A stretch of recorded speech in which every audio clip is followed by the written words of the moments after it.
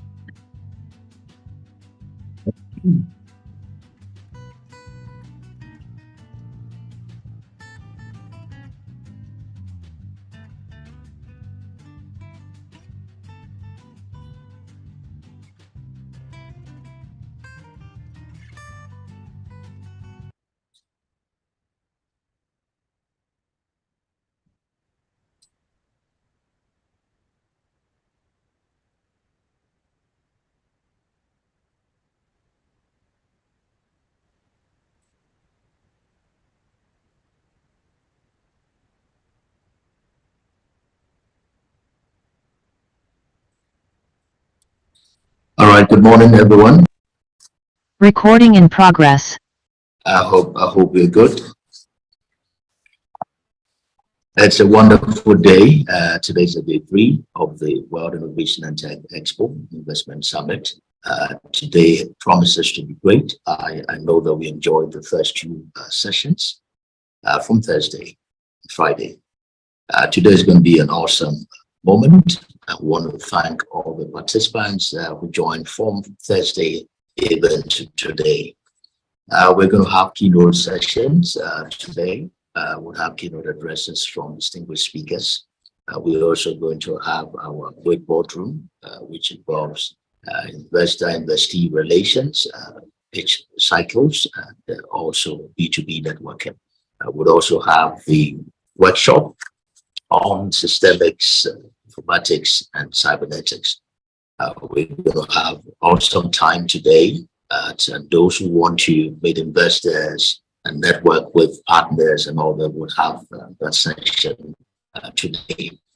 It's a great honor to have distinguished speakers present with us, and would like to thank the chairman, Professor E.J. Brejan, and the advisory committee for their guidance and direction. We want to also thank our partners for their contribution and also support for this event. We thank the World Leaders Summit, chaired by Rajat Bhattacharya, and he will be given a keynote address to open today's session. And we also have the Pentagram Technologies, we have the Cosmos Hub, and we also have the IBMC and the Coinnovate Ventures and Virtual Infocom. These are great partners for this event, and I know that it's going to be an awesome time today. I'll go straight to introduce our keynote speaker for today. He is the founder and the CEO of Virtual Infocom. He's the founder and chairman of the World Leaders Summit, which happens to be a partner, and also providing strategy and direction for this event, bringing collaborators, investors, for businesses, innovations, technologies that are looking for funding and also partnership. We're going to have that session later today. And he's a distinguished speaker. He's a keynote speaker. He's a technologist. He's an investor himself. It's a great honor to have you, sir. Mr. Rajat Bhattacharya, who will be speaking on the power of global network. You're welcome, sir. Thank you so much. It's a beautiful introduction. I couldn't have done this better than you. And it's a pleasure to be here and, of course, sharing that same screen with fellow other panelists. I'm sure that I can see a few bit of Indian names. I'm sure that I'm in the good company with Indian people as well as international guests over here. Well, as the description goes on, I'm a serial entrepreneur. I started my entrepreneurial life at the age of 17 in the year of 1998. Started India as one of the first game development company. Eventually that hopped into the technological verticals like augmented reality, virtual reality, blockchain solutions, IoT solution, artificial intelligence. I wrote around 6 books in my life till date, which connects definitely the technology and investment world. So my interest towards investment started in the year of 2007-8, wherein I started as an angel investor. I rather did that out of passion. And while doing all those kind of activities, moved towards various different parts of the globe. I traveled more than 42 plus countries in my life. for business, for networking, for work, for giving keynote speeches, and of course, definitely doing few bit of research and development work for few bit of MNCs. What I have seen so far, I have been meeting various different people, different color, different taste, different food habits, different smell, and of course, different aura. But I found that everyone is same under the skin. We all have the red blood and we all have the same kind of connecting nature to connect with each other and then grow eventually. Hence, we all felt that we should do something together, and all these good people we came across once in a while in a year, in a complete different kind of retreat structure in an island, and we felt that we need to create a collaborative approach so that people who are doing business, people who are making things happen, they should come together and make it happen with a give back approach. So we floated a platform called World Leaders Summit, which now have got around 97 plus countries as a network with several different investors, several different VC funds, couple of politicians, a lot many of entrepreneurs, SMEs, traders under one umbrella. And when we did that mega summit online initially, we got a lot of scientists as well, a lot of professors who joined us and graced that occasion to share their wisdom with us. We started doing international trade and felt the need of making it happen on a chapter wise. So we felt that need and we made it happen next year. And then eventually we floated programs like Women's League. We floated programs like Senior Citizen Connectivity. So likewise, we made things happen. And when the world opened up after COVID, we did the first event in Dubai, which was a 10-10-10 concept. Until date, we run that. The concept is 10 different kind of investors coming together on a 10th of month with 10 different kind of business who are pitching in front of them. That became a good number of success, and we continued the same.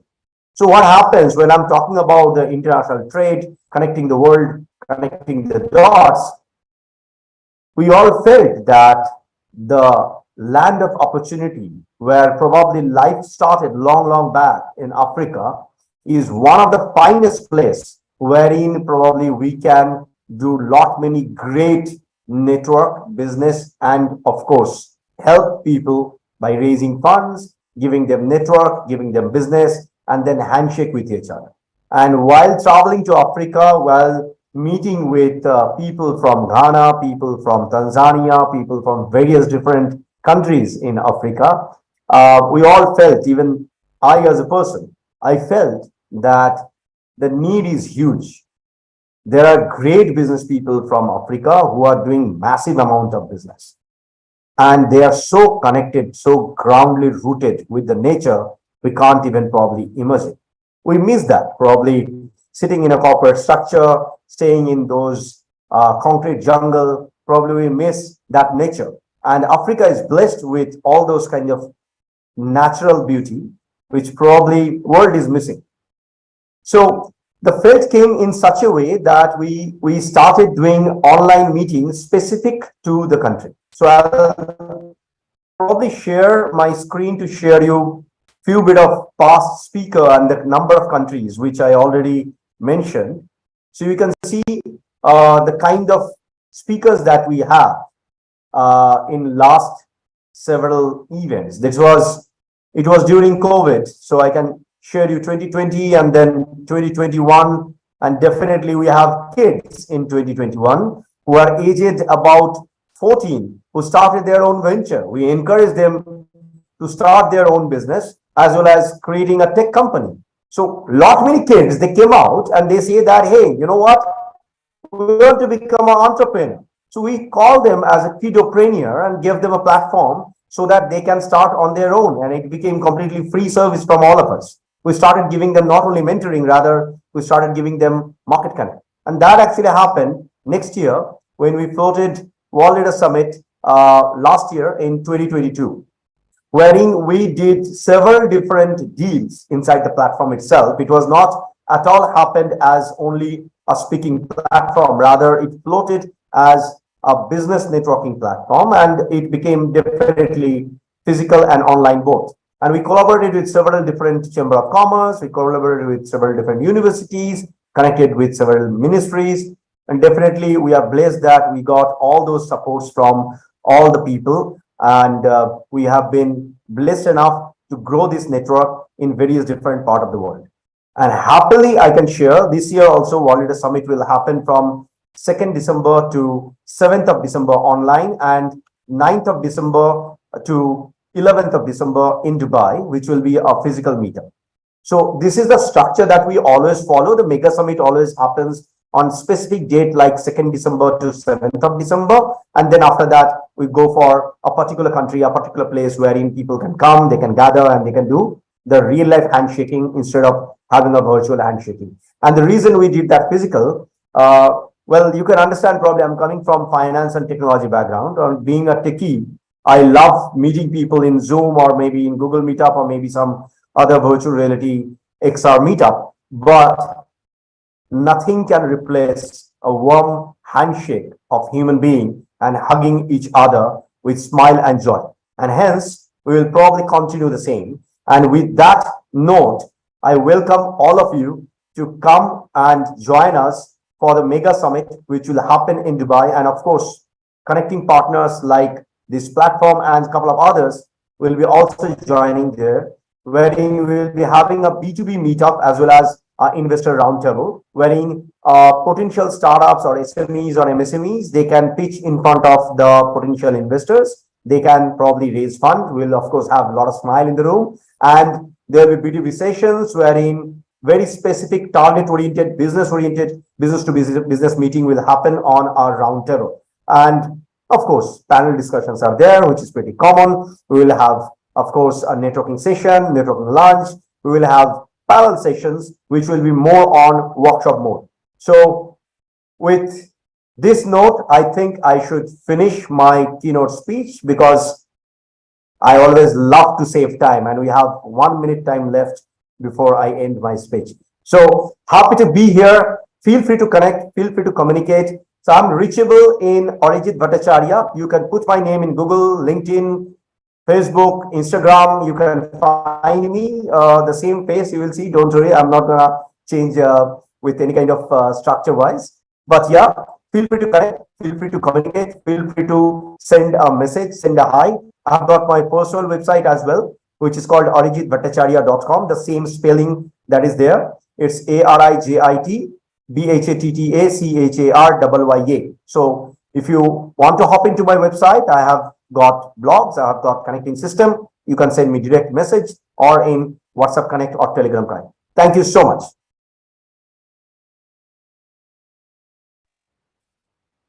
Well, that's amazing.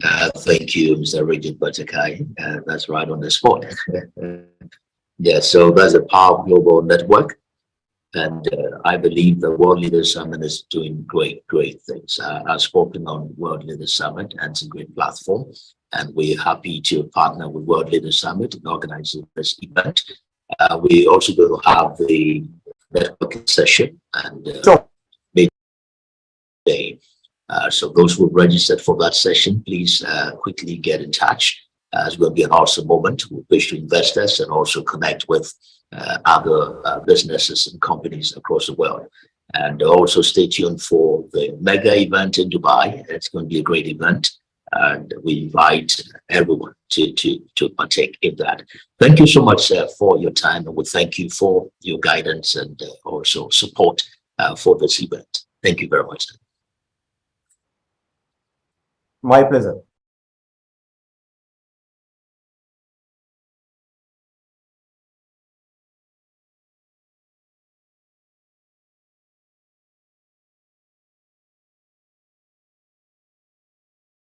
Our next keynote speaker is Jay Patasarasi.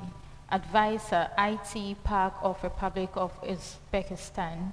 He'll be speaking on empowering the workforce in Industry 4.0, skills and training for the digital age. You're welcome, sir.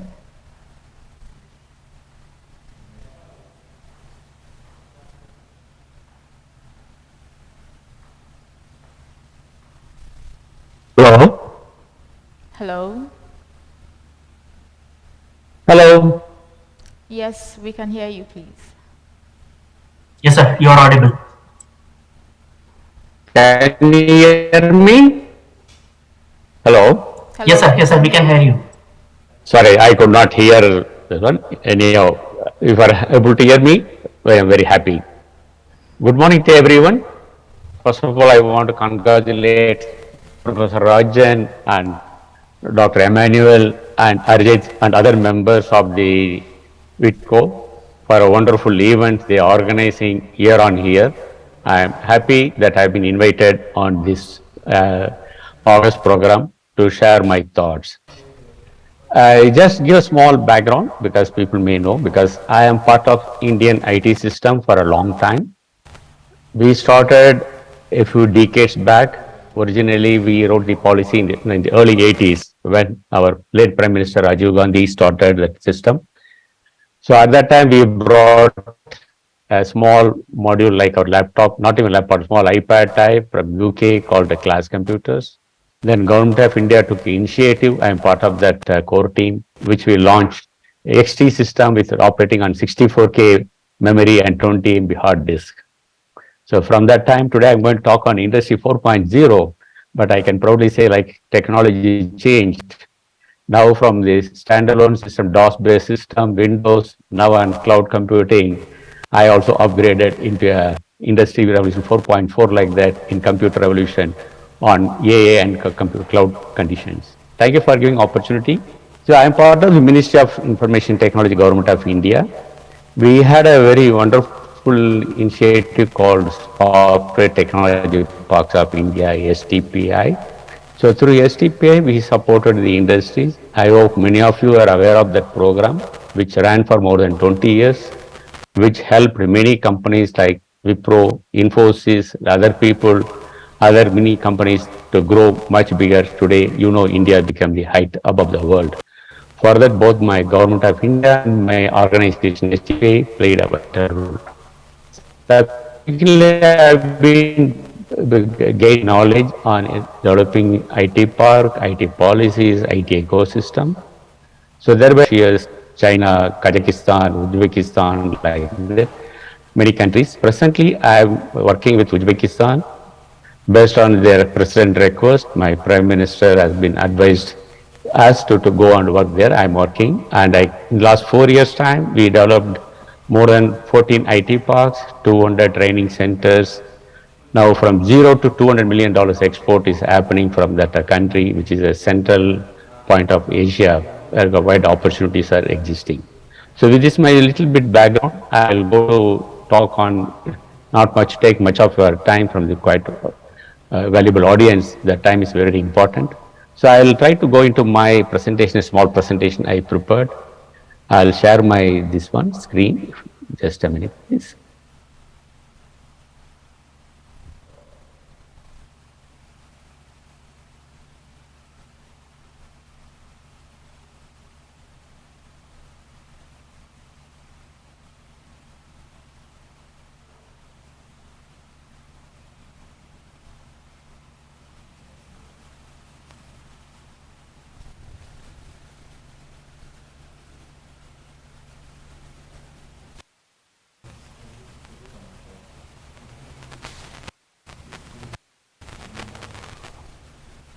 Can you see my presentation? Yes, please. Hello? Hello? Hello? We can see your presentation. We're able to see that. Yeah, because there was since no response, I sorry for that, this one. So these are the few areas I'm going to touch in my presentation, even though many of you know what is IR, what is nothing but Industrial Revolution 4.0. But just a glimpse of the background. I want to start with how it has started, even though every one of us knows. But as a preliminary introduction, I want to start with that one. And I want to go further, what are the main pillars of IR 4.0 and how it is impacted, how it has changed in the years based on the networking speed due to 5G and the cloud computing and AI, how it has changed. All those things I'm going to touch on peripheral with this one because each area needs a detailed, in-depth discussion. But since the given time is very short, I'm going little faster. So all of us knows what is called Industry 4.0, how it has started from steam engine revolution to electrical revolution, and how automated factory system industrial revolution. Now, thanks to internet, now which changed our lifestyle, our this one. So now become because of internet, now we call it the internet IR 4.0 because now entire people digital transformation has come. Entire world is adopting new digital area, especially thanks to our Indian Prime Minister. Now, if you see, fintech, as Mr. Arjit was talking, is the best on the fintech side. I can proudly say today India is a lead in saying complete digital adaptation, either on the Aadhaar card, which gives like a passport. Every Indian citizen can avail its own identification, which helps government to transform all the benefit directly to the people without any delay. Similarly, now today, thanks to, sorry, I cannot say thanks because the pandemic situation, COVID, created another opportunity because every challenge is an opportunity. So our Indian fintech company rose using this internet and they created a beautiful UPI platform. Today, even a smallest roadside vendor using only UPI code, that helps because it can directly bank to bank transfer. So there is no question of saying somebody, okay, I'll pay you tomorrow. Also, it helps the people not to carry many of the changes because India, you can see many of the street vendors coming in the morning and they do business when you may not have the changes, but even the cart vendors are keeping that what you call a QR code, which helps to transact much faster and thereby everybody is happy on that.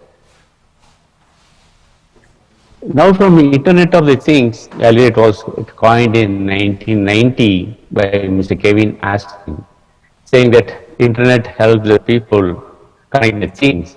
But today Internet become like a nervous system of human mankind. It became a backbone for every area. It is connecting entire globe. So we call it Internet of everything now. We don't say it is only Internet of the things. Things are much moved. That too now every industry now adopting internet. So now a new coin has come, it is called Industrial Internet of the Things instead of standalone Internet of the Things.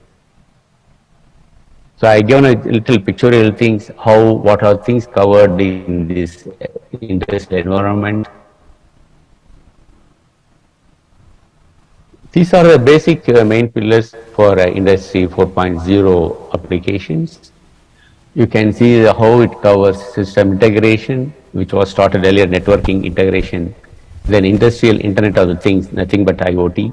Then this created a new system called cyber security, new threat, new things which one has, earlier the computer used to have a virus, but now the cyber security became a new warfare on the economic front. So everyone has to be very careful on the cyber security. Even our own government of India has set up a separate wing under Ministry of IT, how to tackle the cyber security. Because the cyber security, not only financial problem, it also creates a social economic problem. Then adaptive manufacturing, because of the internet, things are become much more affordable, much more faster. I will cover coming this one. Then augmented reality, these are like earlier it was called virtual reality, but it has much more moved and it become augmented reality, which has really helped during the COVID time in education. Now it is much more helpful in the industry point of view and on healthcare point of view. Even the medical students, nowadays nobody is going for the anatomy, everything is using augmented reality. A person can understand what is happening in the inside the body, inside the kind of cell, how it happens, inside the atomic, this one we can people can understand much more effectively in real sense. Then another evaluation has come called big data. Everybody has taken by the storm, like a tsunami. Big data analytics has become like a new tsunami in the computer world, because a lot of data has come that has giving an opportunity to identify how the data can be utilized for the economical problem, business improvement, and anticipation of the future growth of the industries. Then it is leading into what we call the cloud computing instead of the networking. Then we started cloud computing. Earlier it was called private cloud. From private cloud we moved to public cloud. Now it has become a hybrid cloud. That is helping, as I said, UPI, that unified financial interaction. That is because of the computing speed and cloud computing. It helps every people in India avail this benefit, and everybody is very comfortable here. I actually invite many of the people who are all not visited India. When you come, you can see how this my UPI platform using the cloud computing changes the lifestyle of each and everyone. Then comes that autonomous robotics. Robotics has started when the automobile industry were growing. In about 30 years back, it started CNC machine. From CNC machine, when the microprocessor, microcontrollers started moving, then this process called robotics have come. It is now widely used in almost all sectors. Earlier it was used only in automobile sector. Now in agriculture sector also it started. Pharmaceutical companies started using this robotics. Even medical operations also started using the robotics. So robotics become a part of our life, day-to-day operations. So I don't want to go the detail line by line. I am just floating on the surface. What is the impact of IR 4.0? One is a human-machine interaction. The transformation of the intelligence, it has changed the society more intelligent. Thereby the machine learning has become very, very important. Similarly, deep learning and the big data analytics helps the humankind much to develop the man-machine dialogue much more effective, and new machines are coming.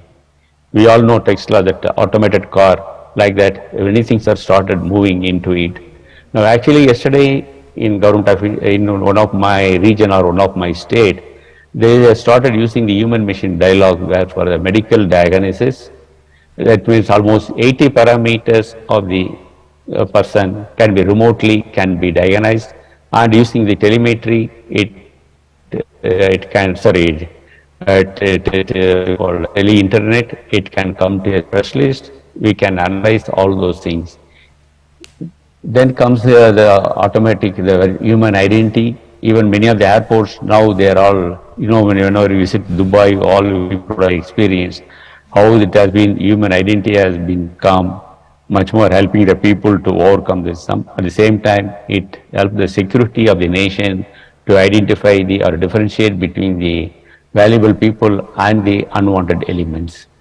Then virtualization, this is really helps to produce more, as I said, written in my this one, more of smart cars, telemedicines, virtual labs, even the pharmaceutical companies, it has really helping.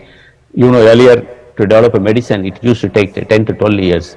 But during the COVID time, we adopted this type of new technology. Thereby, even the vaccine in India was developed much shorter period using this cloud computing and virtual reality. Thereby, we can able to help mankind much better way. Then comes hyperconnection. This is nothing again but man-machine dialogue. In my language, I have to repeat it. That one, it helps much faster, reduce the wastages, improve the faster implementation of the industry product. So why in Industry 4.0? As again replacing that, improve the global productivity, efficiency has improved, and better flexibility. Instead of earlier the compartmental system or subassembly system, but it has become better flexibility and agility. Wastage is minimized, and material is profitability increased because of that timely delivery, like Japanese concept of zero impact, or like that, zero in time. It has improved the profitability because we can analyze where the material is there. E-commerce platform has come. All this thing is helped because of the Industry 4.0 adaptation. Now next level is coming to this AI, which is now the another tsunami, which is taken every one of us by surprise. As I said again, the COVID-19 enabled the faster adaptation of IR, not only because of physical distancing, and it has been isolation started, it is helped us to adopt IR 4.0 in delivery of the supplies, delivery of the medicines, delivery of education, which was a very vitally important one. Online education has changed the complete concept of today university ecosystem.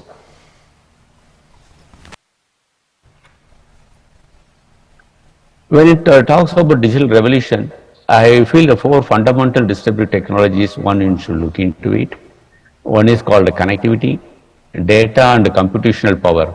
For that, now the cloud and internet speed, blockchain and sensors are the fundamental foundation block for this first technology on that one.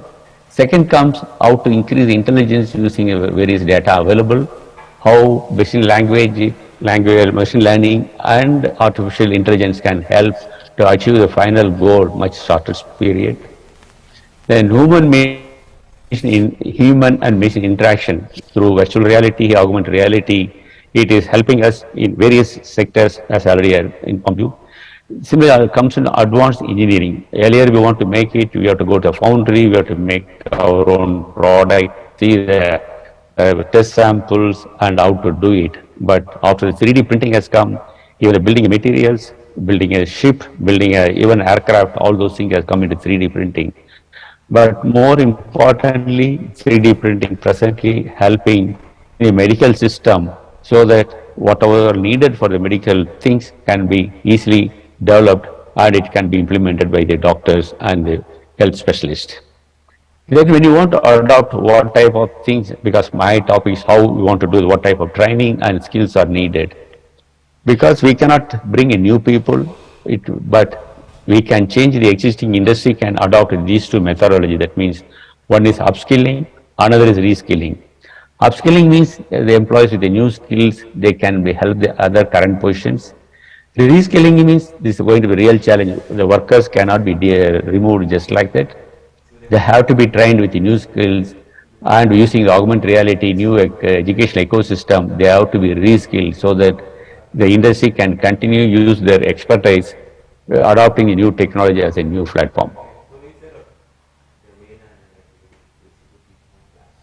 So when you want to end skill transformation, it has got three phases. One is scout, another is shape, third I feel call it shift. There is a scout, you have to analyze the skill needed for the company or for the industry, what type of their growth factor, what is their 5-year roadmap, what they want to achieve. Based on that one, they have to find out what type of skill set is needed. Similarly, coming to the shape, how big, how small they have to do it, what are their actual plan in the expansion or for the new product investment, all those things they have to plan on the shift. Then comes this shift, the content delivery, they want to operate only within this one, or they want to operate on a collaborative model, they have to look into it. So these three factors they have to consider while adopting that IR 4.0 in the industrial side. These are the new skill set as per the recent analysis. These are all the input I have taken, the support thanks to my association called the NASCOM and McKinsey and other consulting people who are all very good friend of mine. From them I have taken all this input.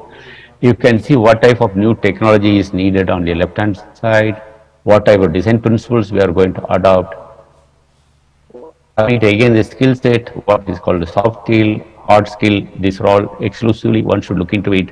With adopting all this as a combination, as ecosystem, I feel the VTO Expo, as Mr. Arjit was telling, he can be having a serial entrepreneur. We should start an ecosystem like a campus or a library or an educational system.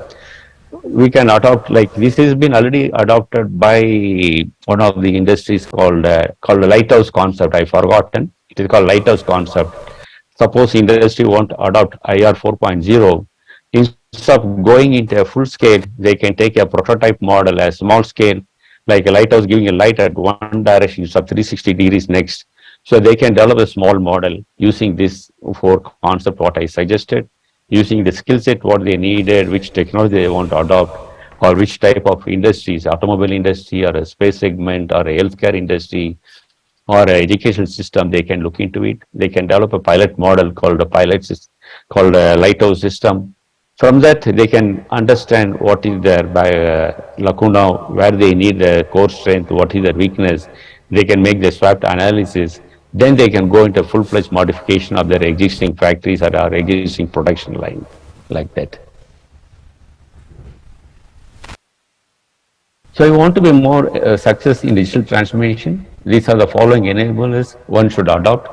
One should be, you have to have an agile approach to understand what are the fail, how to continuously learning, how the team spirit can be informed, what are the teams can be bundled, like that. Similarly, the digital studios really going to help. As I said, this is a pilot production type. Digital studios has to be implemented. For example, one of my serial entrepreneur in Chennai, he started what we call digital thinking, or a different way of thinking. He has started instead of conventional model. He is taking the problem from others. It has been compartmentalized and given a digital thinking on that one. He has created a digital studio exclusively for the different type of industry needs. It helps them much faster implementation. Then again, this is called IoT stack. That is called nothing but industrial IoT stack. It has to be there.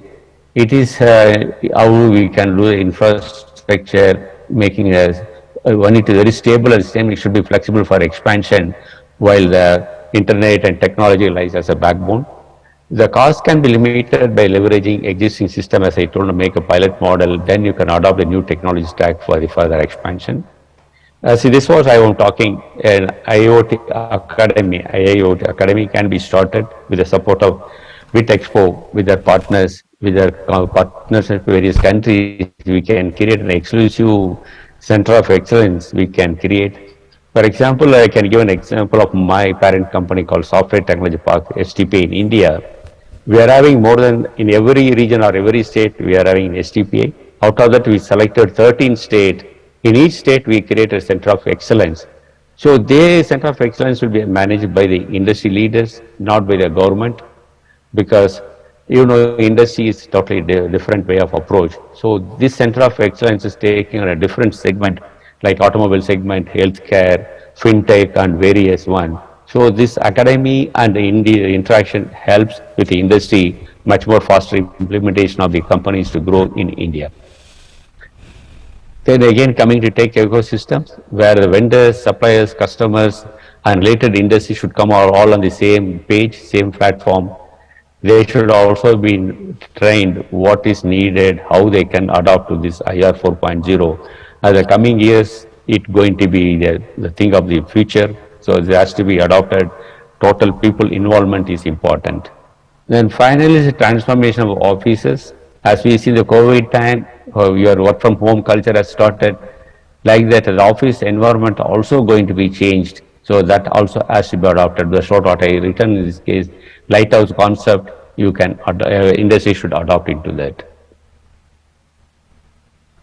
What will happen because all this thing is okay, fine. What is going to be happen because this is going to impact more on industries. I want to emphasize more on the education system in various countries. If has to look into very seriously how the skill set or whatever skill demand is going to be there. For example, as I said, physical and manual laborers, repeated tasks will be reduced by 30%. Similarly, basic literacy and numerical just skilling also will reduce to about 20%. At the same time, new technology skills, the computing, AI skill set, all this is going to be rise more than 50% in coming years. Similarly, consecutive skills also which needs complex problems resolving because all going to be like automated car, automated spacecraft, more of we are going to into space communication, going to various planets. So we need a different type of skill set that will rise by 33%. For that, both the government, both the education industry, they should seriously think into on this side. They should change the curriculum, they should change the implementing methodology, even the teaching skill set, even the faculty or the teachers are more important. That also one of the important role we have taken under with our support of ministry. That is, there is a separate organization has been formed.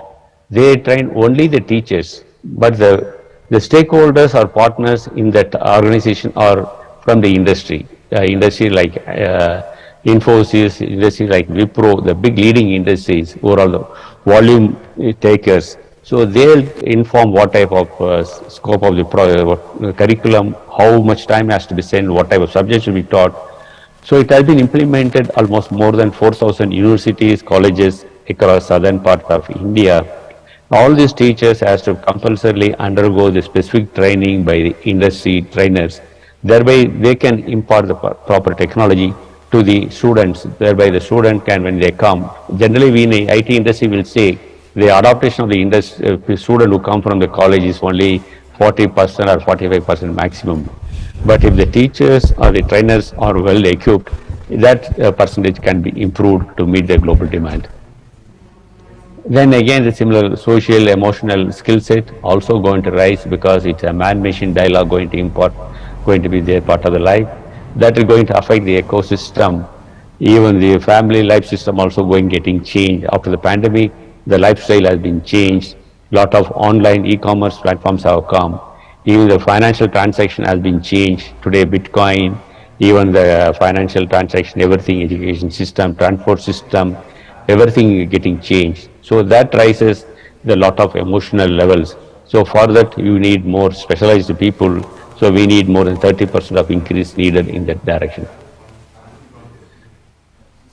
So this is what the input, how the economic growth when you adopt IR 4.0, how it has impacted on various countries' economy is a snapshot I have taken from one of my good friends.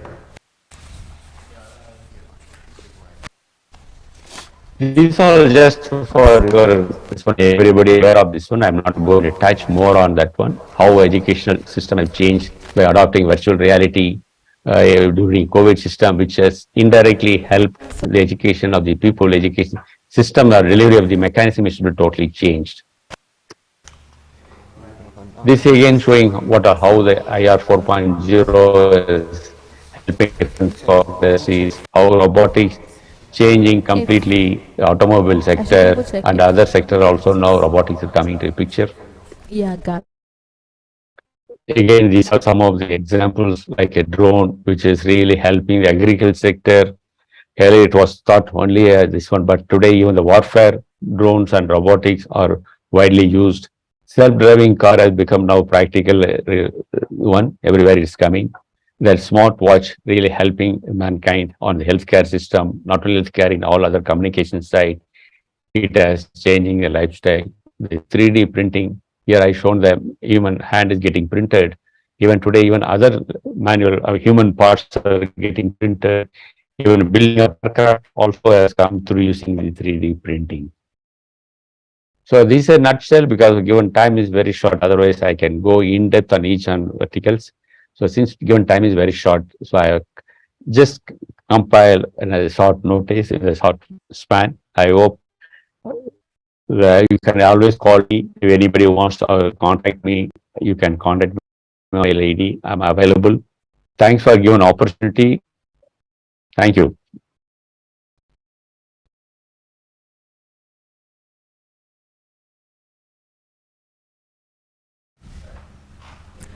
Thank you very much, sir. That was a very great presentation. Our next speaker or keynote speaker is Rania Lampo. She is a STEM instructor and researcher in the Ministry of Education and Religious Affairs in Greece, also astronomy and space company in Greece, and a Global Teacher Award winner 2020 and 2021. She'll be speaking on harnessing creative climate solutions. You're welcome.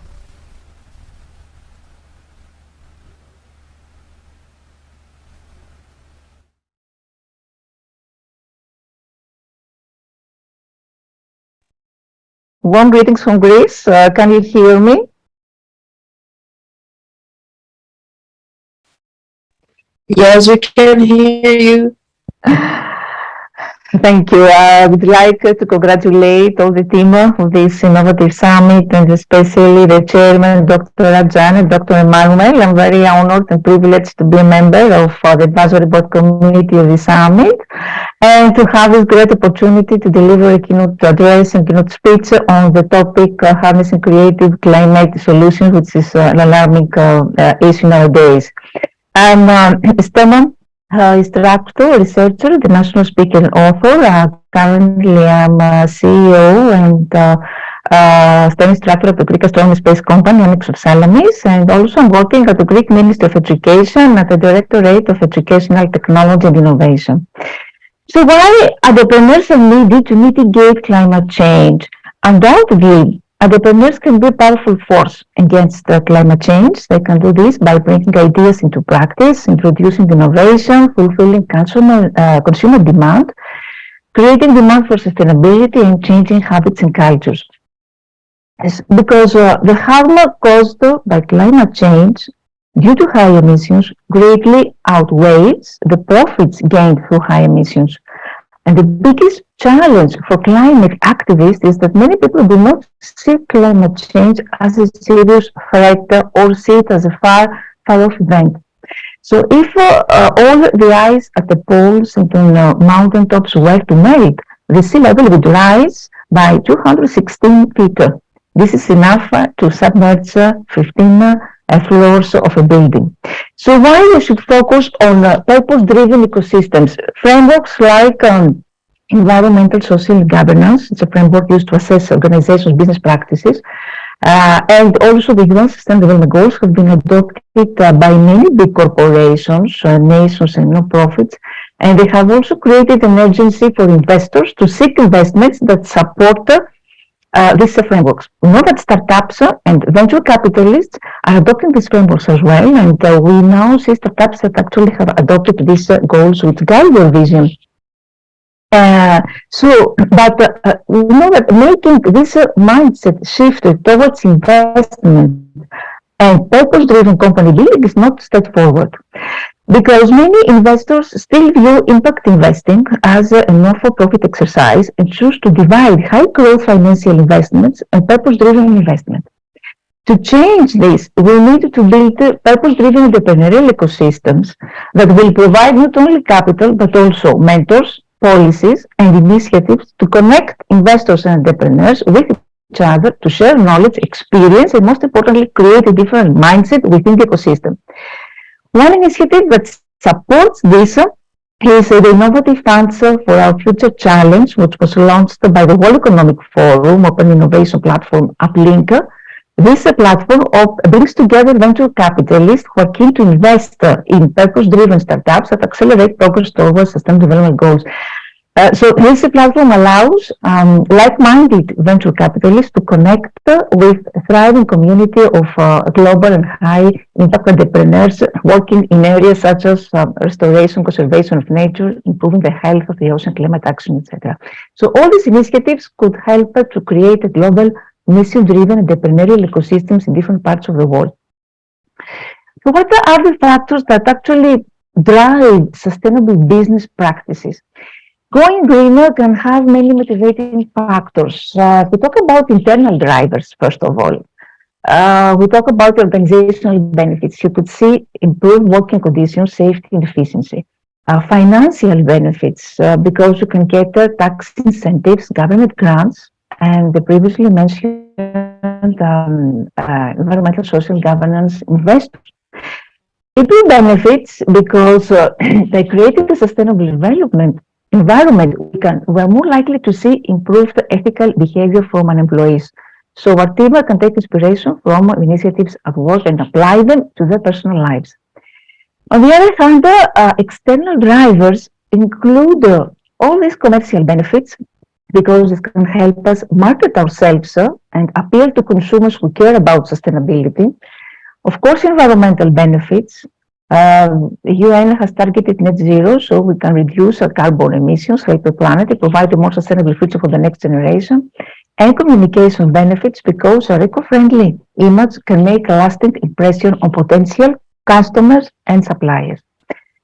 How can entrepreneurs fight climate change? What are recommendations? First of all, they need to develop an interest in sustainability. Entrepreneurs can demand a change in their supply chain. For example, Apple has pledged that its products and supply chain will be 100% carbon neutral by 2030. This is likely to encourage, of course, competition among Apple suppliers to become more ecologically responsible. Entrepreneurs and major organizations can have an impact on the fight against climate change if they take this kind of action. Enter the second recommendation to put concept into practice. Governments cannot face the task of combating climate change on their own due to the limited capacity. However, they can impose stronger restrictions and offer incentives for environmental sustainability. So if businesses collaborate, it will be considerably simpler to mitigate climate change. Solar energy, wind power, remote working tools, emission reduction technologies exist, and entrepreneurs make them a reality. The other keyword is innovation, because startups, for example, are in ideal position to innovate because they're tiny, they have an open culture, in contrast to governments and major organizations that require time to approve new initiatives. Already, entrepreneurs contribute to climate action, and one area is electric vehicles and the expansion of car and bike sharing system. Or we can mention with a plant-based meat and lab-grown meat, where companies such as Impossible Foods, all these companies have introduced innovation to the food industry. And it's important, of course, to take a look at what the consumers want. The increasing customer demand for environmentally sustainable products will contribute and will continue into the future, of course. And according to research, 81% of global consumers believe that businesses should contribute to environmental improvement. By transitioning to sustainability-focused operations and products, startups and entrepreneurs can tap into and even promote the growth of this market. So if we make a sustainability our mission, when we're building a business from the ground up, or even if we have an established brand, it's important to incorporate sustainability into our company's mission. Create a concise declaration summarizing our sustainability goals. Green business certification often require companies to have an overarching mission statement governing their sustainability practices. Core values help our team organize our efforts around the central goal, and they distill and clarify the priorities, formalize a company's commitment to the environment. So it's important to write a mission statement for our green business practices, collaborate with our decision makers, include why sustainability is essential to a company, write down specific goals, a list of priorities, and tangible actions that we should use to get there. And finally, include a vision for the future and define how we will measure success. Second important thing is create a green product. Create an eco-friendly product by design. When we do so, we need to prioritize sustainable materials. So as we select materials, we should consider whether they share certain characteristics, like if they are sourced sustainably, source products from manufacturers that have enacted ethical, environmentally friendly practices. What we call fair trade, we should look for supplies and materials with fair trade certifications, and if they are recyclable, if they are renewable, biodegradable, and if they are locally sourced, and if they are reusable. Another important recommendation is to consider our back office. All the principles that apply to manufacturing sustainable products or constructing sustainable buildings should also apply to our office. Our office should work to be energy efficient and reduce its waste generation. Accomplishing this goal can involve both specific policies and employee support. For example, outfitting our facility with recycling bins. It's a smart first step, but it helps remind our employees to use them and instruct our staff on what materials can and can't recycle. And if possible, we can go paperless or reduce the paper documents our office print. So use also energy efficient computers and office equipment. So needed to educate and train our staff also is crucial, and give back. Charitable giving can be a crucial part of our sustainable strategies. For example, when a company donates unused items to the community, we prevent them from entering a landfill. Monetary charitable donations or team volunteering opportunities can also be a part of this sustainability mission. A company might work with non-profit organizations that support environmental conservation. This is also very important, as well as to reassess our supply chain. We'll find opportunities where we can create a positive effect on the environment through assessment.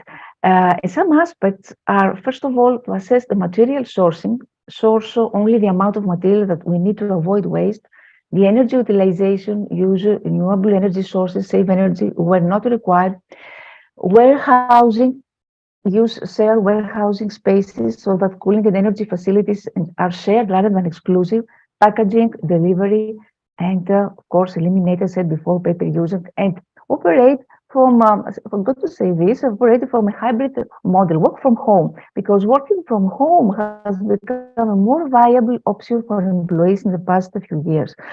With online migration, reports say that working from home office 4 days a week can actually reduce nitrogen dioxide emissions by around 10%.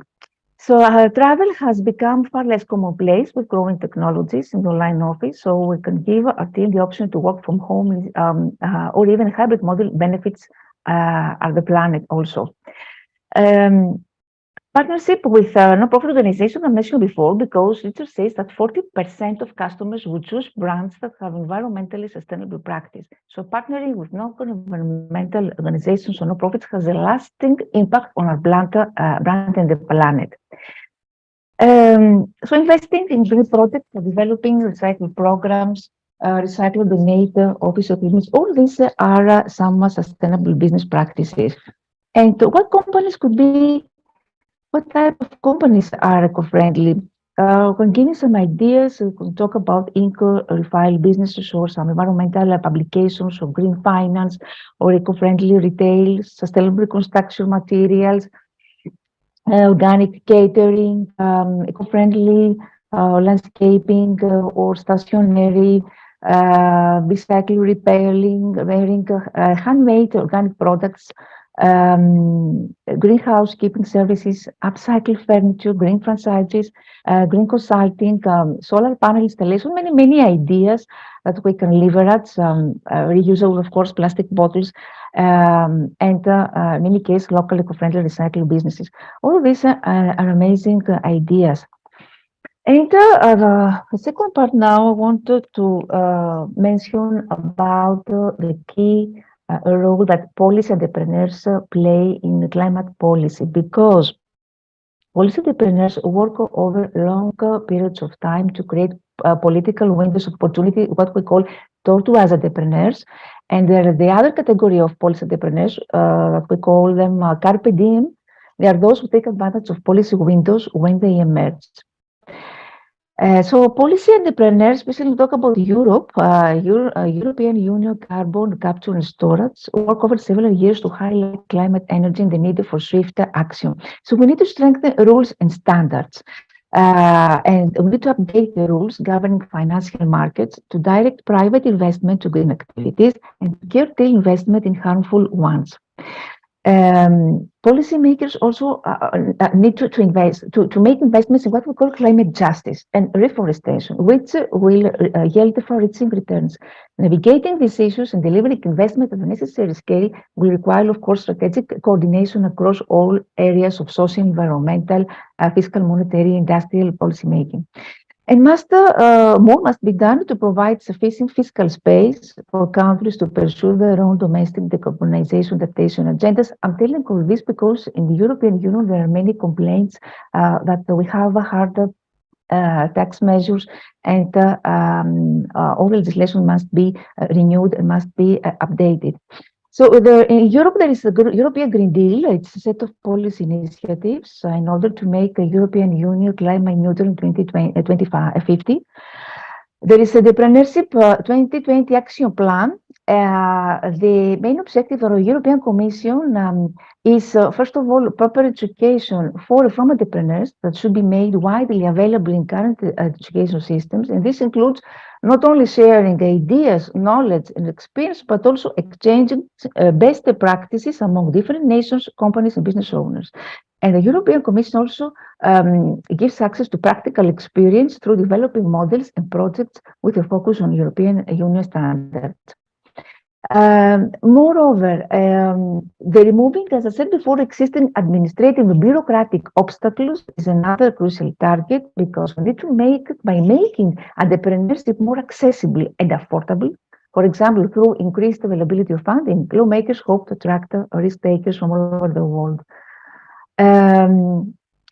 Of course, prepare to build a truly entrepreneurial culture.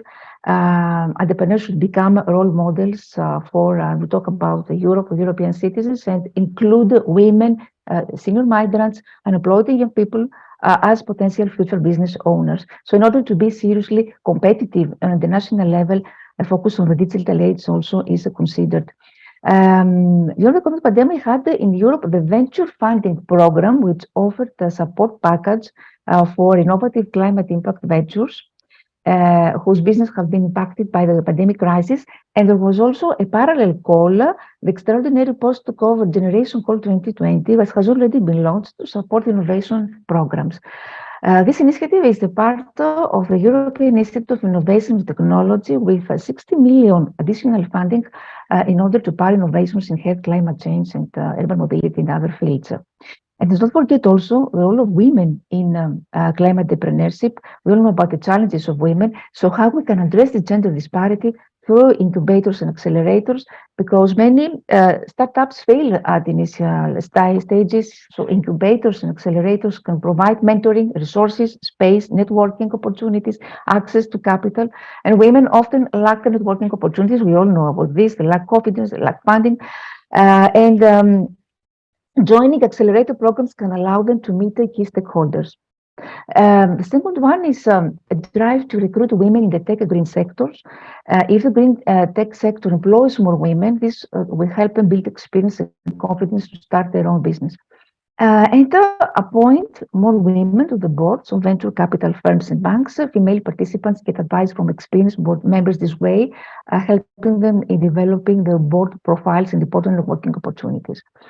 So, climate justice, as I said before, we need frameworks that aim to help companies genuinely interested in climate justice identify where they can most effectively mitigate climate-related risks to people and add real value to the company, its consumers and shareholders, and the communities where they operate.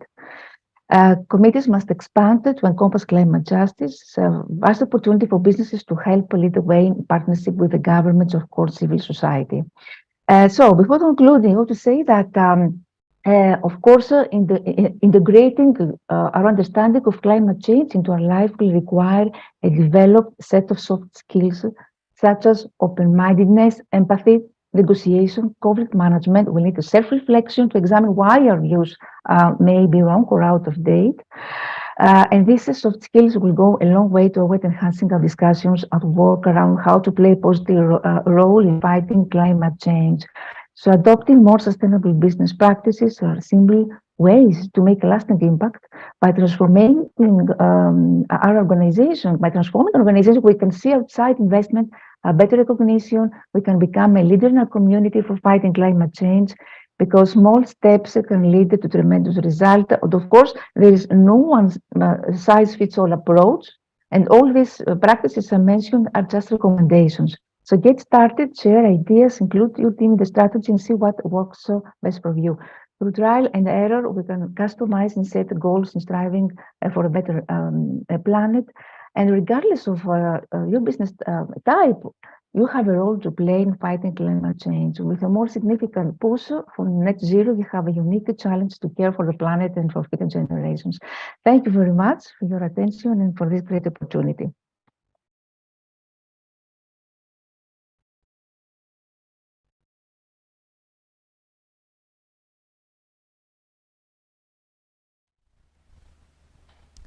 Thank you very much for your wonderful presentation. Next is Mr. Prasanna Kumagala. He'll be presenting on leveraging artificial intelligence in business. He's a director of Hyderabad Institute of Analytics. Welcome, Mr. Prasanna.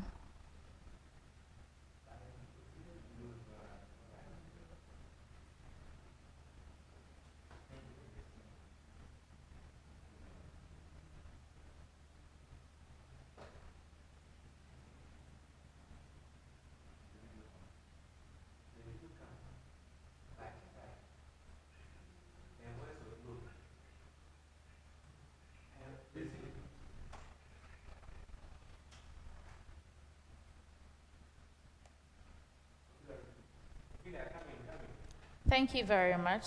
We'll welcome Mr. Prasanna Kumagala to speak on leveraging artificial intelligence in business. He's a director of Hyderabad Institute of Analytics.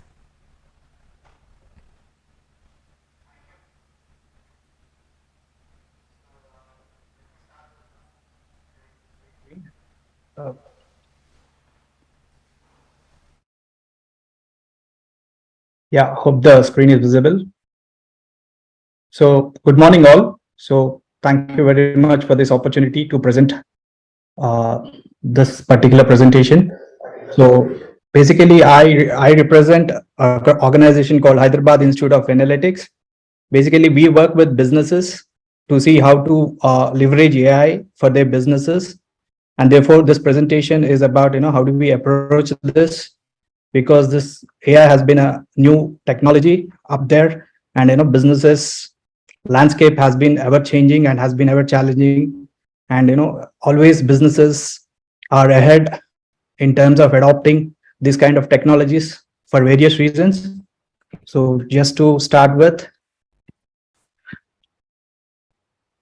so why is that AI has to play a central role in business transformation today? Because businesses are always trying to be competitive, and AI today has been the most competitive topic across the businesses for various reasons, because AI has been touch basing almost every aspect of the business, right from competitive advantage over the competitors, whether it is product, service, how it is delivered, on the data driven insights that it has been giving to the strategic teams or in the board, and the personalized customer experiences, which has always been a challenge for the businesses, and AI has been at the forefront in terms of delivering that, and various other, which I'm not going to read all of them because of we have a very less time, so I want to focus on the key aspects. So the first 3 points has been the major force for businesses, and AI is in a position to deliver all these three. Therefore, today's companies not only look at a USP of a particular product or service they are delivering, but also, in parallel to their own product and service, they also have to embed AI into it in terms of delivering it better and, best for the consumers. So today, when we go to the businesses and we look at, what are the factors, that AI can deliver to them. So there is some preconditional factors that business has to be ready with. It is not that AI will come in and do some magic for them, but there is some preconditions to that. So for example, whenever we approach a business, we see how well they are equipped with their data, and how well the data is organized for them, because AI starts with data, and everything that it does, predictions are all based on data. So therefore, data has a key role to play. And then we look at the processes, how well the processes are organized, because AI is only going to come and make the processes better, but is not going to innovate on the processes. So processes are business specific and data is business specific. Therefore, we look at the readiness of both these aspects. And then last but not the least, the people, because most of the time in the AI projects that we do with businesses, data and process are still on the paper, and we can still make some sense out of it, but then the people in the organization are very dynamic, and therefore we need to understand and make people ready for such a change. Therefore, we look at the skill set that people are having in the organization as far as AI is concerned. So we rate the various skill sets, various people available in the hierarchy in the organization, and see how well they are ready. And therefore, the strategy of training people is also part of the one of the very important factor, before we, suggest a transformation, with AI in their businesses.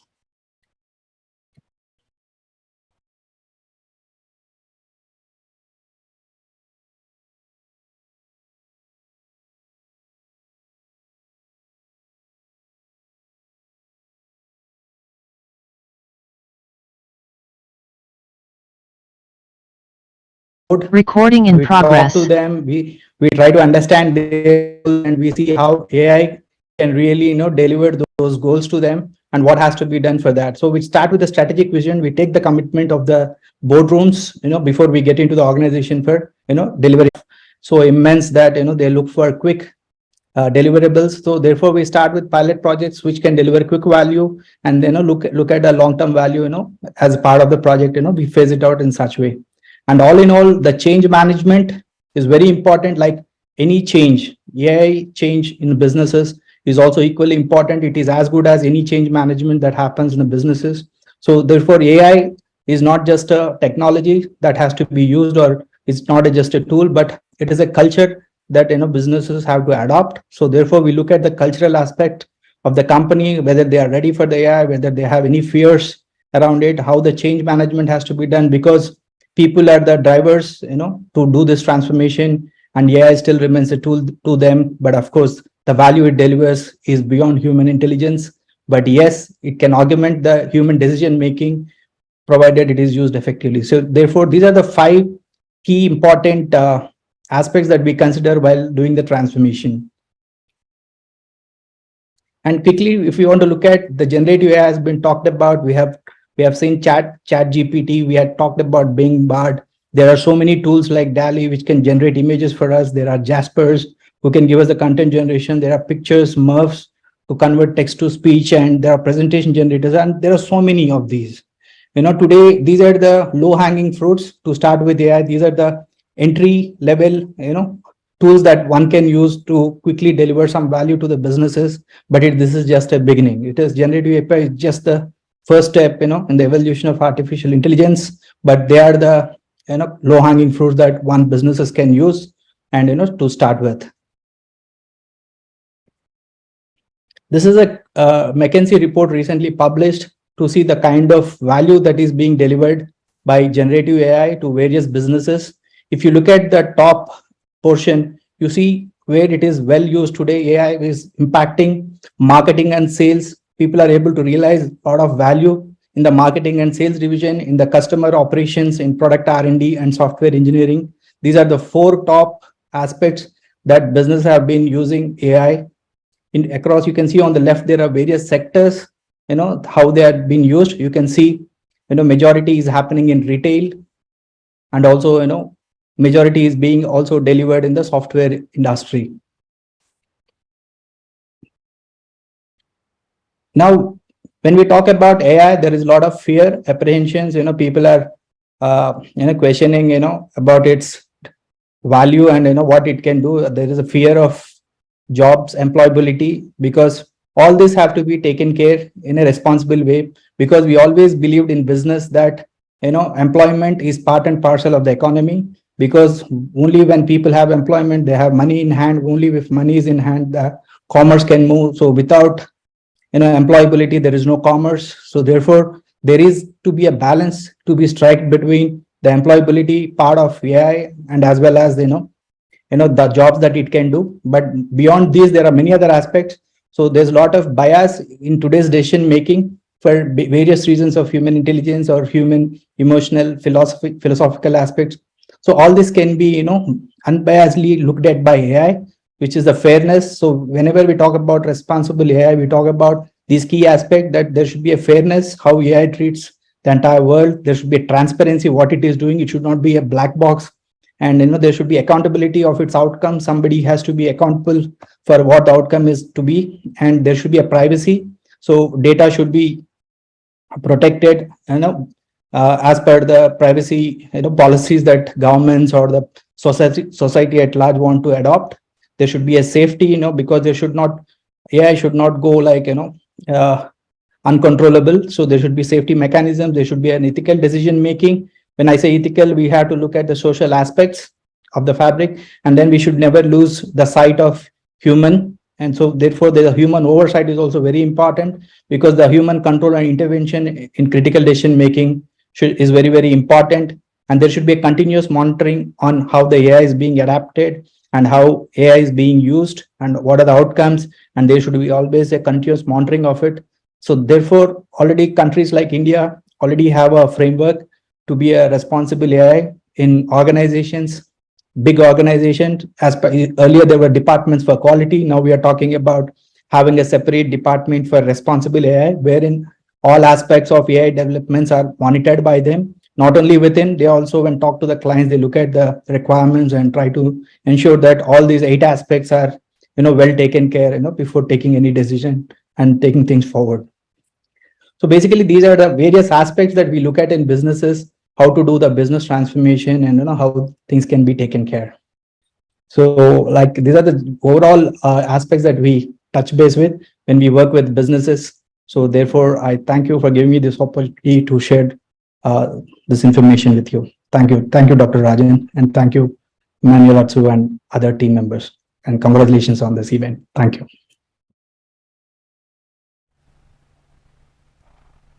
Thank you, Mr. Prasanna. That was a very great presentation. We'll have our next presentation from Professor Dr. Manish Pratik, the founding Vice Chancellor, Devbhoomi Uttarakhand, Professor and Dean, School of Engineering and Science at GD Goenka University. He'll be speaking on a novel approach for robust data security using homophobic transform. Welcome, Professor.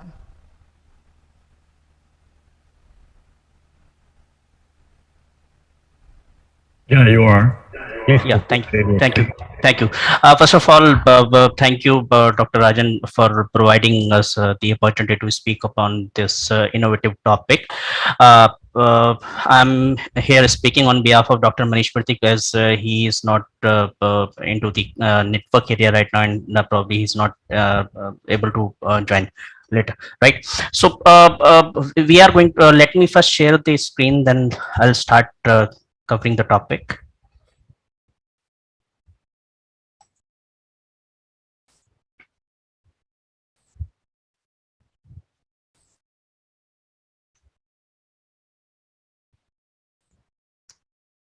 Hope my screen is visible to everyone. Yeah, so I'm Ankit Vishnoi. I'm working with the Manipal University, Jaipur, and under the supervision of my mentor, Dr. Manish Pratik, Dean and GD Goenka University, Gurgaon.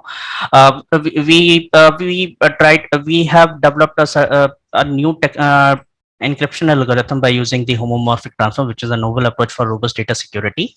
Nowadays, everyone is facing challenges securing their data, and encryption is one of the most useful way which provide the data security while we do have data either in transit or maybe into the database or storage. So first of all, setting up certain challenges before we go along with the presentation. We do have many challenges among those into the cryptographic area, among which there is one major challenge is the generation and the utilization of proper key during the encryption process. It involves certain objectives to be generated while we start certain application to be implemented to design a novel key generation techniques. Every technique involves a certain kind of framework which need to be developed along with the key generation process, and a framework which is where we actually try to implement it, because until unless we don't target a certain area where we are going to implement the particular technology, we will not be able to develop it in the right manner. So basically, for the framework, we have utilized the homomorphic transform, which is the Rajan transform, which is the example of the homomorphic transform. Homomorphic transform is basically the term transform which follow the cyclic, dyadic, and graphical invariance properties of the modern algebra. Basically, in this process, what we do, we take a few sequence, a number sequence, and arrange them in a manner so that the number of sequence which we give as an input to the system, right? Those will be in the even form, and uh, let's say r is equal to 2 raised to the power n, basically. And what we do, we divide the entire sequence into two equal half. When we divide them into two equal half, means that there will be upper half and there is going to be lower half. The proposed approach actually follows certain set of rules which are as follows. Considering giving a sequence of bits AR which is having even number of sequence parameters available, right? So basically there are when we divide them into two equal halves, supposedly upper half represented by the P and lower half is represented by Q. In this in such manner, what we do, every calculation need to follow this particular formula, which is Pn is equal to am is basically the upper half value, first value, and the amr plus r by 2 is the lower half first value. Basically what we are doing is we are going to add and divide the values of first half and the second half, right? And the value of each and every parameter like n and m will always fall under the category of in between 0 and r by 2. When the first phase of iteration complete and it provides certain output, we repeat all the same iteration with all the value until unless no division is possible. So this is the pictorial representation of the process which is there. So suppose we do have input values, 8 input values, 2, 7, 4, 5, 0, 1, 8, and 5.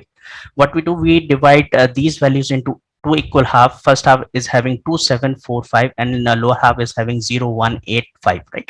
So what we are doing is we are applying addition and the subtraction process into it. By considering one thing into mind, we always try to consider the positive value. Whenever we get a negative value, we put one value as an indicator here which define that this parameter is having the negative value, right? So first value of the first half and the second value of the first value of the second half, we add them, we got 2 because the value is positive, so this is 0 there. Similarly, for the lower half, what we do, we subtract the first half first value from the first value of the second half. So 0 minus 2, which is minus 2. So here the output will be 2 and one value which indicating the negative output, right? So we repeat all this process for the entire with all the iteration until unless we got the final values as it's shown into the last figure. So basically what all homomorphic properties which need to follow, those are, as we have already discussed, those are cyclic invariance, graphical invariance, and the dyadic invariance values, right? So first of all, let try to understand the cyclic shift invariance property of this algebraic property of this homomorphic transform. We have given a set of values 2, 7, 4, 5, 0, 1, 8, 5, right? And we cyclic if we implement the cyclic invariance into it, we receive cyclic shift invariance means the every value is replaced with the with its next value. So here we got 7, 4, 5, 0, 1, 8, 5, 2. The purpose of showing doing this exercise, we can see from the table, right? Each table representing a different set of value, which is the cyclic invariance of the first input values. Here what we are getting at the output xn, which is 32, 4, 12, 8, 12, 0, 8, 4. These values are the same for each and every input values. So basically what we are showing, finding here, irrespective of every cyclic invariance value, we are getting a same set of value with the different key, which is very useful in the case of encryption process. So this process we implemented with the graphic invariance property and for the dyadic shift invariance property as well. Now the approach, the typical approach which we have implemented over this Rajan transform, we create the set theoretic we took the set theoretic approach of the homomorphic transform, and by implementing two changes into the earlier form. In place of taking number of sequence, we take set of numbers, which not only increase the number of input values, also it fasten the process. In place of using simple arithmetic addition and subtraction, we use union operation and the symmetric difference operations. So similarly, the formula has changed from the addition and subtraction, right? In place of earlier what we were using addition and the subtraction, we are using union and the symmetric difference process. So suppose we take an input of different set values, four set values, 1 2 3 2 3 4 1 4 5 and 2 4 5. Here according to the diagram, what we are doing, we are implementing union and symmetric difference operation on the set of values. The important part here is about the calculating the cardinality and the weight of each and every set which we are using. So weight for the first set of values, we calculate the weight, and then further we implement union operation, which give us a certain set of values. These values further being processed with the iteration, and it provides us a final set of values along with the cardinality 5 4 and the weightage of each and every output we received from the previous output. So after the implementation, what we did, we create a test bed for the application, where we chosen certain random input text files. Basically, we have taken 50 random text file with different which varies in their size. So this is a sample file which we have taken as an input, right? It has been converted into the it been encrypted by using the set theoretic approach of the Rajan transform, which provide us a set of values which is not readable. And further, when we decrypt this encrypted file, we receive this file which is similar to the initial text file which we have given as an input. Now about certain results. So basically, while we were implementing the entire process for different 50 set of files, text file with the different text size. So whenever we increase the size, it has been observed that with the increase of the file size, the execution time is increasing, which is the simpler property of any encryption protocol. Similarly, with the size, with the increase of the file size, the number of iteration which involved into the process also increasing. This is the histogram representation of the entropy values which we have received through the encryption process for all 50 files.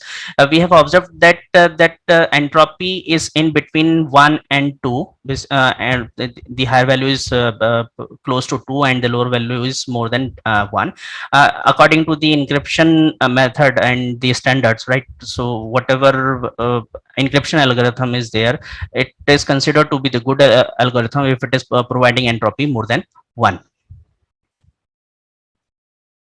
For the verification and the validation of the process, we have given the output which we have received, the text encrypted output we have given to one of the Indian industry, to apply certain attacks over that file so that they can encrypt, and if they are not able to encrypt, it is assumed that the process was actually good, and the output of this exercise is basically what they have implemented: different kind of attack, 32-bit, 64-bit, 120-bit and 256-bit attack, input value attack, which involves SNO2, DES, Festal, AES block, cipher based, SNP, SPN structure based attack. So ultimately at the end they were not able to decrypt the text file, which encrypted file which we given them. Now about the comparative analysis, when we try to compare the proposed method with the AES encryption, what we found, we have chosen the different set of the different size of the input values text file, and when we compare the execution time of the proposed method, we always find that the execution time of the proposed method is always good in comparison with the AES algorithm. Similarly, we tried to compare the proposed algorithm with all available algorithm like DES, 3DS, AES, Blowfish, RSA. So we find out up to 1 MB file size, right? The execution time of the proposed algorithm is good in comparison with the available uh, encryption algorithms. But further to this, whenever we try to implement the proposed algorithm over the size of 1 MB, the execution time is almost equal to the RSA execution time. So this is all about the proposed method, homomorphic use of homomorphic transform for the cryptographic approach, which is not only useful for the uh, data encryption, but still the most used part of this algorithm or the method is when we apply it for the smaller size of data communication, specifically when we talk about during our last interaction with this cyber police Rajasthan and Uttarakhand, and what they were facing challenging during their shorter message communication over any medium where the battery or the memory size is the challenge, right? They are not able to encrypt it properly. So basically we find out this application is to be most useful at the area where the text size or the data size is small, and we do have a limited capacity of the resources available at that places. So this is all about the use of homomorphic transform. Thank you everyone. Thank you for providing me opportunity to present my research into this bigger platform, and congratulations for organizing such a great conference.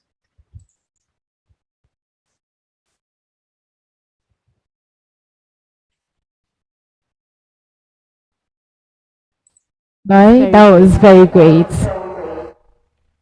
We'll move to our next distinguished speaker, Dr. Muanuddin Saka. He's a postdoctoral fellowship, a chairman, CEO, and CTO, Waste Technologies LLC, and Sheba Group USA. He'll be speaking on circular economy and waste management, paving the path to sustainable resource utilization. Welcome, Dr. Muanuddin.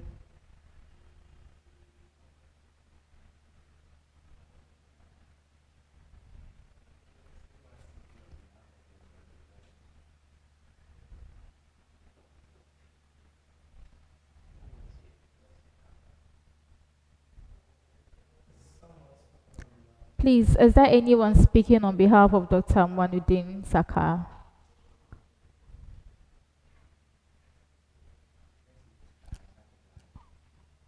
All right. We'll now invite Dr. Sindhu Bhaskar. He'll be speaking on financial technology and the blockchain. He's a chairman and founder of EST Group, chairman, FinTech and Blockchain Association.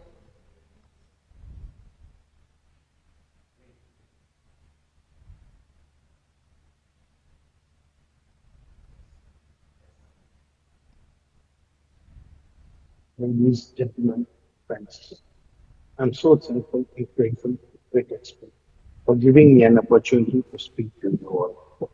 I'm Dr. Sindhu Bhaskar, Chairman of EST Group and based at Cambridge Innovation Center, MIT Boston. Today, I have to speak financial technology in the blockchain. FinTech is tech-enabled financial innovation that gives new business models, applications, processes, products, or services. FinTech thus includes the whole gamut of services like online marketplaces, lending called peer-to-peer lending, equity crowdfunding, robo-advice. Ladies, gentlemen, friends, I'm so thankful and grateful to Expo for giving me an opportunity to speak to you all. I'm Dr. Sindhu Bhaskar, Chairman of ESG Group and based at Cambridge Innovation Center, MIT Boston. Today, I have to speak financial technology in the blockchain. FinTech is tech-enabled financial innovation that gives new business models, applications, processes, products, or services. FinTech thus includes the whole gamut of services like online marketplaces, lending called peer-to-peer lending, uh, equity crowdfunding, robo-advice, financial applications of distributed ledger technology, and financial applications of machine learning. The platformization of banking makes it a service. Thus happens the Uberization of fintech. Now everything is service meant to be remunerated, thus creating greater number of users and subscribers. Banks are under attack from the likes of crypto innovators to central bank innovators with CBDCs, all of whom are seemingly seen to reduce the role of fully disintermediate traditional banks in the payment system, rather payment ecosystem.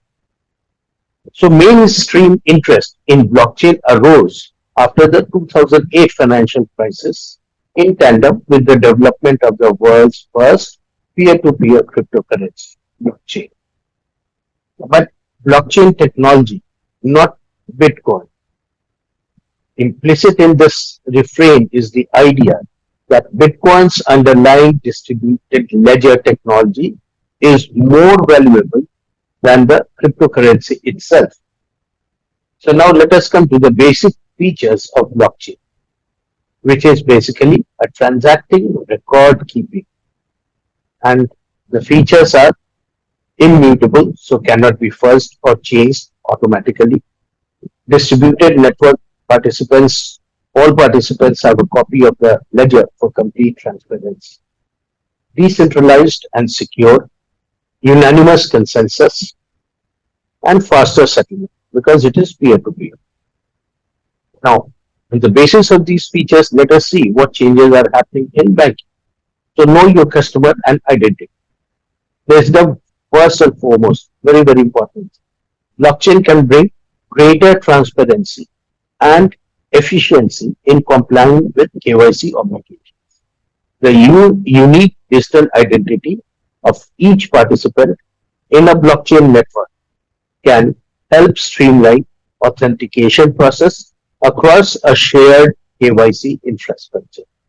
This can create opportunities for implementing tamper checks, proof of origination, and designated acknowledgement in business-to-business processes. Now, this is where cryptocurrencies fail because of peer-to-peer transaction. The KYC process cannot be completed, and that's why the refrain is don't adopt cryptocurrency, but adopt the technology. Secure way of storing data. Now, with DLT and blockchain DLT system, you can store data in a more secure manner. Since that whole data is distributed among nodes and every node is having the same data, so there is no fear of data loss and there is no fear of data fuzzing or like change of data, alteration of data. All these fears are avoided. With this technology, we can store information about a history of transactions in a decentralized way and chronological manner, and we can retrieve all that information anytime we want. So, smart contracts are computer programs that automate the execution and enforce the satisfaction of the conditions of a contract. And once those conditions are fulfilled, the processes happen automatically. So that leads to the automation of the process. The growth of DeFi and open finance or embedded finance, the recent terminology.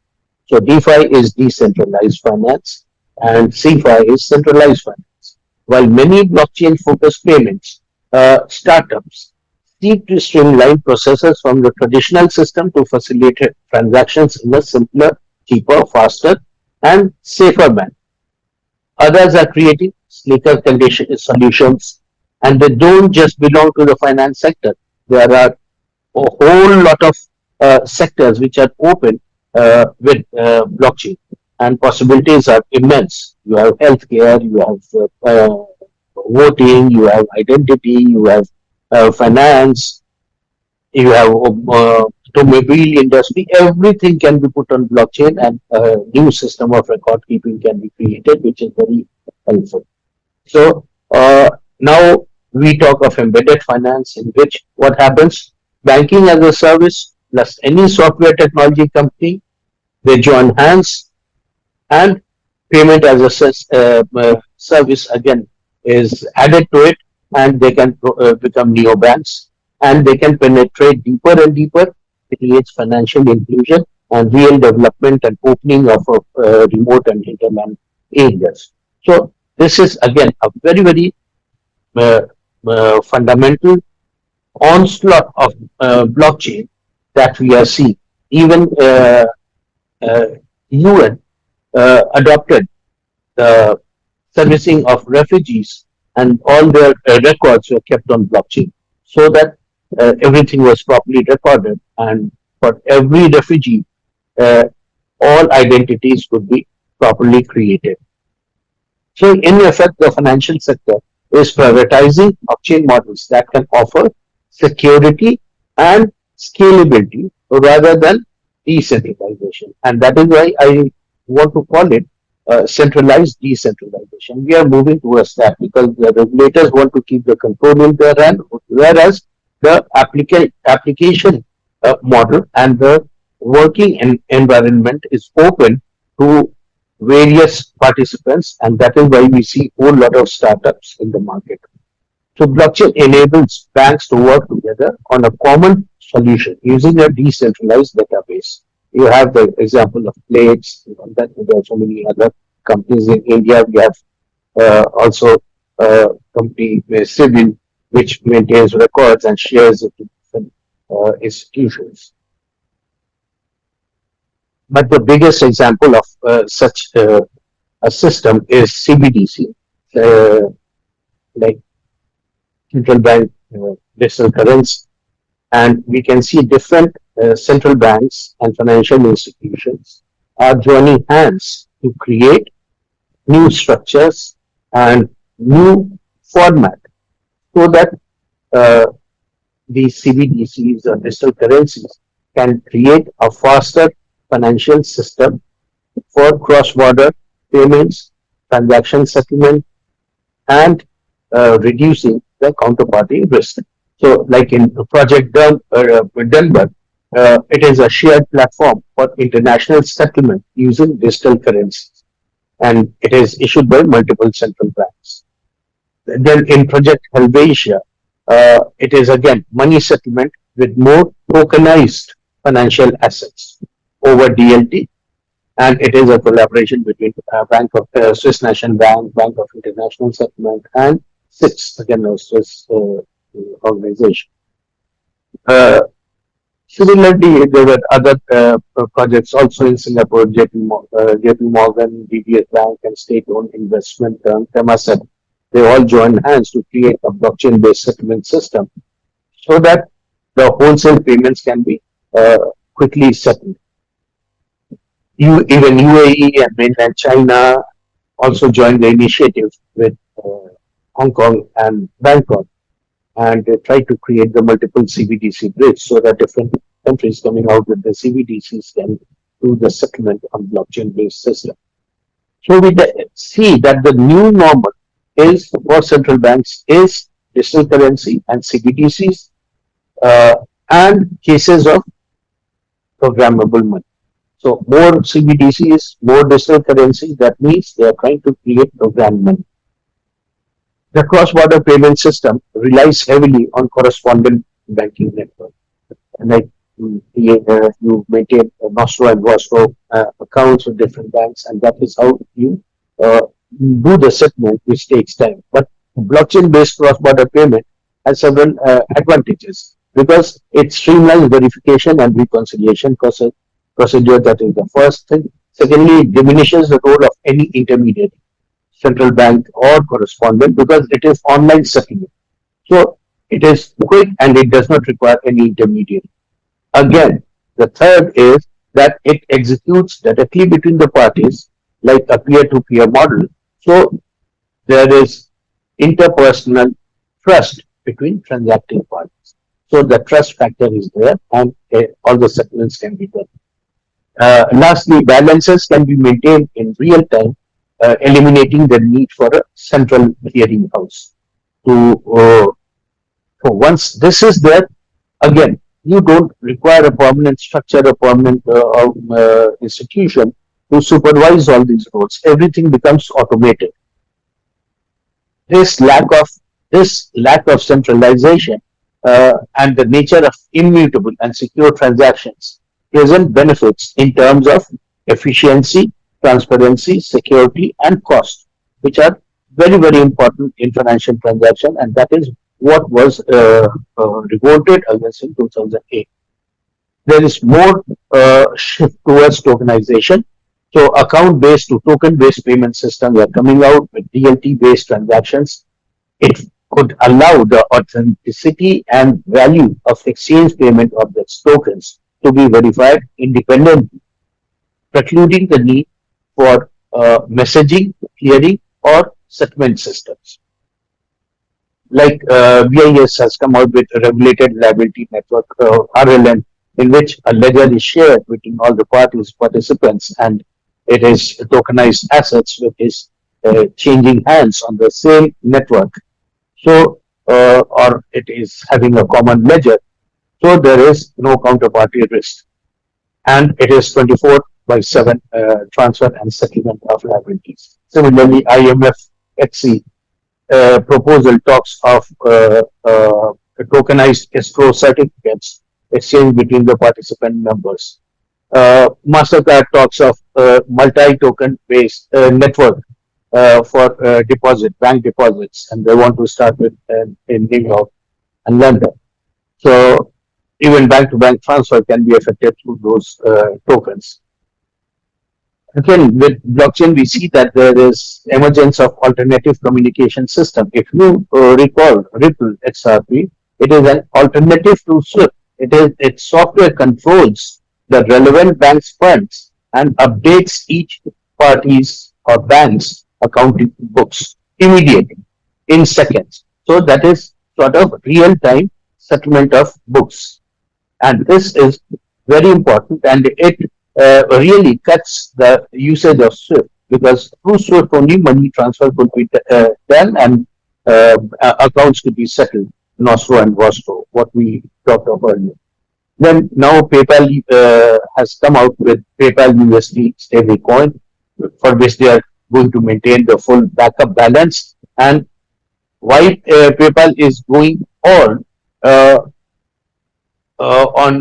because it is going to help crypto transactions also, and PayPal believes that the technological shift towards blockchain and cryptocurrency can definitely help democratize financial services and bring about better financial inclusion, because the reach of these digital banking and neobanks, which are backed by digital tokens, they definitely create the social inclusion. Even we are having a bank in India, and that is how we do it. And we are reaching to deeper areas than other normal banks. So PayPal PPUSD, as we call it now. So that is again a very revolutionary feature. So many primary securities have been issued by IMF, by Australian Bank, even SIX in Switzerland has tried to settle trading transaction on bonds on blockchain.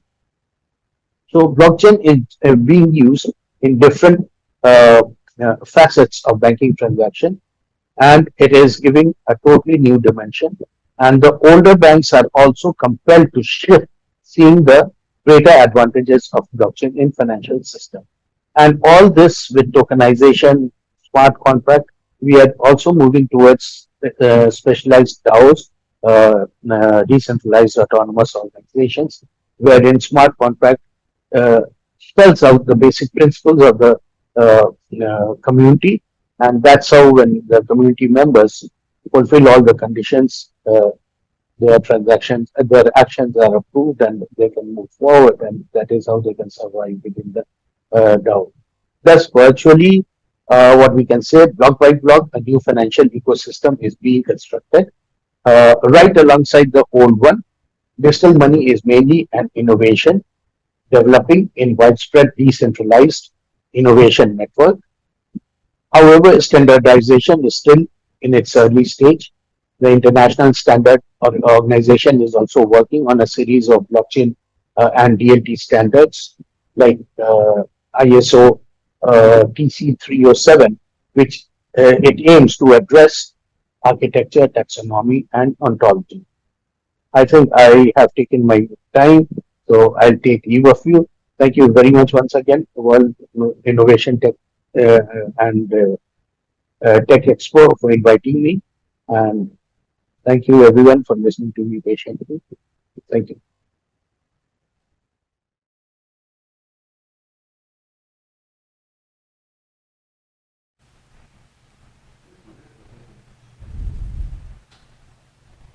Thank you very much, Doctor. We'll now have Venkatesh Krishnamurthy. He's the founder and CEO of WAF Street Studio Limited. He'll be speaking on disruptive solutions to bridge the Web 2 and Web 3 space. Welcome, sir.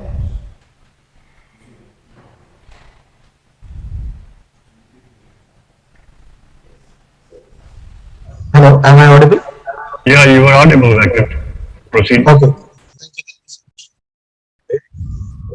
So yes, I think I just heard the previous speaker. He was talking about blockchain, and that was very intriguing. And I would be talking about Web3, which is again related in the to the blockchain space. So let me start by telling you how exactly Web3 is actually creating a paradigm shift for Web2 users, and what's the difference between the two.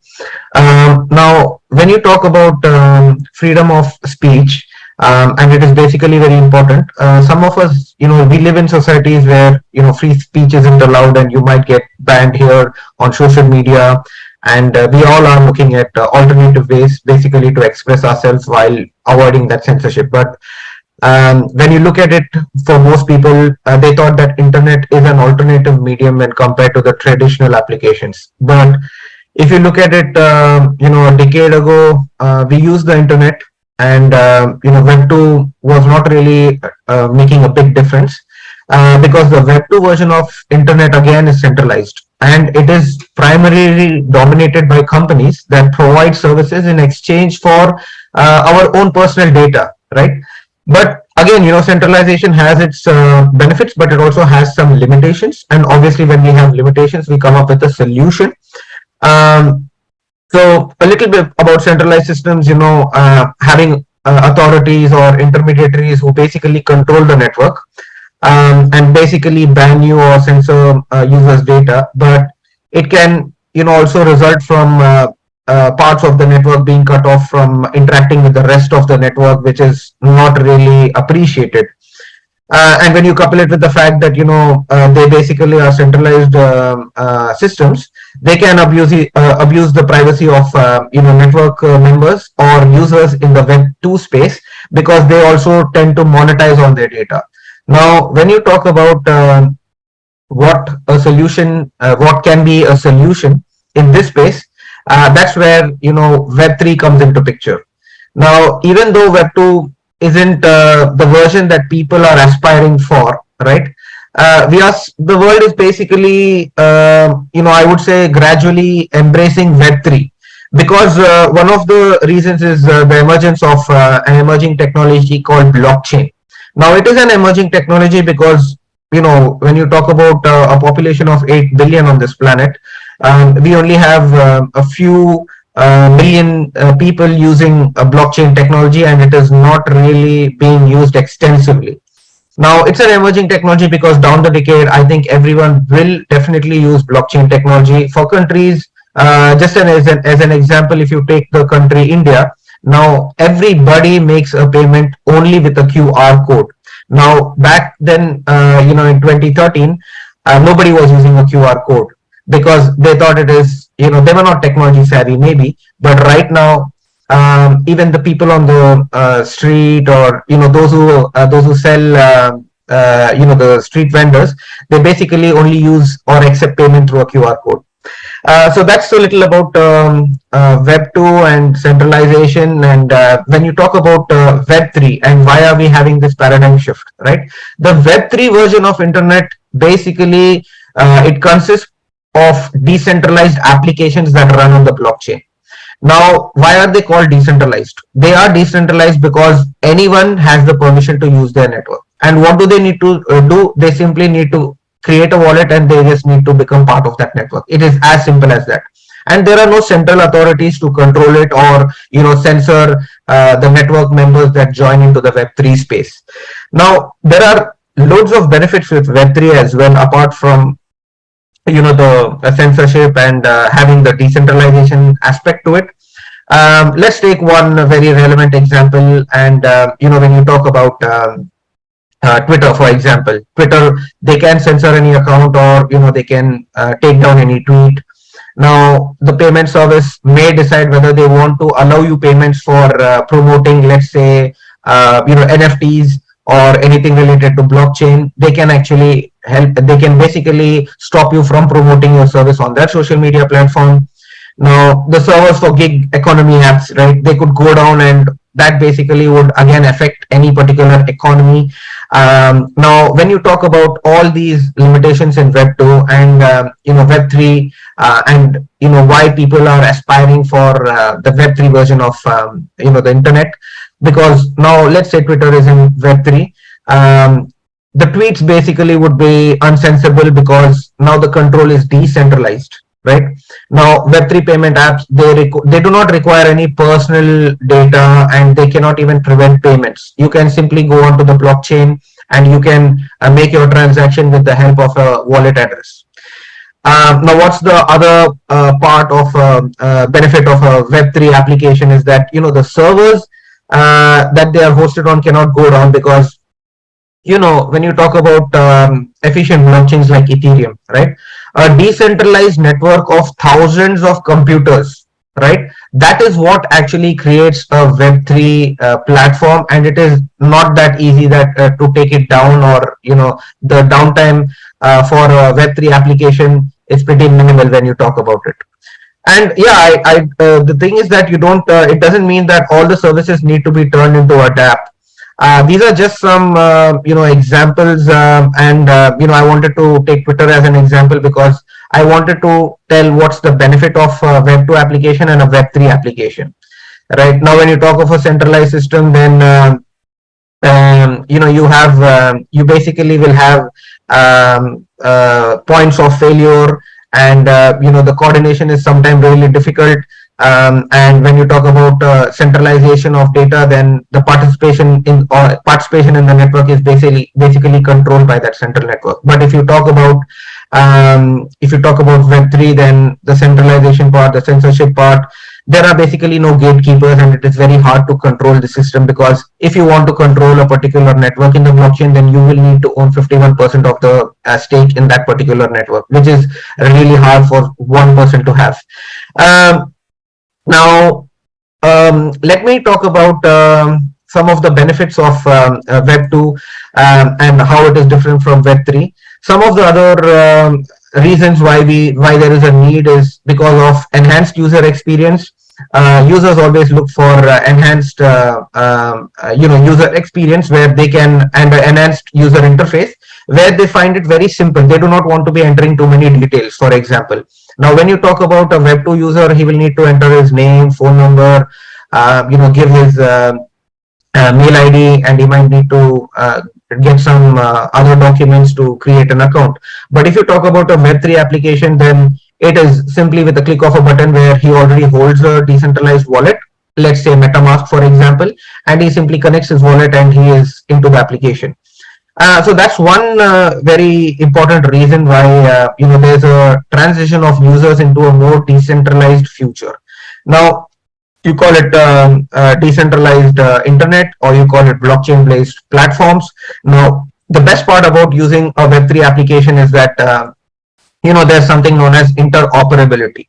Now, when you talk about interoperability, in a Web2 application, whenever you make a purchase, let's say you have installed a game and you purchase some assets inside the Web2 application game, you basically cannot use any of those assets, digital assets, outside that particular application in Web2. But when you talk about Web3 applications, right, they are pretty compatible with most of the other Web3 applications, and it makes it so convenient for the user and so beneficial, because they can simply use assets, digital assets that they purchased in one Web3 application on other Web3 applications as well. So for every dollar that is spent on a Web2 application, it's limited to that application. But every dollar that is spent on Web3 applications, they get to use it maybe in another 4 or 5 applications, because Web3 platforms are usually compatible with, they are made compatible with each other, or they're created on a particular network which actually supports. And right now, also the features like multi-chain, which are coming up. This is for this I would want to quote the example of my marketplace, which goes by the name Epiko, epiko.market. Now, what we have done is we basically have created a multi-chain feature. So anyone who holds an NFT in, let's say, Binance Smart Chain, let's say they own it in Ethereum, let's say someone else owns it in Solana, somebody else owns an NFT in NFT or any token in Ethereum.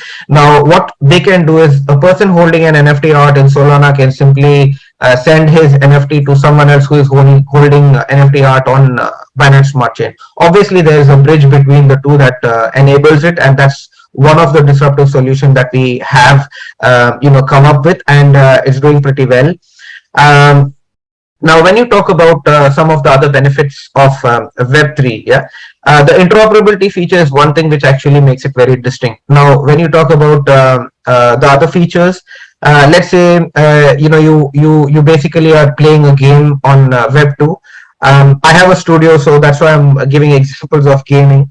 Now, in a Web2 application, you might spend a lot of time, you might spend a lot of efforts, you might spend a lot of money, and you're not actually rewarded for that time, money, and effort that you're putting into a Web2 application. Moreover, all your digital assets are locked only into that or only used inside that particular application. But in a Web3, what happens is your time is calculated, your efforts are recognized, and the money that you spend, you also get a cashback. Now, this particular cashback or a reward is not a voucher that you can use only in a particular platform, but this is good. This would be a cash reward that you can actually take into your account. You can redeem whatever reward you're getting into real money, and then you are basically paid for your time, money, and effort.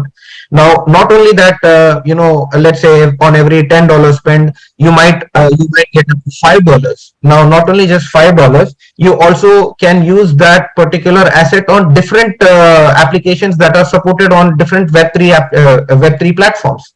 Right. So this basically is a very big advantage of users, for being valued for the time, money, and effort that they spend on Web3 applications, which was not the case where they were not rewarded in Web2 applications, but in a Web3 application, for every activity that is done, they are being recognized, they are being noticed, they are being rewarded for it. There is one browser by the name Pact. Now, let's say you have Google, where you are browsing on a day-to-day basis.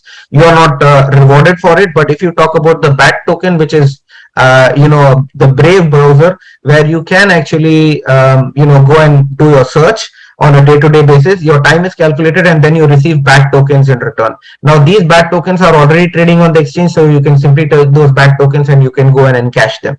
Now, this is very this is a breakthrough in the Web3 space, and why people are very much interested in moving from Web2 to Web3 applications. Now, let's talk about privacy, which is a very big issue in Web2. Now, When you talk about the disadvantages that centralized systems have, the privacy advantages of a Web3 is pretty different to a Web2 platform. Now, a Web3 platform helps users to protect their data, right? The importance of giving users control over their own data.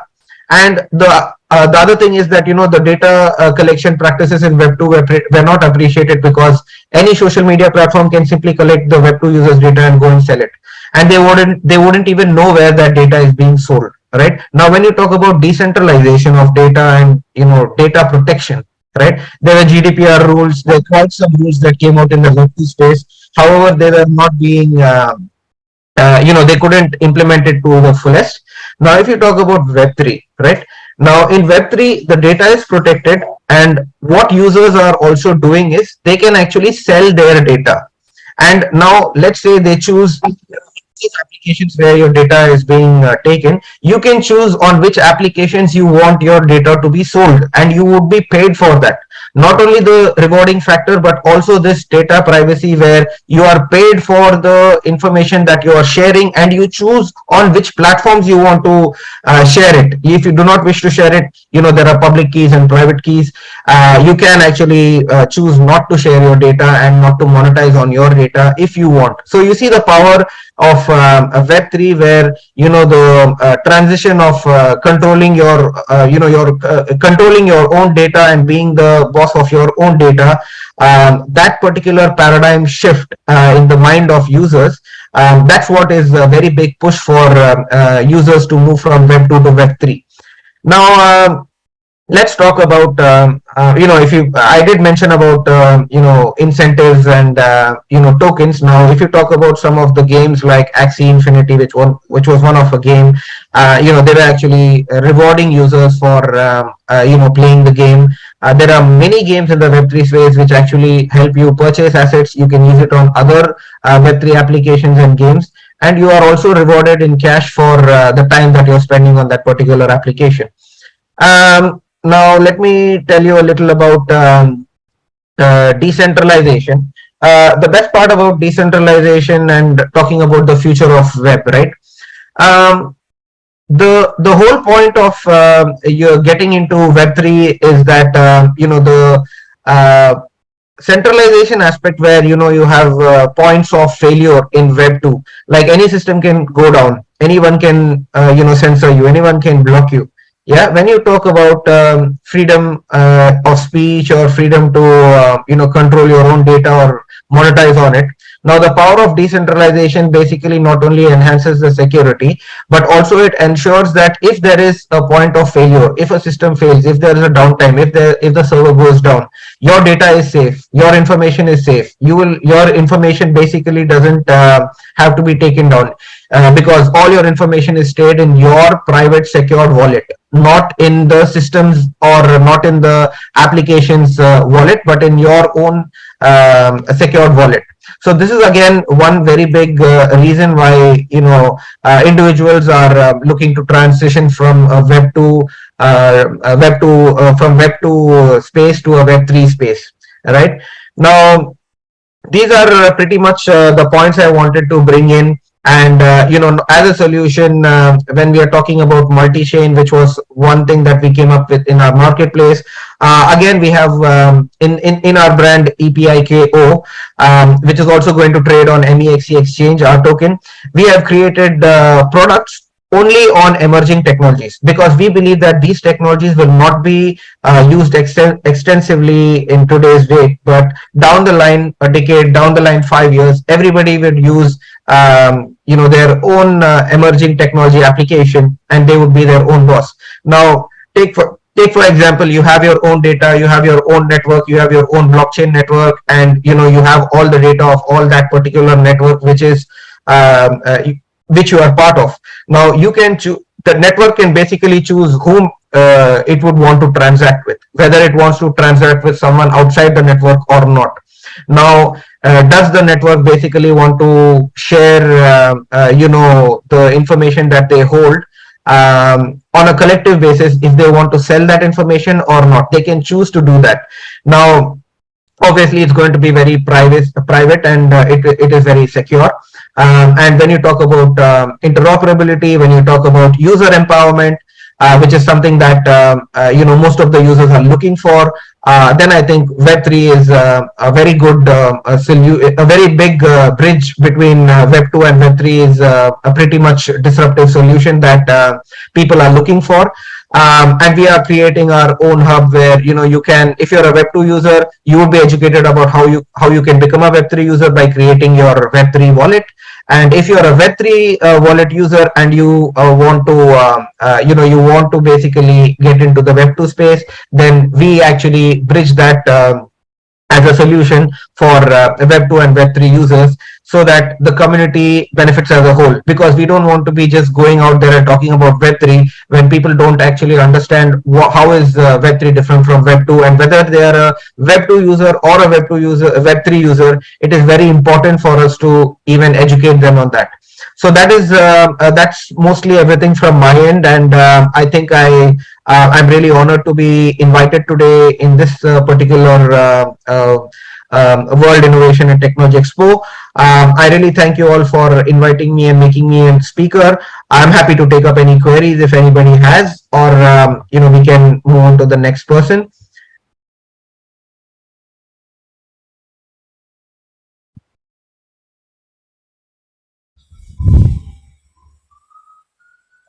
Thank you very much, sir. That was a very good presentation.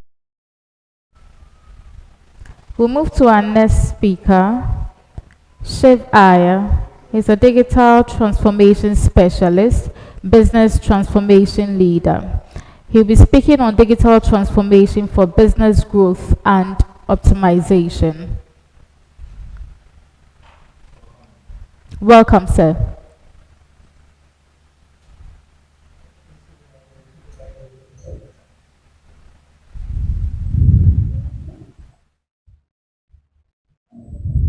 Can everyone hear me?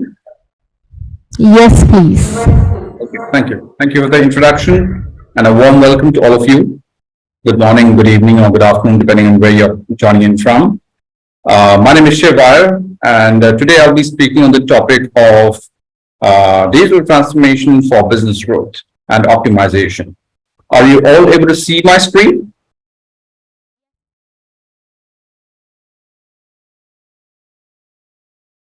Can I have a confirmation that everybody is able to see my screen? We can see your screen. Okay, great. I'll be speaking today on the topic of digital transformation for business growth and optimization. I represent a company called Hashtag Consulting. Well, as far as the agenda is concerned, I will be taking up these key points in my presentation, which is basically a short introduction about what digital transformation is all about, what thought leaders are saying, challenges in DX, how to solve those challenges in DX, why DX projects fail, reimagining DX, the 4 pillars that we talk about, why DX for business growth and optimization, envisioning digital transformation as a service, which we also call as DXaaS, importance of DX in the times of recession that we are going through, just like now, and finally case studies, some important case studies, right? So I'd like to move on to the first slide, basically, which talks about the introduction. So the digital transformation phenomenon that we are seeing right now is a part of the Industrial Revolution 4.0, okay? Which is really a revolution, because we had the Industrial Revolution, and we had those different revolutions in between, industrial revolutions, but now we are in the era of Industrial Revolution 4.0. And the Industrial Revolution 4.0, also called IR 4.0, is closely linked with a digital transformation, because a lot of the changes in transformations that are happening under Industrial Revolution 4.0 are because of digital transformation. So as you can see in the figures down here, globally, I mean, digital transformation is a massive industry, valued at approximately 998, almost 1,000 billion in 2020, and is expected to reach a value of about 2,744 billion by 2026, at an average compounded average growth rate of 17.42. right? When it comes to the growth of digital transformation around the world, IMARC, which is one of the large market research companies out there, they have basically seen that it's slated to grow at about 20% during 2021-26. So there is a lot of potential and demand for digital transformation, as these figures support, as these figures indicate. But obviously, the key challenge here is to ensure how we can implement digital transformation effectively, right? So that's the reason we are talking about, what different leaders are talking about in terms of digital transformation.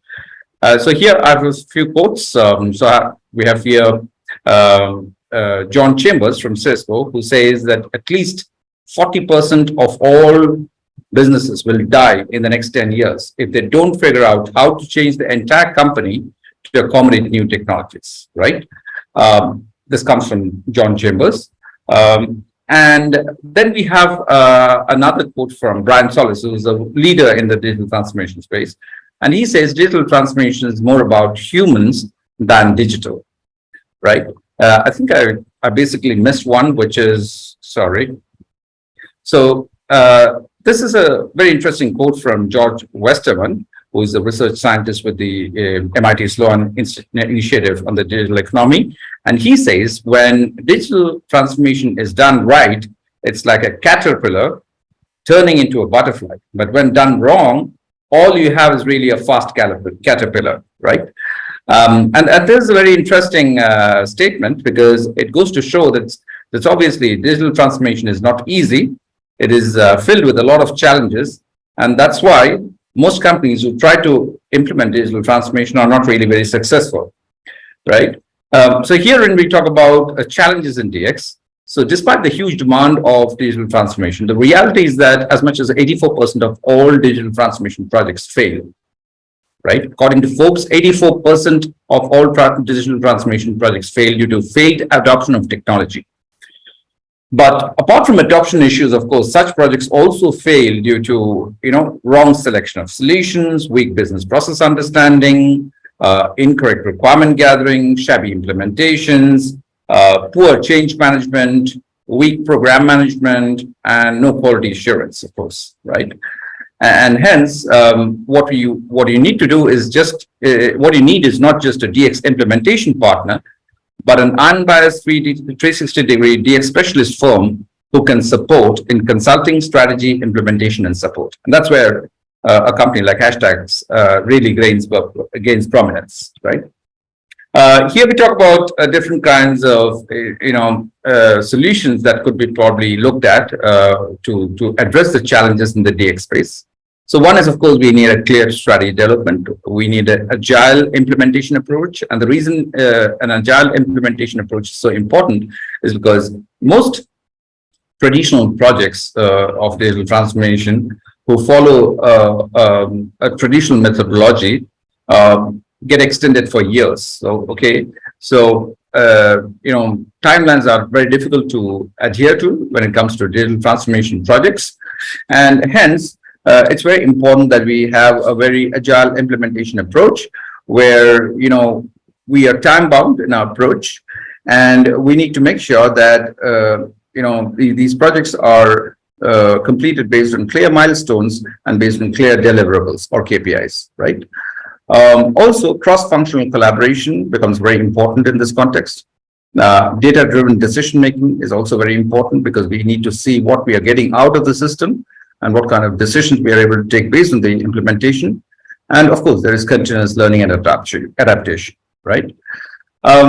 Well, this is a very important slide that talks about, a certain J curve that is seen in almost every digital transformation project that we engage in. And, the crux of this graph is basically that the typical graph of a digital transformation implementation project is like a J curve, or it's more like a hockey stick, right? And most transformation projects fail for a reason or a combination of reasons. One of them is that transformation is painful and it takes time. right? People are resistant to change, and transformation is preceded by resistance and chaos. And mostly people and organizations fail to manage this dip quite well. So as I said earlier, it's a J curve, it's a hockey stick curve. And at the bottom of the curve, obviously we have a period of disruption. As you can see, please notice that chaos takes place between resistance and transformation.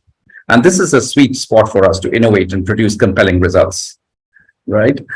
So when the period of disruption comes in, it's very important that all digital transformation projects get the right handholding and support from the advisory company or from the partner company, so that this disruptive period can be well handled, so that there is then no resistance from the company which is adopting these technologies or these practices, so that the implementation then goes up to a point of success and real transformation takes place, right?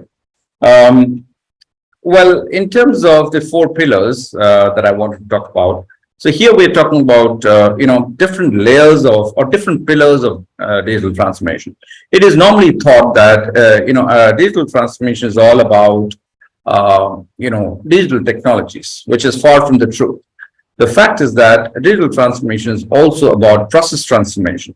It is also about, of course, technology transformation, but also it has to do a lot with marketing and sales transformation, because that's the angle from which you basically increase your sales and revenues, which is a very important component of any business transformation project, right? And then, of course, the foundation layer is the people transformation, because, of course, you have this process transformation and the technology transformation and the marketing and sales transformation going on, but the foundational pillar on which everything else is working is the people transformation. So that's the reason why people in the organization need to be really trained, educated, and transformed before you can enable other kinds of transformation, like the process transformation or the technology transformation, because behind all these other transformation, it's the people behind these processes who are really driving that transformation, right? Now, why DX for business growth and optimization? Well, for a few reasons. One, it enables supply chain optimization. It drives cost optimization. It allows agile decision making to happen. It also helps us build competitive strategies, and it helps us arrive at data-driven decisions, right? So these are some of the advantages of why DX is important for business growth and optimization. Well, we all know about software as a service. We also know about platform as a service, but now there is a new concept which has emerged, which is digital transformation as a service, right? And the crux of this concept is that we are offering digital transformation, on the cloud. And the reason is because these solutions need to be scalable. They need to have end-to-end integration. Of course, they need the support of expert consultation and continuous innovation, cost efficiency, and the focus on core competencies. And unless we really have all of these parameters addressed, we really can't talk about digital transformation as a service, as a concept, right? Now, we are obviously going through a recessionary period, as we can see. I mean, worldwide, there is a lot of turbulence in the economies, in different economies. And this is a period where a lot of companies actually think whether digital transformation has to be really implemented. The question is not if, the question is now, more when. And the answer is right now, because in the past, digital transformation was looked upon more as a luxury. Today, it's a necessity, especially after the COVID-19 pandemic.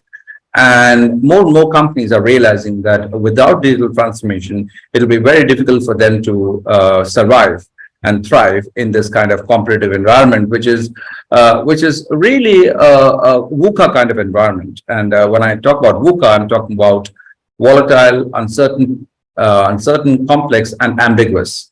So in these kind of VUCA times, where recession is rampant, it's very important that we talk about efficient resource allocation, agile business operations, enhanced customer management or engagement, remote work possibilities, and also the capabilities required by a data-driven kind of a company, which means that your data is now going to be the real source behind your capabilities. And so it's very important that you have data-informed decision-making at the top of your agenda, right? So as you can rightly see in the quote, it says it's not only an anti-crisis measure, but it's also an anti-recession measure, right? A few case studies here that I would like to probably take up just to wrap up this presentation. So one is that, we have seen that there are a lot of companies who are engaging in digital transformation. Some of them are big, some of them are not so big, but the key is that all companies of this size are understanding that digital transformation would be the future to gain competitive advantage in the marketplace, right? So here we talk about 3 different case studies. One is IKEA, the other is Microsoft, and the other is Nike. IKEA, Microsoft, and Nike. And so basically, I will talk a few lines about how IKEA and Microsoft and Nike have basically enabled digital transformation within their companies. So if you look at IKEA basically dominates the furniture industry. The company has done this by adapting to new working practices. Their digital adoption strategy has recently helped them keep their competitive advantage over other companies. And IKEA's stores used to be very different from an e-commerce platform. But when they started to prioritize the digital side of their business, online sales tripled, right? Their brick and mortar stores now act more like fulfillment centers than retail outlets. Even within the stores in selected countries, customers can now pay for their purchases without going through the checkout. Underneath the customer experience, the company quietly revised its supply chain systems, and it was only possible to change. It was only possible to change one process, right?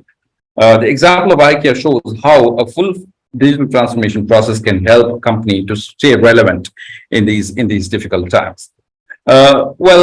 To talk about Microsoft. Microsoft has been, of course, a leader in the software innovation space since the dawn of the home computing era. And in the late 1980s, when they started their operations, they were not such a big company. They were not really so competitive. But faced with the advent of cloud-based software systems in the early 2000s, their long-established distribution model suddenly seemed outdated, right? And their digital strategy was to completely overhaul their delivery systems using their proprietary cloud solution. They launched a Microsoft Azure in 2008. And after Azure was launched, they have now become the second biggest cloud provider in the world, providing a vast range of digital services for individuals and companies of all sizes. As market leaders, Microsoft basically could have chosen to behave like Blockbuster Video. Instead, they made a shrewd decision to completely update their digital strategy. Without that radical change program, they could have already been forgotten. But because they took digital transformation in their stride and really implemented these kind of systems, they were able to emerge as market leaders once again. As far as Nike is concerned, Nike, the global software leader, of course, showcases the excellent results that digital transformation initiatives can create. They now focus on becoming a robust direct-to-customer brand, reducing their retail partnerships, and increasing their work to create online sales. Programs like Nike Training Club collect detailed consumer data and uses advanced analytics to make sense of the patterns. Smaller physical stores now do a lot of work to promote the Nike brand. Behind the scenes, they use headless, commerce to develop multiple online sales channels with particular expansion to mobile apps and technology. And if you look at IKEA, Nike and IKEA are a little bit similar in the sense that Nike, like IKEA, Nike has dominated their market section for a long time. And their success in digital transformation means that they will continue to dominate. Instead of sticking with what they know, they've taken risks that have really paid off. That's about it. Thank you so much for this opportunity to be able to speak on this topic. I'm open to any questions that any of you may have. So I invite any of you to ask any questions that might be there. Thank you.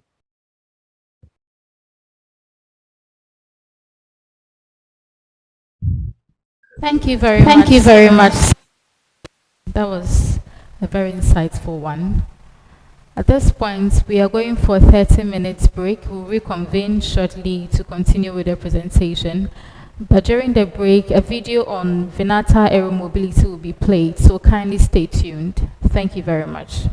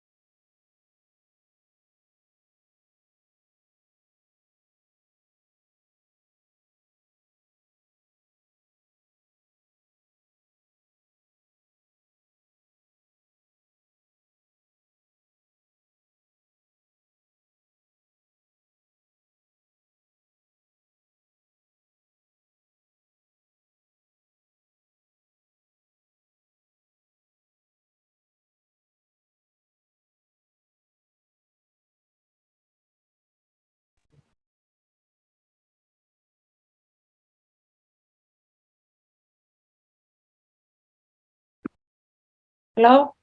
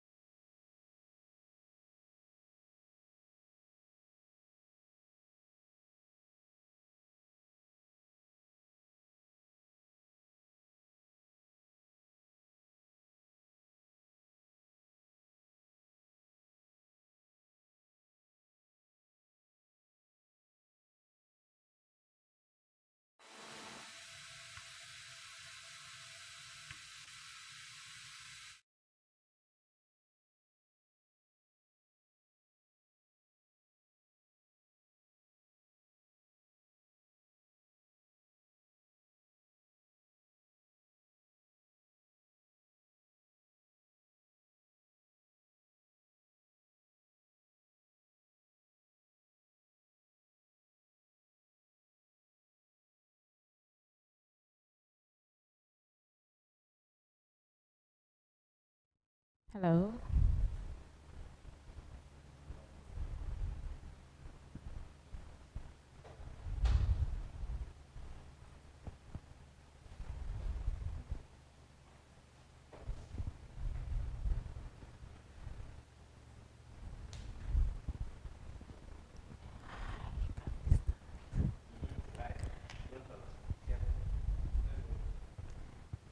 Yeah, welcome back from the break and thank you very much for staying with us. We'll go right into the presentation by welcoming Taja Wickland. She's a co-founder and managing director of Private Cap OY and venture capitalist. She'll be speaking on the topic investments, funding options, and impact investing. Welcome, madam. So much, and thank you for the kind invitation to invite me to speak in this important event. I'm happy to share a few words about my story, how I turned from an entrepreneur to an investor. I started my first business when I was 9 years old, and ever since I've been involved in many different kinds of businesses, from startups till very well established business. And whatever, at the heart of every entrepreneur, there's a vision, a dream that ignites passion and propels us kind of to move forward. But translating this vision into a thriving business requires more than just ideas. It requires capital. And I see financing opportunities as the bridge that connects dreams to deeds, concepts to reality. So in terms of whatever business we are involved in, financing is the lifeblood of any venture. Let it be a startup, an established business, or personal financial planning. It involves acquisition and management of funds to support the operations, of course, the growth, and of course, the investments. And when it comes to financing, I see from business side, I see a lot of kind of like new ideas evolving. I see different types of funding, which of course world of finance is not separate from the world situation, which is at this moment, as we all know, quite challenging. So when it comes to financing, I would say that there are two basic categories of financing, either debt and equity. Of course, debt financing involves borrowing funds that need to be repaid with interest over time. Equity financing, on the other hand, involves selling ownership shares in your venture in exchange for the capital you want to receive. Both options, of course, they have their advantages and considerations, and understanding when to use each one of them is essential. Current moment for looking for funding, equity takes much longer than acquiring debt. As I just read in the news that, for example, in the East Asia, the amount of the startup financing has decreased 60% in a year. So we are living challenging time in all the aspects. But before you start even thinking of financing, it's important that you think it in a strategic way. And it's imperative to craft a comprehensive financial plan. It should be the outline of your financial goals, projected expenses and revenue forecast, and of course, the idea how much cash flow projected in your venture. Well, this strategic decision is very important in order to sustain your financial goals. It will not only guide your financial decisions, but also help for the potential investors or lenders to understand what is your business viability. There are several different sources of financing, ranging from traditional banks to venture capitalists and of course the angel investors. Nowadays also the crowdfunding and peer-to-peer lending have emerged as innovative avenues. The choice of course, with what you have to choose, it depends on the factors like what stage your venture is, the amount of the capital needed, and the terms that align with your goals. And one important topic I would like to point out is the risk assessment and mitigation, because every financing involves a risk, and it's crucial to conduct a comprehensive risk assessment. I see a lot of pitches that has very good ideas of how they create revenue, but very few that really evaluate the potential challenges that could impact your ability to repay debt, or on the other hand, provide the expected returns to equity investors. So mitigation strategies might include, for example, diversification, contingency planning, and maintaining a healthy cash reserve. And all these things should be thought before even starting the venture. And then if you decide to go to the debt side, how do you, for those who consider taking the debt financing, very important element is the responsible management. Looking for favorable interest rates and terms, but ensure that the debt loan is manageable given to your revenue projections. Because you see a lot of hopes and wish and dreams that the venture will create certain revenues, but you have to be very considerate about the future, and you have to understand that the market can change rapidly, as we have seen in the last few years. So considering all these aspects when taking debt, on the other hand, debt gives you the opportunity to kind of mitigate your costs in a way you know what you're up to. If you want to go to the equity financing, it can bring valuable expertise also and resources to your venture in terms of giving the shares, but it also in a way takes a bit away from your power to decide for your own venture. On the other hand, it can increase the expertise and striking the right balance between, attracting investors and maintaining control is a delicate art. You have to be considered how much power you are willing to give and what is the return of your what you have given away.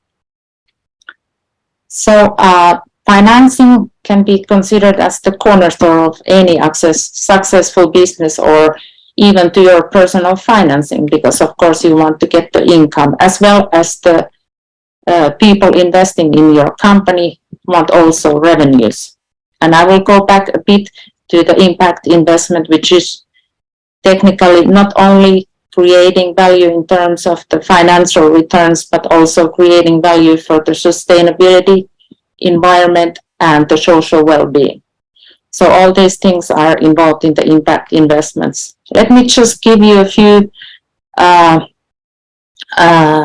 multitude of paths what there are in finance for you to obtain. First, of course, we have the traditional bank loans. That's a straightforward route for businesses to secure capital. They come with a structured repayment plan, of course, and competitive interest rates. However, they often require some kind of history and solid business plan.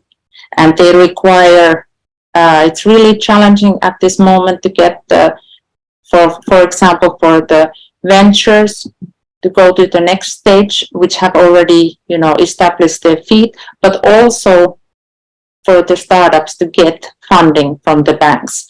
Also, the due diligence is becoming, I would say, quite challenging for, especially for the newcos, because even creating a bank account in some countries can be kind of hard for the newcos. Then we have the angel investors. They are often entrepreneurs themselves, looking for supporting startups with potential beyond funds, but they also provide invaluable mentorship and maybe some industry connections as a guiding hand through the challenging early stage of your venture. And then you have the crowdfunding, which is, that we have created the digital platforms where entrepreneurs can present their ideas to global audience and secure funds from the, other peers. It's a way to engage your target market and generate funds simultaneously. Of course, the amount of the funding is insecure. You can't really know if it's moving forward or not. And then we have the strategic partnership, which is, established players in your industry can offer more than just the funding. It's also creating value in terms of the intellectual knowledge. They can provide, for example, resources, expertise, and access to a wider customer base. Whatever financing path you're choosing, you have to deeply know what you're doing. What are your objectives and what is your risk appetite? There is not one size fits all decision. It's a tailored strategy that aligns with your vision, of course, that propels you towards your goals.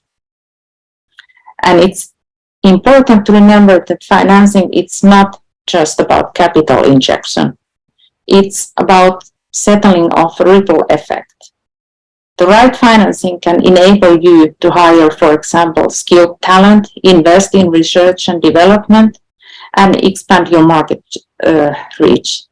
It's about creating a positive cycle of growth and innovation that benefits not only your business, but also the broader economy.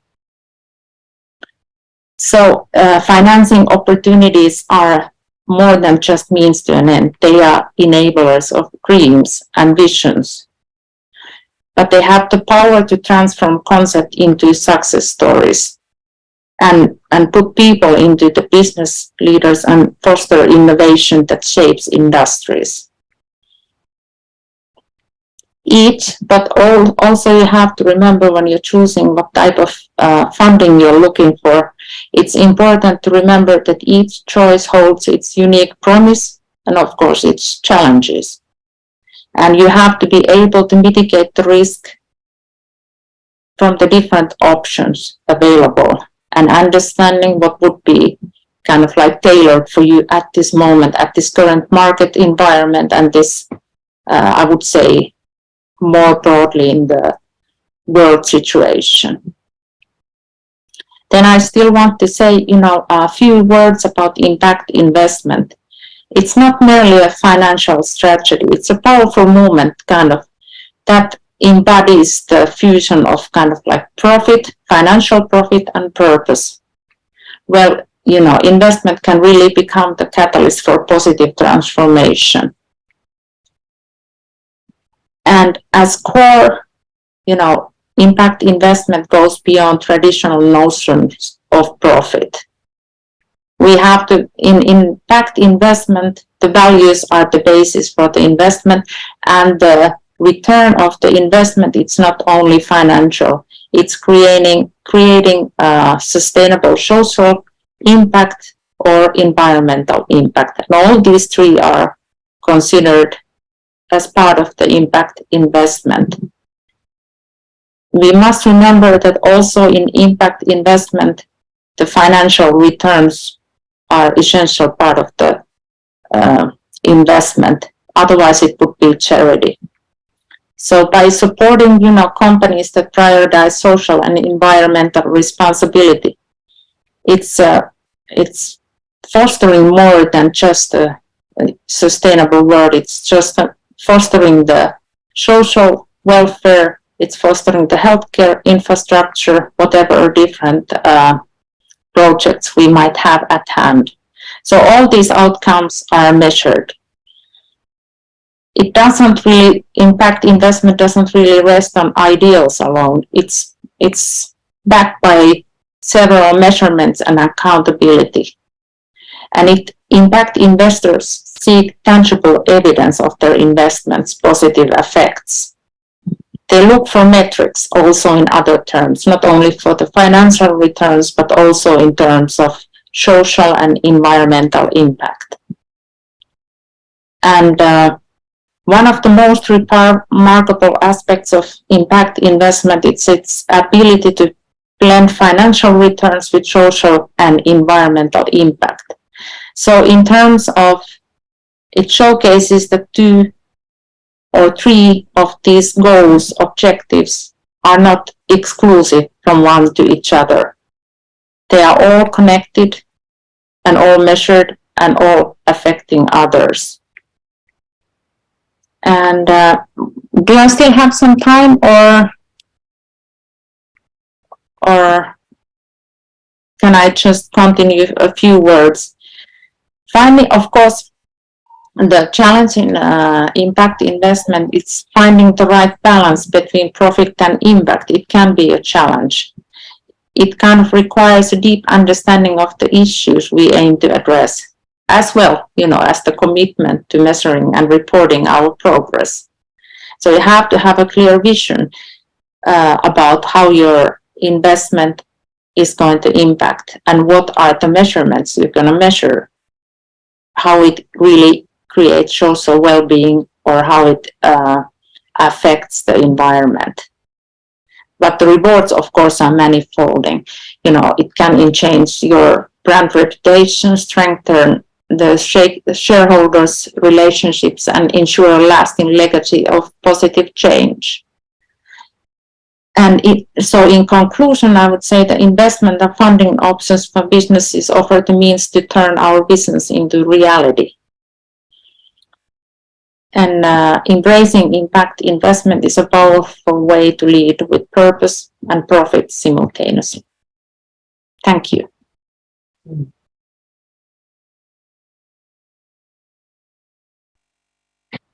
All right, that was a great session with Kaja. Thank you so much for this information.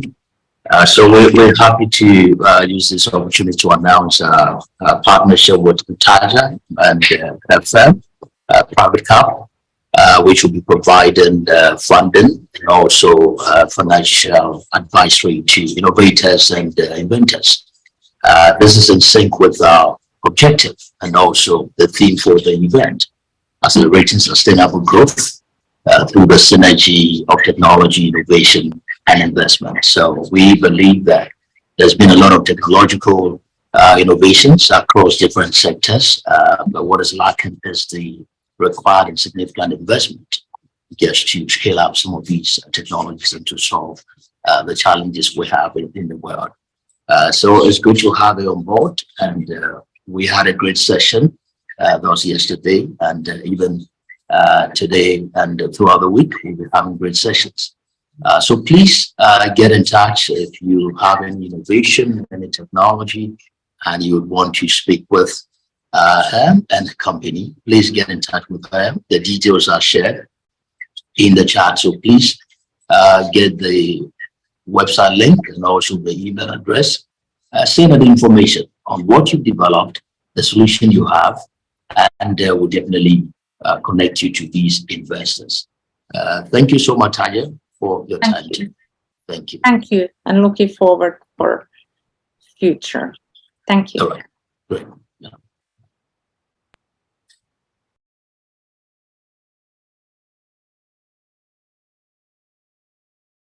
We'll now move to Lumi Mustafa,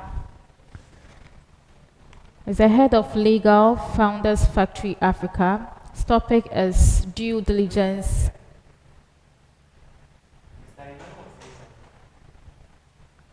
Yeah, just a quick one, just to get an input from the chairman with regards to funding modalities and also the investors we have on board. Just a quick one from Prof.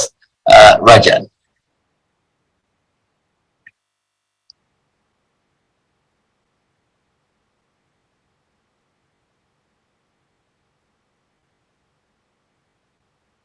Yes, please. So what should we do?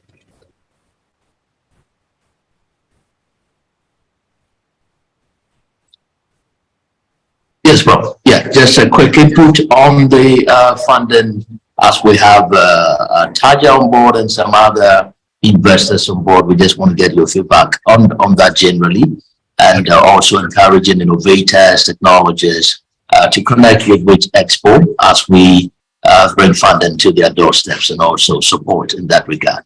Just a quick remarks on that. Yes, excellent. The investor-investee relationship is very important. And just now, the lady talked very effectively and the truth of life, which we have been actually teaching in Indian Institute of Management from the past. When I was a visiting professor to that, when I was teaching in IIT Kanpur, to visit that.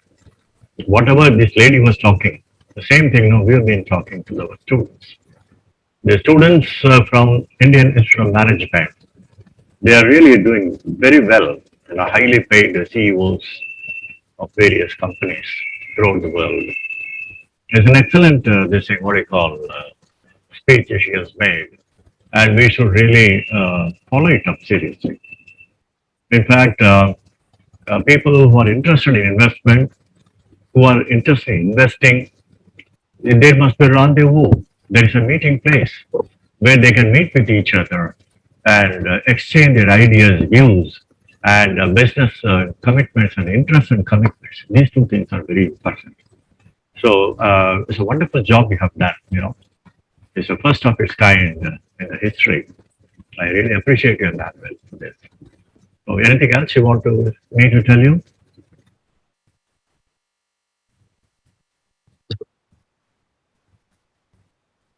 Okay. All right. Thank you so much, sir. Yeah, thank you for that. All right. So we thank our chairman for this quick remarks. So we're open for partnership. So please, those that have ideas, companies that are connected, please get in touch with us. All right. Thank you so much. So we move to the next distinguished speaker for today. Okay, thank you very much. We can now have Lumi Mustafa, the head of legal Founders Factory Africa. He'll be speaking on due diligence and deal structuring. Welcome, sir. Can you all hear me clearly? Yes. Excellent.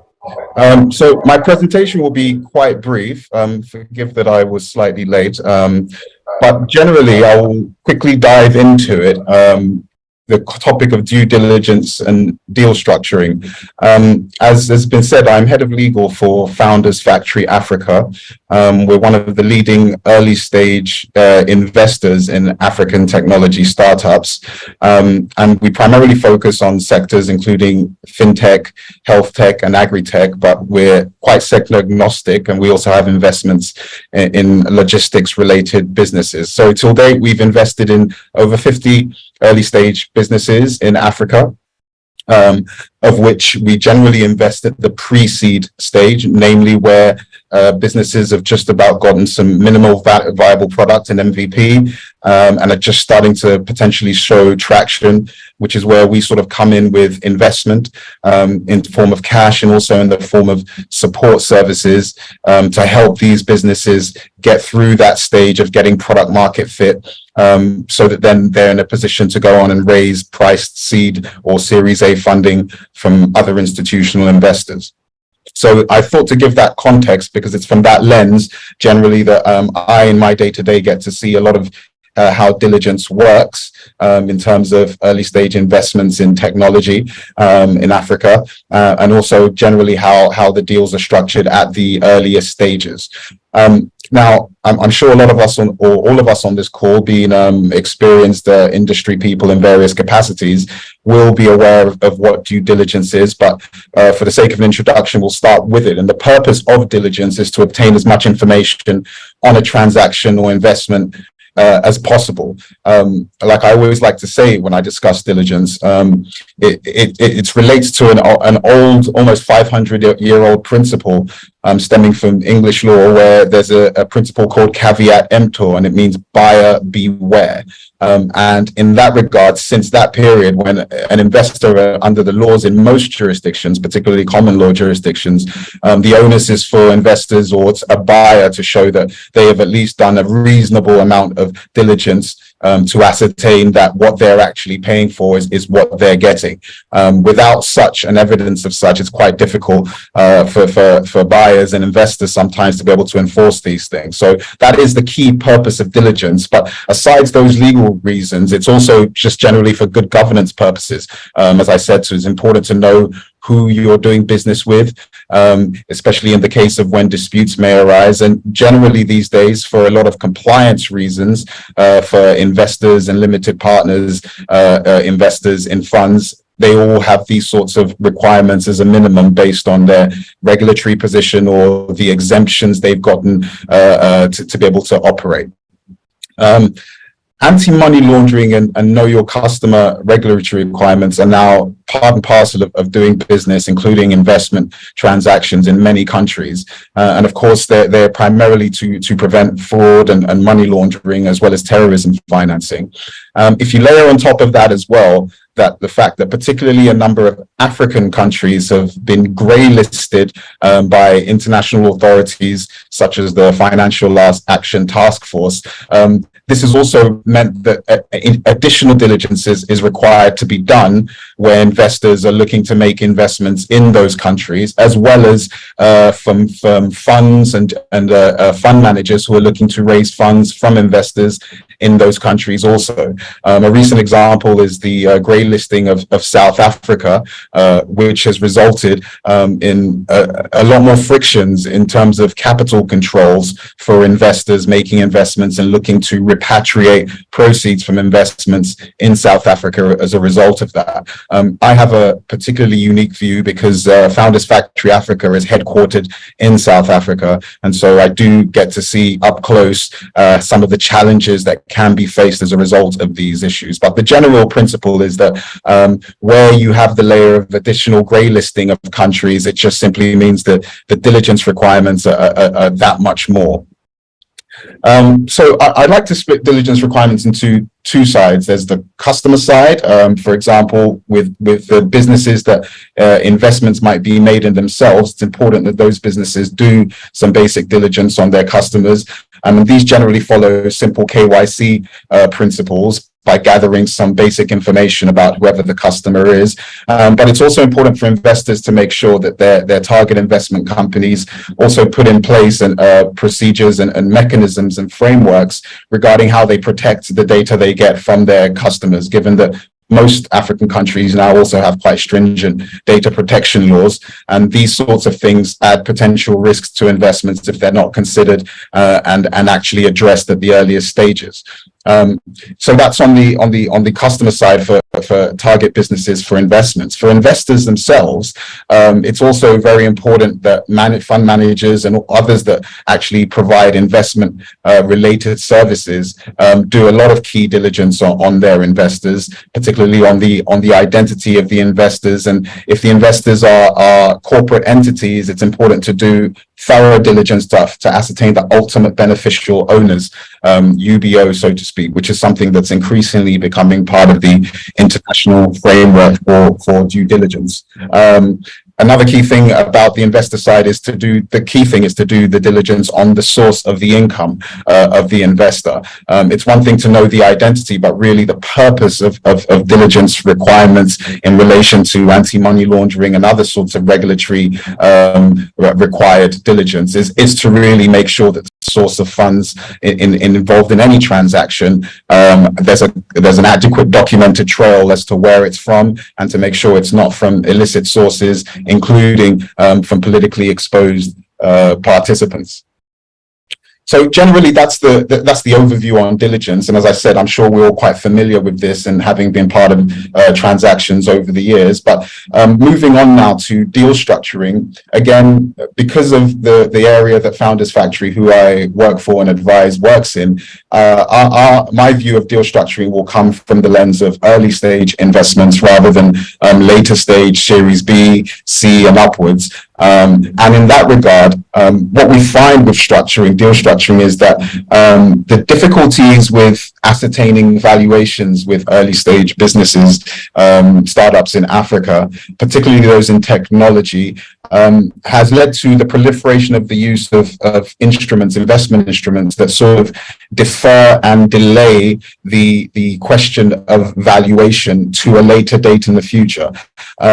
These instruments, they're generally called convertible securities, and the principle is that the investor is able to give money to a business now after doing its diligence, of course, as in light of what we just said, but that the fact that the instrument itself will convert into shares at some point in the future, which is usually when the company then raises a priced investment round whereby they actually agree a valuation on the company with third-party investors. So in principle, that's generally how deals are structured at the earliest stages. We found that despite this, there are still some challenges with how investments are structured, because the instruments that I've mentioned, these convertible securities, they were borrowed from more advanced economies and ecosystems, particularly Silicon Valley.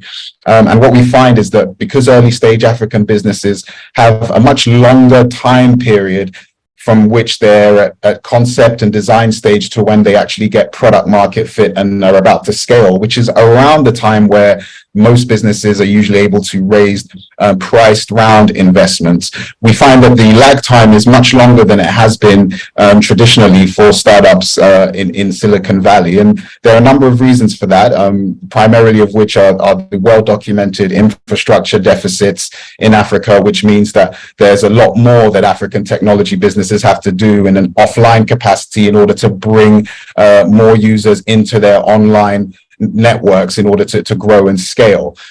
So that means that there's a longer period it takes for these businesses to be able to get to real product market fit. And it also means a lot more capital is required. And what that's caused is that a lot of founders and startup businesses have been raising a lot of early stage investment, quite a lot indeed, into the millions of dollars on these convertible instruments. And the problem is that at the point that a priced round is raised, some investors are either a bit wary because of the stack of investors on the cap table already, which would result in significant dilution for founders, which investors don't like, because investors like founders to be sufficiently incentivized to carry the business through to its maturest stages.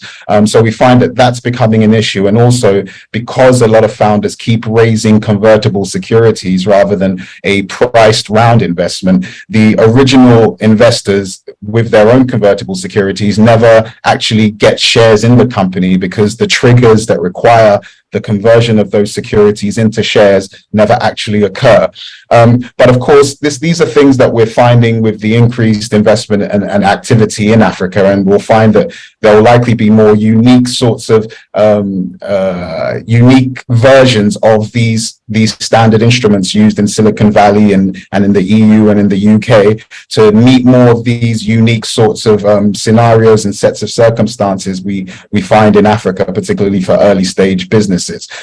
So overall, I find that, to quickly sum up, in terms of due diligence and deal structuring with early stage technology investments in Africa, the key thing generally is that a lot more diligence is required. And the irony is that though more diligence is required, given the lack of sort of data infrastructure, it's harder to get information to perform the diligence, particularly without having to go to the actual location where the business is and to actually physically try and meet customers and see how the business works. So diligence costs are a bit more in Africa, but at the same time, it also has a knock-on effect on deal structuring because of the lack of sufficient information in the diligence process to be able to ascertain accurate valuations. It's led to deals generally being structured along these converting security lines, which have solved problems initially, which is to get money to founders quickly, even though valuations can't be agreed upon. But it has, over the years, we've seen that it's led to other issues, particularly related to investors, early stage investors not getting the triggers to be able to have their investments convert into equity. I see that over the next few years, these will be addressed. Founders Factory Africa, for one, is looking at ways to sort of modify our standard investment instruments to account for these sorts of peculiarities. But I do think that we have a bright future ahead, and we will be able to develop unique ways of both doing diligence that is acceptable and meets the minimum requirements for investors, but it's not too onerous for founders. And at the same time, we'll be able to structure deals in a way that gives investors all the comfort that they require, but that meet the unique circumstances of the African startup ecosystem, whereby all parties can move forward collaboratively and aligned on incentives. Thank you very much. Sorry it was rather short, but I thought I'd rather get to the point quickly, and I'd love to take any questions or comments.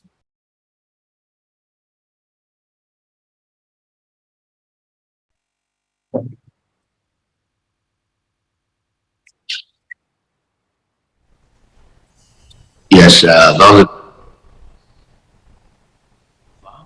that was a great session. So let's get some questions quickly.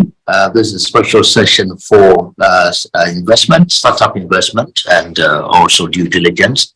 So let's get some questions from you.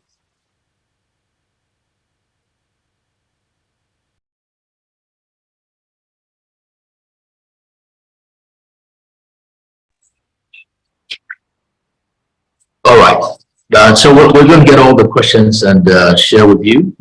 So Mustafa, it's great having you. Well, I know that we're going to do some good work together with Expo. We're happy to also partner with your firm, Founders Factory Africa. We'll be doing startup investment. We'll be doing financial advisory and investment in general. Right. So happy to partner with you and your firm. And it's great having you on board. Thank you, sir.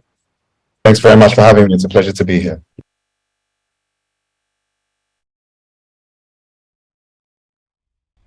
Thank you very much, Mr. Mustafa. Your presentation was truly an eye-opener. We'll now move to Professor Dr. A.G. Rajan, the chairman for Pentagram Groups of Company and with Expo. He's presenting on applications of medical imaging techniques and advances. Welcome, Professor.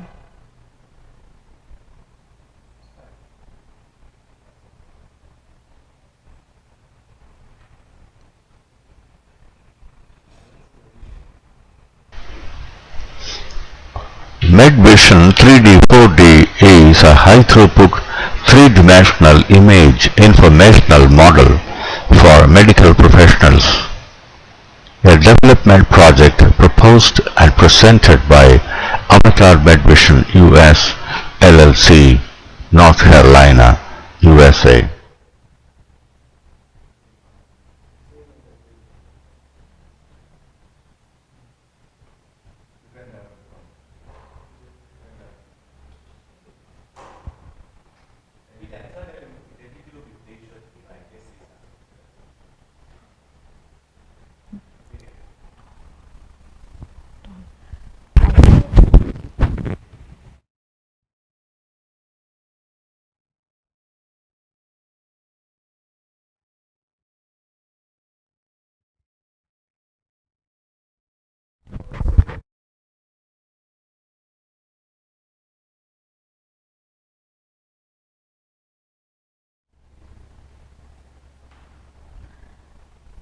We humbly apologize for the delay. This is a video presentation and it will be played very soon. Thank you.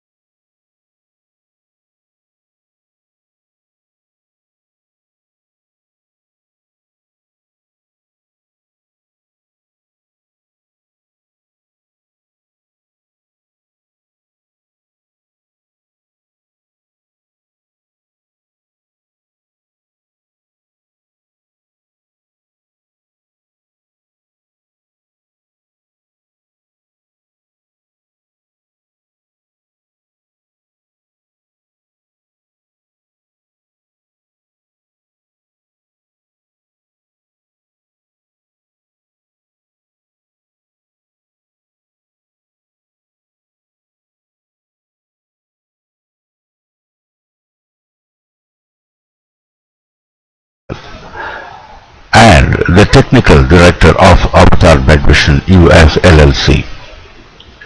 Presentation is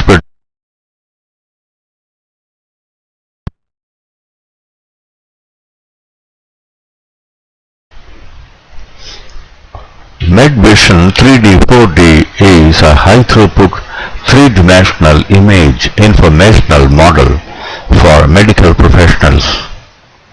A development project proposed and presented by Avatar Medvision US LLC, North Carolina, USA.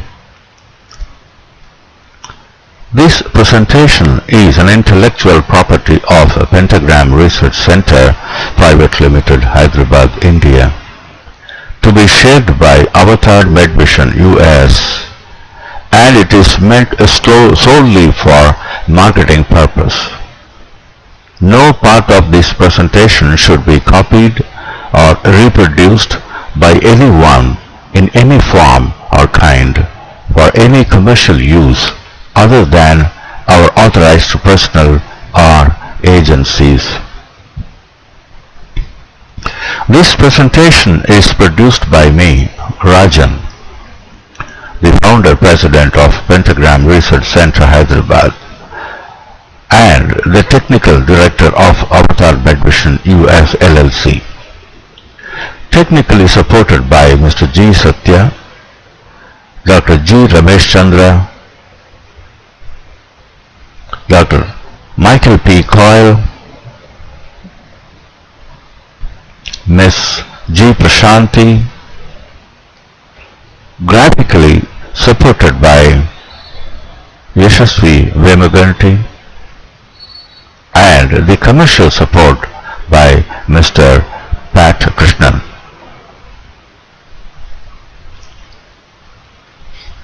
Three-dimensional image processing is an important area of research that has numerous applications in the fields of medical imaging, seismology, geomorphology, remote sensing, and material sciences.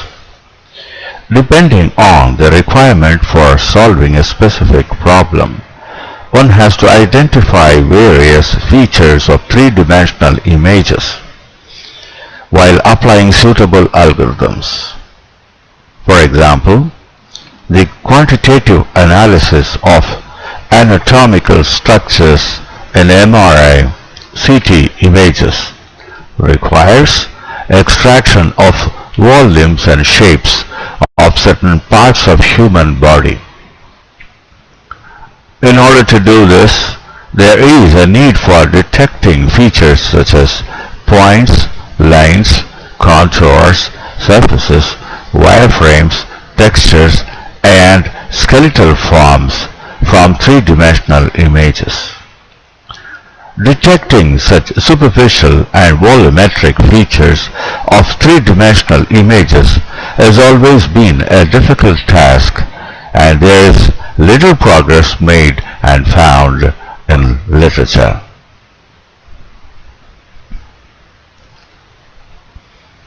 MRI-guided laser system allows surgeons to perform brain surgery on tumors and epileptic lesions in the brain. In the year 2011, a patient underwent frontal orbital tumor via parietal temporal window access surgery in Mexico. He was placed in a supraorbital chamber. A non-metastatic 3 by 4 centimeter granulated mass of about 12 grams was found.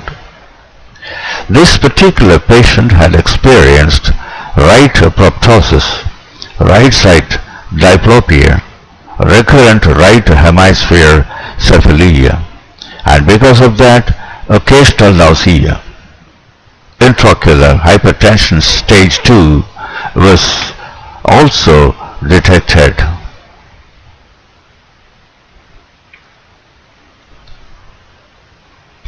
MRI-guided laser surgery was performed on him, and the patient did successfully well on his post-operatory period. Symptoms of gradual recovery were seen as expected. Minor post-surgery complications were noticed, but no long-term complications were found. Eventually, the patient recovered within 30 days after surgery. Subsequently, patient's health was observed to be stable. No sign of neoplastic mass growth was detected in the surroundings of the operated area according to 3 Tesla MRI performed in the following year and a half. The point to be noted here is that had there been proper 3D image processing tools made available to the radiologists and surgeons, more precise surgery could have been carried out on the patient and post-surgery complications avoided. This problem is the actual motivating factor behind the work carried out till date, and more focused work deemed to be carried out in future. Let me begin my presentation with certain conceptual portraits of 2D and 4D, 3D still and video images.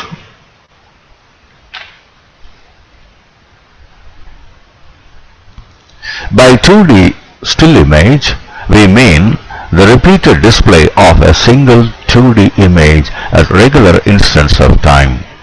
Logical Image Processing System is a proprietary software product for processing still images.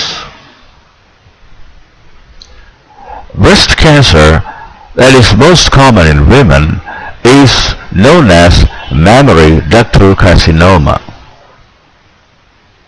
This type of cancer has 2 forms: invasive ductal carcinoma, a malignant and abnormal proliferation of neoplastic cells in the breast tissues, a non-invasive potentially malignant neoplasm that is still continued in the milk ducts.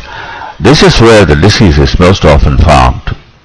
According to the research statistics in 2004, in the United States, 55% of breast cancer diagnosis involves invasive ductal carcinoma. The sample video shown here demonstrates the use of a product logical image processing system for identifying regions in the scanned image of a patient. Note that the image consists of dense tissues at the upper part of the breast, which have concealed the calcification at various places. Here, here, here, here, and here. But for the software, this would have gone unnoticed, leading to the false and negative opinion by the radiologists. The term 2D video refers to a sequence of different 2D digital images called frames displayed one after the other at regular instants of time. An example 2D digital video is shown on the left of the slide.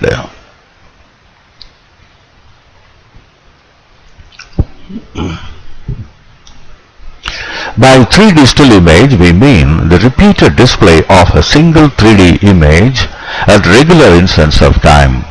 Note that a 3D image is an ordered stack of 2D images called slices. For example, an MRI image is a volumetric data consisting of slices obtained by scanning a physical body at incremental depths predetermined by a radiologist. L3D IPS is a proprietary software product intended for processing 3D still images. Note that MedVision 3D is the medical version of L3D IPS and it will be developed by MedVision US LLC. Now, the term 3D digital video refers to a sequence of different 3D digital images called volume data displayed one after the other at regular instants of time.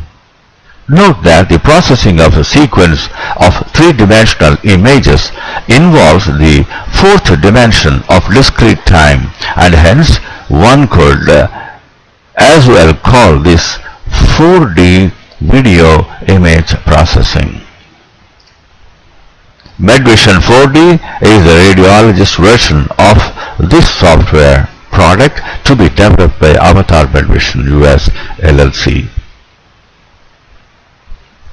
This presentation briefly describes some of the basic features of the prototype version of L3D IPS, an advanced 3D image processing software developed by Pentagram Research Center Private Limited, India, with an engineering perspective and which works on 3D image data like that of MRI datasets. As stated, the radiologist versions MedVision 3D and MedVision 4D of L3D IPS will be developed by MedVision US LLC. Now I am going to discuss the techniques adopted by L3D IPS for visualizing 3D images and their processing. Some of the basic features of L3D IPS are the following. The engineering version L3D IPS has been developed using Visual Studio.NET tools. Algorithms have been generated in the framework of cellular logic array processing. The software has been tested for its precision, speed, and robustness. Most of the traditional algorithms do 2.5D processing, but not 3D processing. Algorithms used in L3D IPS do 3D image processing. 3D images obtained by MR, PET, SPECT, and other scanners could be visualized. 3D images could be processed for extracting various spatial and spectral domain features. L3D IPS consists of 230 routines and it provides facility for user-driven macro generation. All extracted spatial features of a 3D image could be quantified provided it is scaled. Spatial and spectral domain fusion of two 3D images is possible using L3D IPS, and Electronic surgery of a 3D medical image is a special feature of L3D IPS. 3D image volume is rendered in XNA Game Studio graphics framework. One can achieve rendering of 3D images by implementing volume rendering algorithms in the DirectX graphics framework. Apart from 3D image visualization and processing, a software component of L3D IPS can reconstruct a 3D image from a set of 2D images, or can load a 3D model using the recasting method. L3D IPS contains 230 routines. One can generate macros using these routines appropriately. The menu structure of L3D IPS is partially shown here. The term macro refers to a sequence of operations to be carried out successively on an image in order to achieve a desired effect in the given image. For instance, let us consider the image shown here. First, we obtain the histogram equalized version of this input, then its negative form. Then we apply gamma function to this negative form using the formula Cij is replaced by Aij power n divided by W power n minus 1, where W is the maximum intensity of the image, Aij is the voxel value, and Cij is its corresponding output. Each and every voxel is gamma corrected by this operator. Using this operator, one can manage intensity values of a given image to obtain better contrast. See the effects of applying this operator to the image given above. This slide shows a partial list of technical specifications of L3D IPS.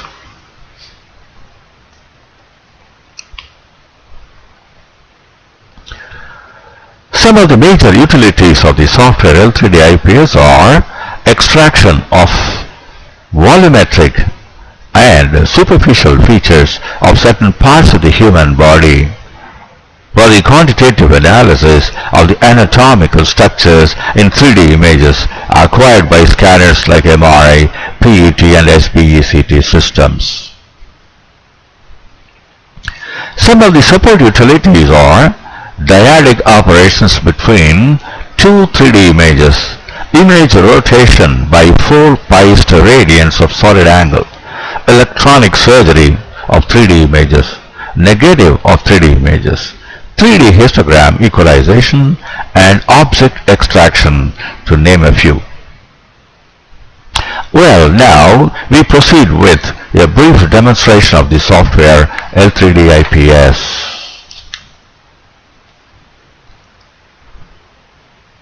Volume visualization is a method of extracting meaningful information from datasets containing volumetric data and simulating geometric transformations of a 3D image in Euclidean space.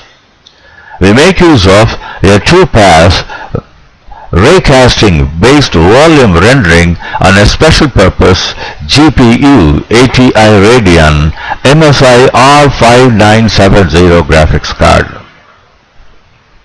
This slide is self-explanatory, and it shows the principle of raycasting for 3D image visualization on a monitor.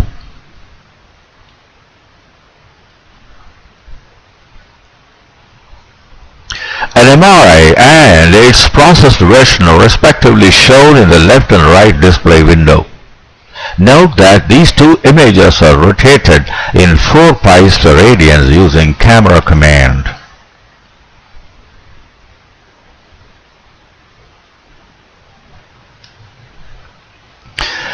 Volume processing is carried out by using various 3D image processing algorithms like arithmetic logical operations, geometric transformations, morphological processing, volume compression, detection of volumetric and superficial features, volume enhancement, and volume data conversion.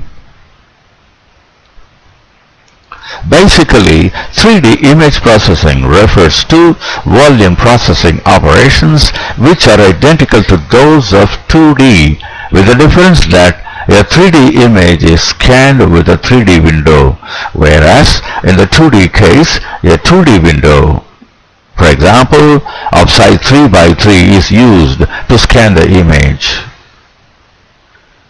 A 3D digital image is normally viewed as an array of pixel values called voxels arranged in a 3D grid of Z3 lattice. One can use any of the 256 convex polyhedrons as scanning 3D window of size 3 by 3 by 3. Some of them are shown in this slide. We make use of two paradigms in the development of various 3D image processing algorithms. One, cellular logic array processing, and two, mathematical morphology. I shall explain these two paradigms at a later stage of this presentation. In what follows, I am going to demonstrate the 7 operations listed in this slide with the help of L3D-IPS software, whose front end is shown here. First, let me access the GUI of the software L3D-IPS. Edge detection. We load a 3D image called self-racked.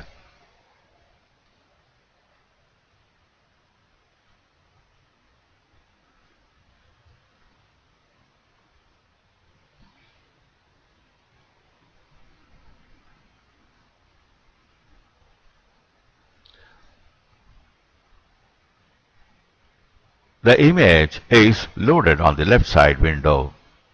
Now, let's perform the edge detection operation.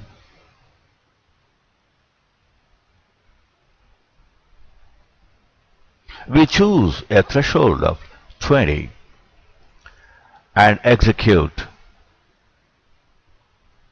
It takes some time.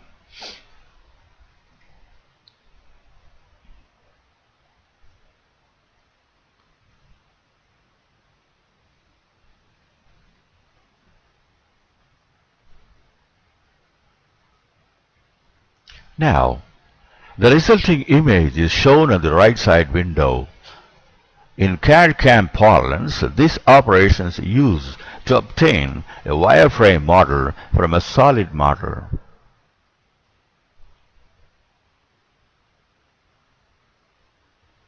Now, skeletonization is a boundary surface removal process, something similar to onion peeling. Boundary surface removal is repeatedly carried out in various components of a 3D image until there is no boundary surface detected anywhere in the 3D image. This is a very complex operation and it takes time to process even a small 3D image.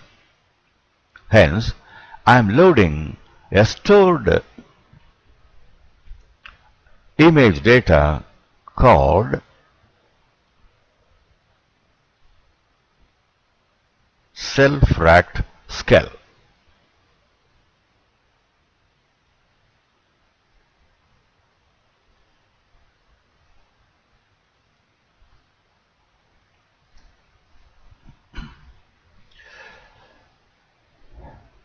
This image is loaded on the left side window, which is the skeletonized version of the 3D image, self-racked.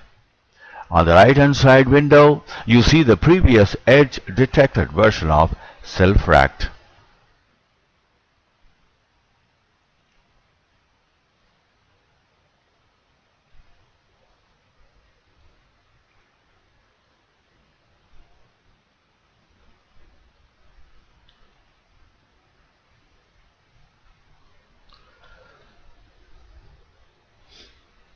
Now let's load a 3D image data called bonsai tree.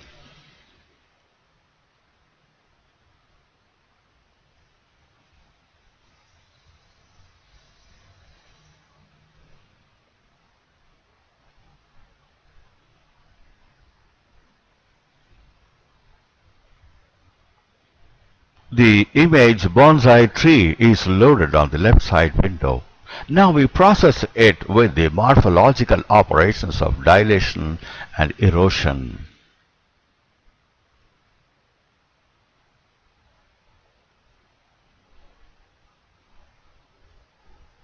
We make use of a 3D scanning window 3 by 3 by 3 and a structure called A, and we execute now.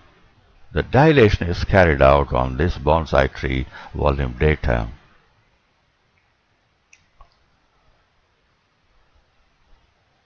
The dilated image is shown on the right hand side. Now I'm going to operate on the bonsai tree using this erosion operation. The same 3 by 3 by 3 class A structuring element is used here to process this image.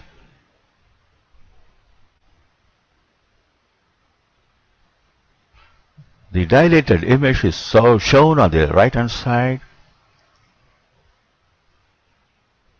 Now the eroded picture is shown on the right hand side. You see the difference between these two, dilated as well as eroded pictures.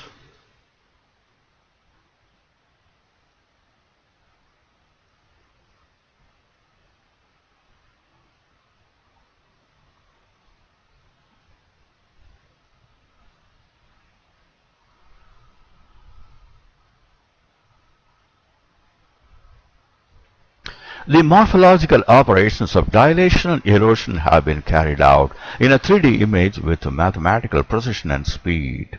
Note that we have made use of the structuring element A of size 3 by 3 by 3.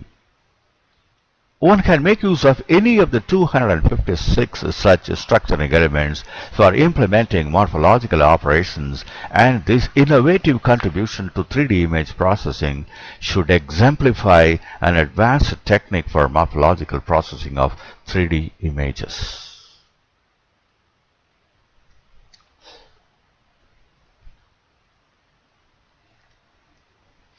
Electronic surgery is a slicing operation carried out on a 3D digital image. We have implemented this dissection operation with utmost robustness and precision, strictly following the rules of geometric and machine drawing.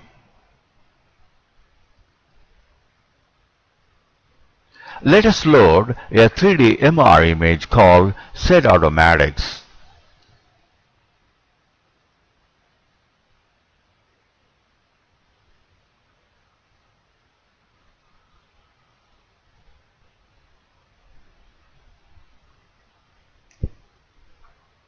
Look at this image.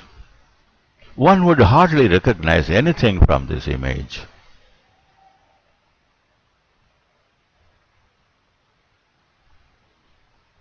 Now let's dissect it and visualize slides 10 to 30.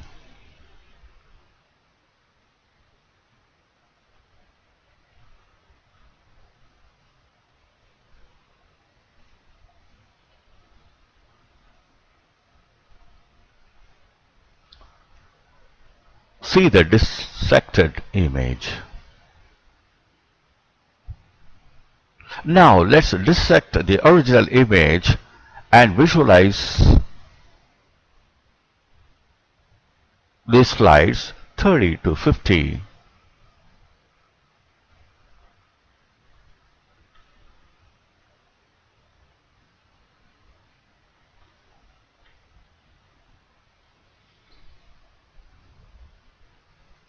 The dissected image is superimposed on the previous image. Further, we shall dissect the original image and visualize slides 50 to 70.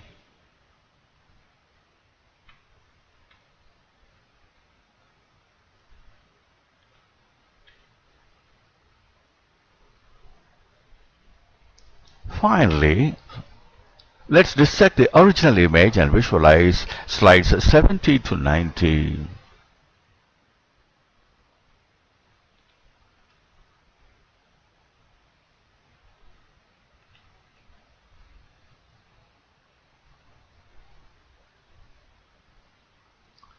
The dissected image is again superimposed on the previous image. The operation is shown here in a very rudimentary way. The dissection is carried out in 3 orthogonal directions only. We are working on developing algorithms for dissecting a 3D image in all possible directions based on what we call adaptive learning.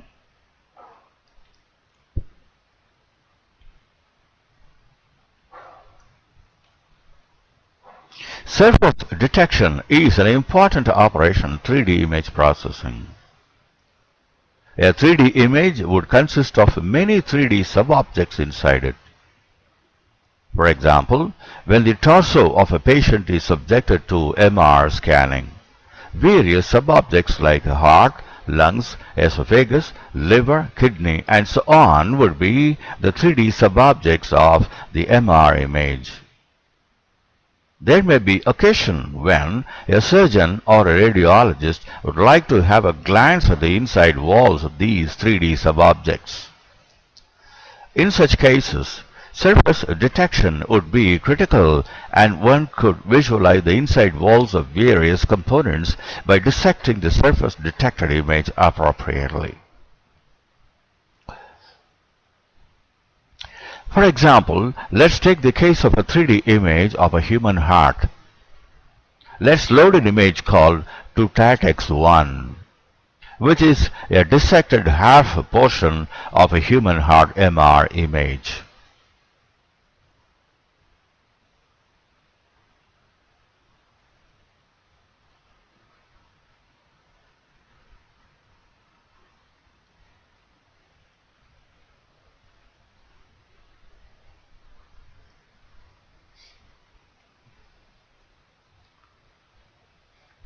Now we apply the morphological operation of erosion to this image. We make use of a structuring element A of size 3 by 3 by 3. Erosion 3 by 3 by 3 class and structuring element A. I'm executing this.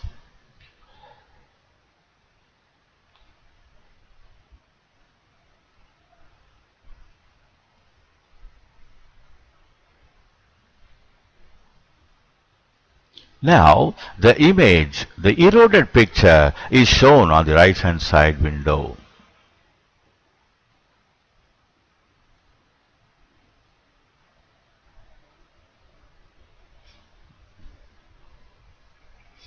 Now we subtract the eroded image from the original image. This means that the surface walls of various 3D objects are detected. We now load the image called 2TATX1 surface on the left side window.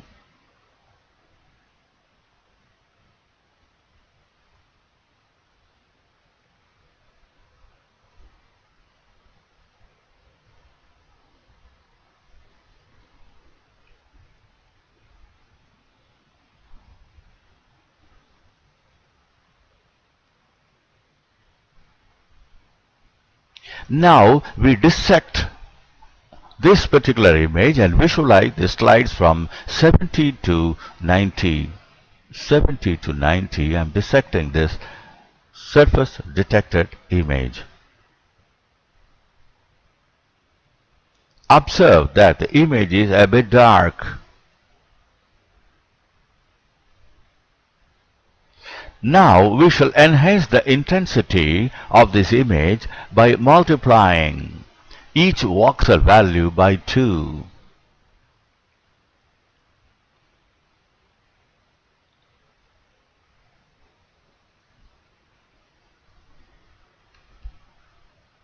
I'm executing.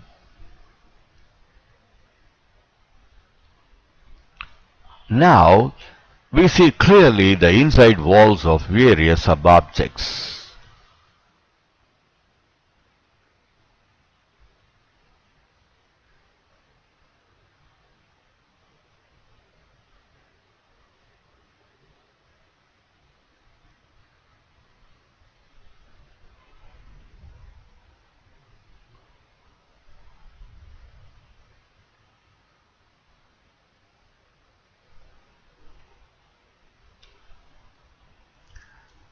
Texture refers to repeated patterns in a particular direction. One can visualize a 3D digital image in 36 directions, namely x1, x2, x3, x4, y1, y2, y3, y4, z1, z2, z3, z4, and 24 more oblique directions. We have developed the notion of rank filters to extract textures in all 36 directions. Now let's load the 3D image once again to TAT-X1.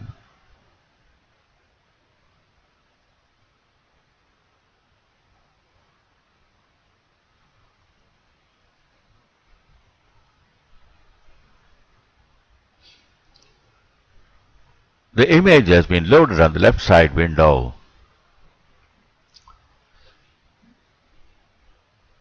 We dissect this image and see the slides 70 to 90. I'm dissecting this image 70 to 90. This is the dissected image. Now we apply the Z1 rank filter.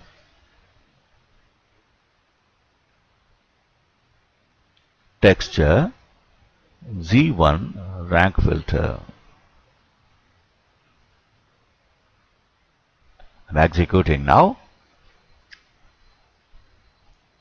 Rank filter is a complex operation and hence it takes some time to compute the patterns in a desired direction. On an average, rank filters take 47 seconds to compute the patterns in the 3D digital image of size 256 by 256 by 256 when a normal PC is used for the job. Indeed, use of a high-speed computing system would reduce the computing time considerably. We have to wait now.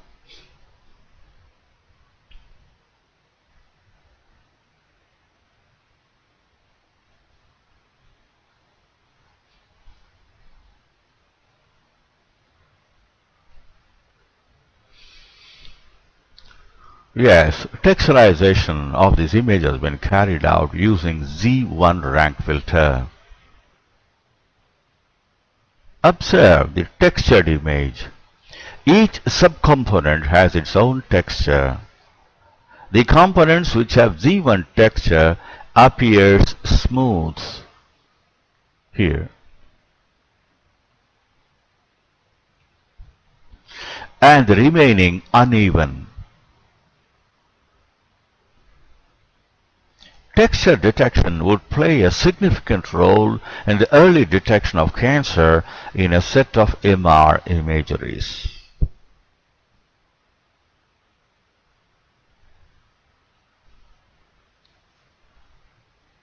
Object isolation in a 3D MR image is carried out using either spatial domain techniques or spectral domain techniques.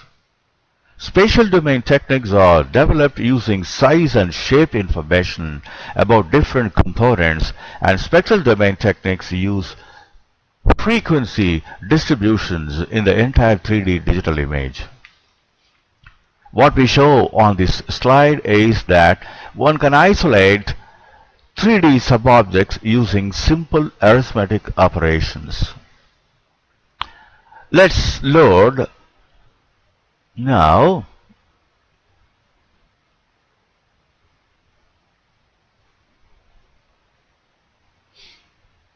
a 3D MR image called Memo 256. The image has been loaded now. Let us subtract 100 from each voxel.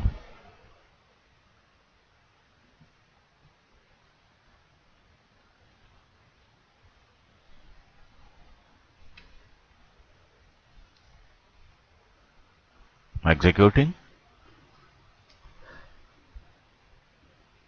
And now we see the resulting image on the right hand side window. See, the objects have been isolated.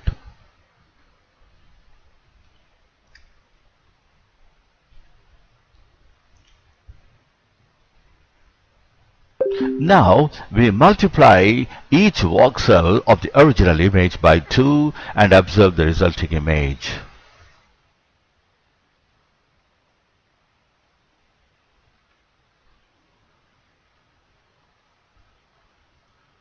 The resulting image is shown on the right hand side.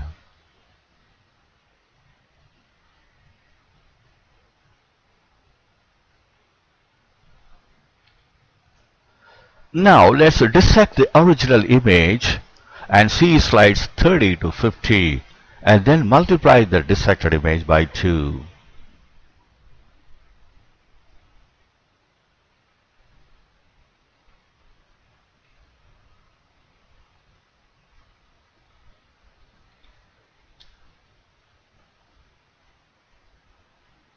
Dissected. Now I'm going to multiply by 2. Executing. Now see the resulting image.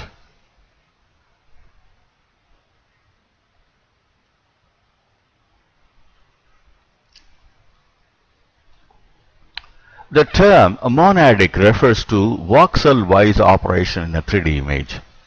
Some of the operations have already been demonstrated for isolating various components in a 3D image. Add, subtract, multiply, divide, logarithmic, power, exponential, square, absolute, gamma, highlight, threshold, negative, equalize, and a few other operations fall under the category of monadic operators. This presentation explains 5 operations for demonstration purpose.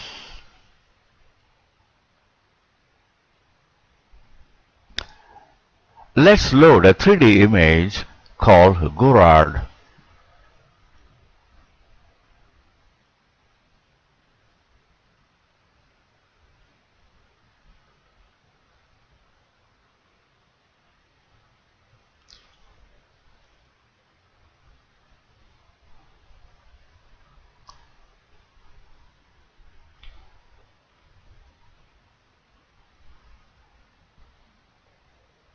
Yes, now the image Gourard has been loaded on the left hand side.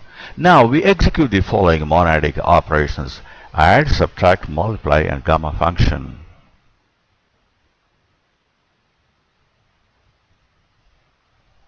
Monadic. Good, demonstrate. Let's add 20 to each voxel and observe the resulting image.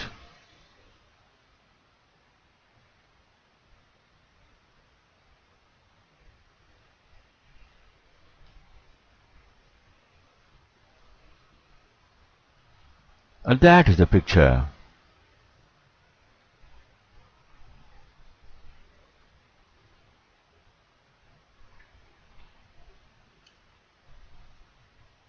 Now we subtract 50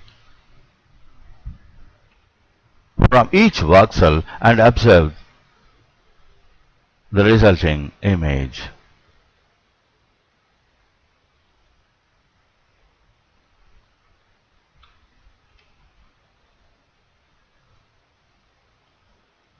And that is the resulting image. By subtracting 50 from each voxel, I got this picture.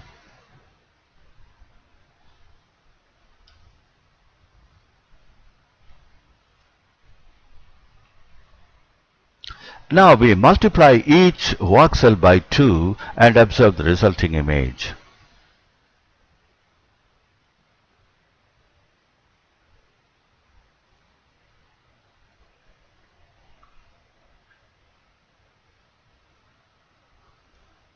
And that is a picture obtained by multiplying each voxel by 2.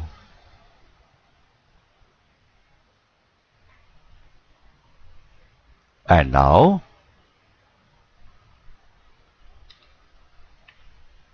we apply gamma function with n is equal to 2 and observe the resulting image.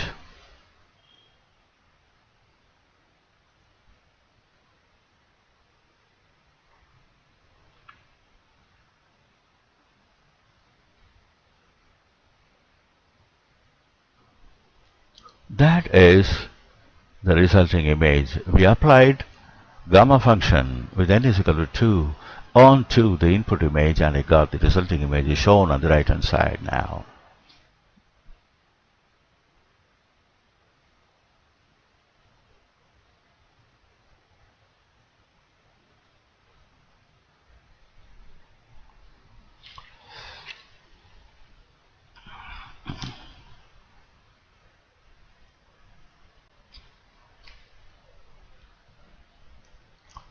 The term dyadic refers to the operation of one image on another. Two 3D images could be fused in a spatial domain or in the spectral domain using arithmetic operations of addition and subtraction or logical operations of maximum and minimum. There are 3 windows in this application. The top left side window is for loading a 3D image, and the right hand side window is for loading another image. The window below is for displaying the result of a dyadic operation between these 2 images. 3 dyadic operations of add, subtract, and max.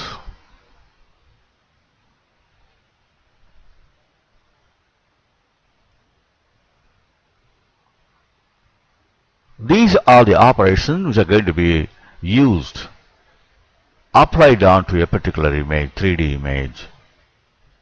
And we're going to demonstrate now the dyadic operations of add, subtract, and min.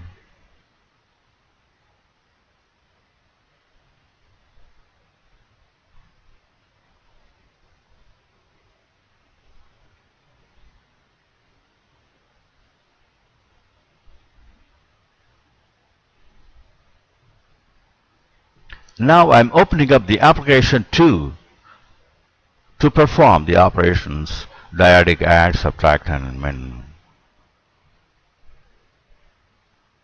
We'll load the first image to TATX 1.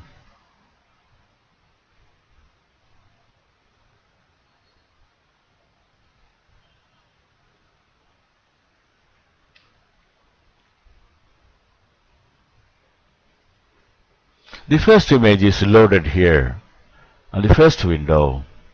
Now, rendering of the component 2. I'm loading now another picture to TATX 2.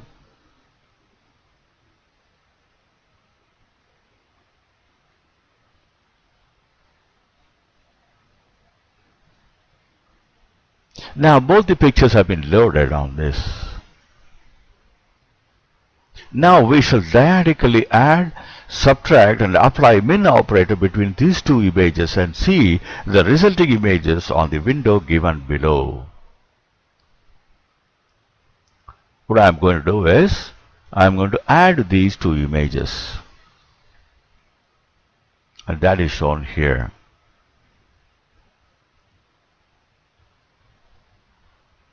I'm going to subtract to TATX 1 this image from this image, and that is shown here.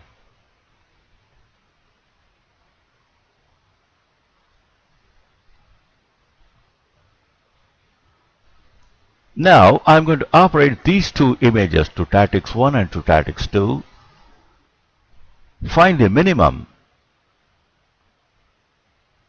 between these 2. That is the resulting image by applying this min operator between these two images.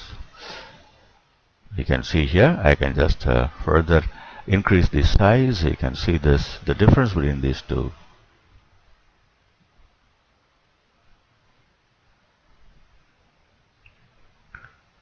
Now let me close down this application too.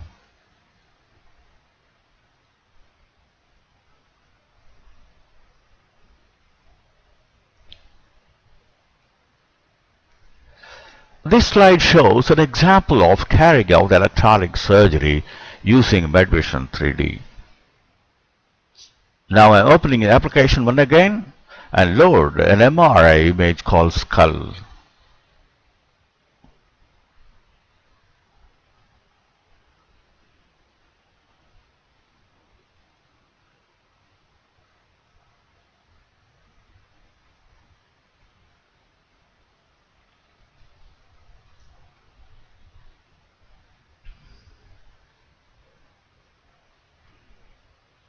This image is an MRI picture called skull.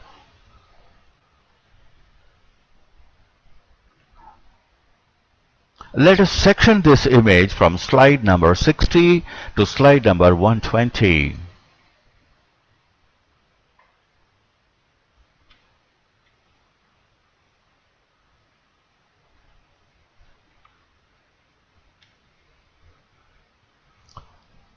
Look at this. The input image is being sectioned. It's been sectioned now. That is the sectioned picture. Now let's subtract 20 from each voxel of the sectioned image.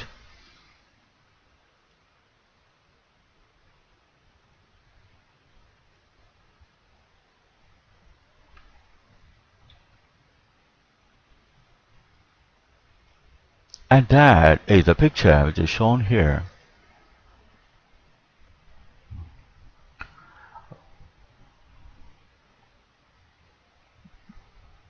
I'm slightly making it, zooming it in. You can see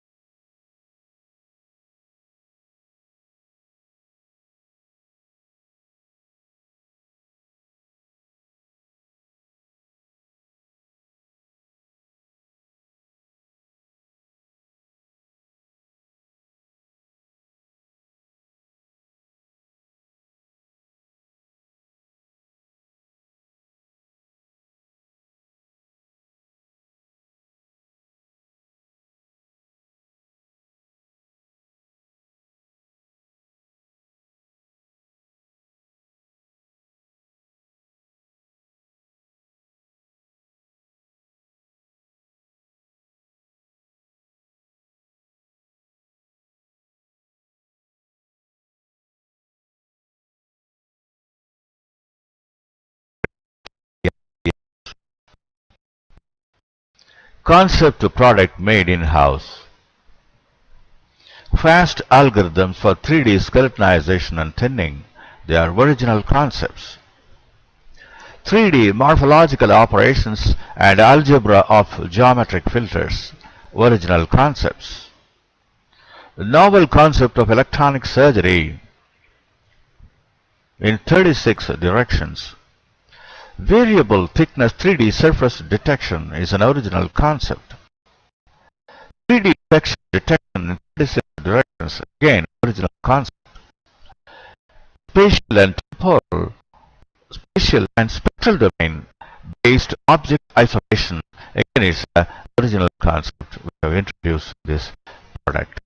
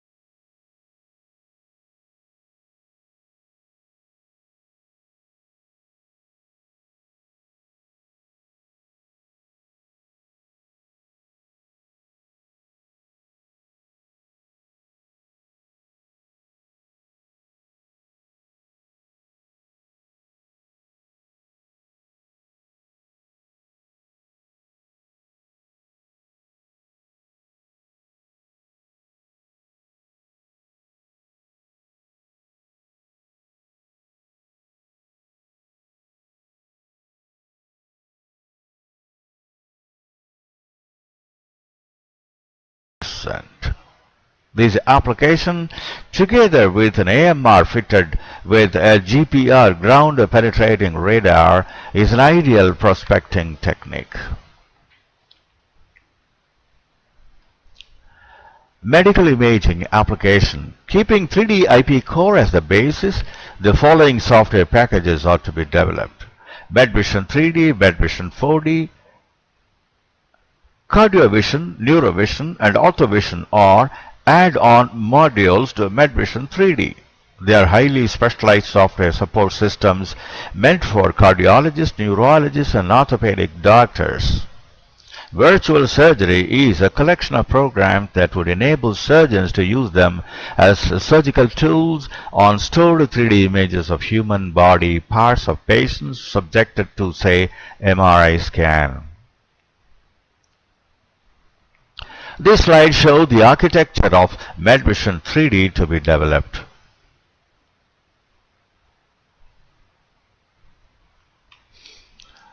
This slide shows the architecture of MedVision 4D to be developed.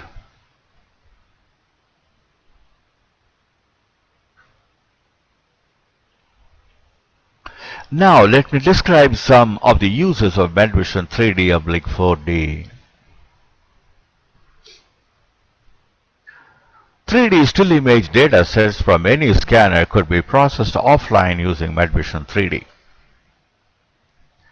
Sequences of 3D still image data sets could be processed either online or offline using MedVision 4D.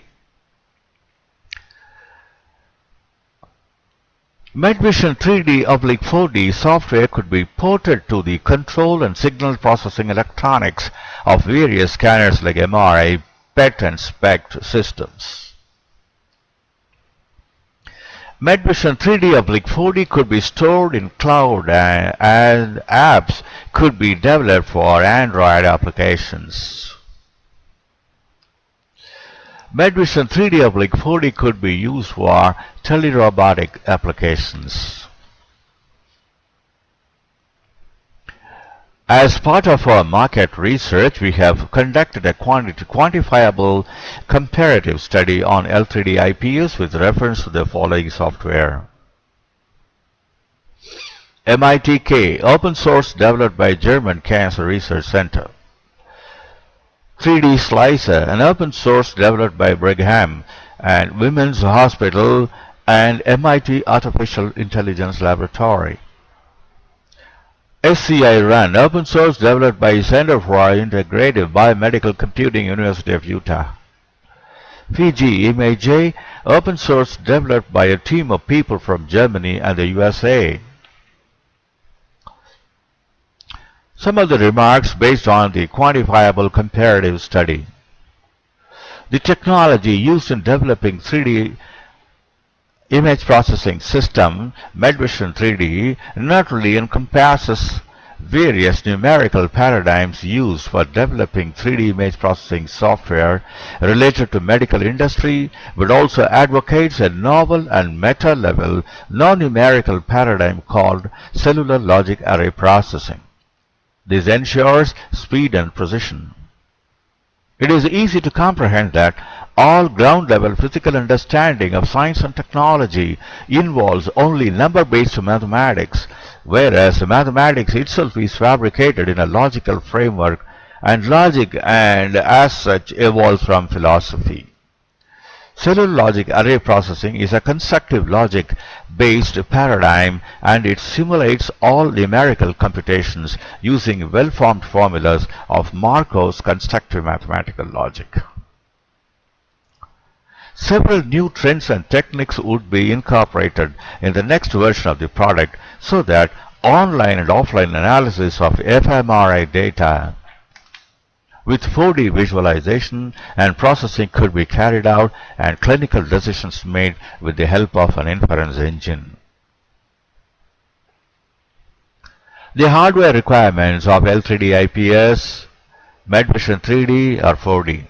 A desktop PC fitted with the AMD Athlon 264 dual-core 6000 plus processor running at speed 3.11 GHz with 2 GB RAM, 200 MB of free space on hard disk, and 80i Radeon HD 5970 GPU.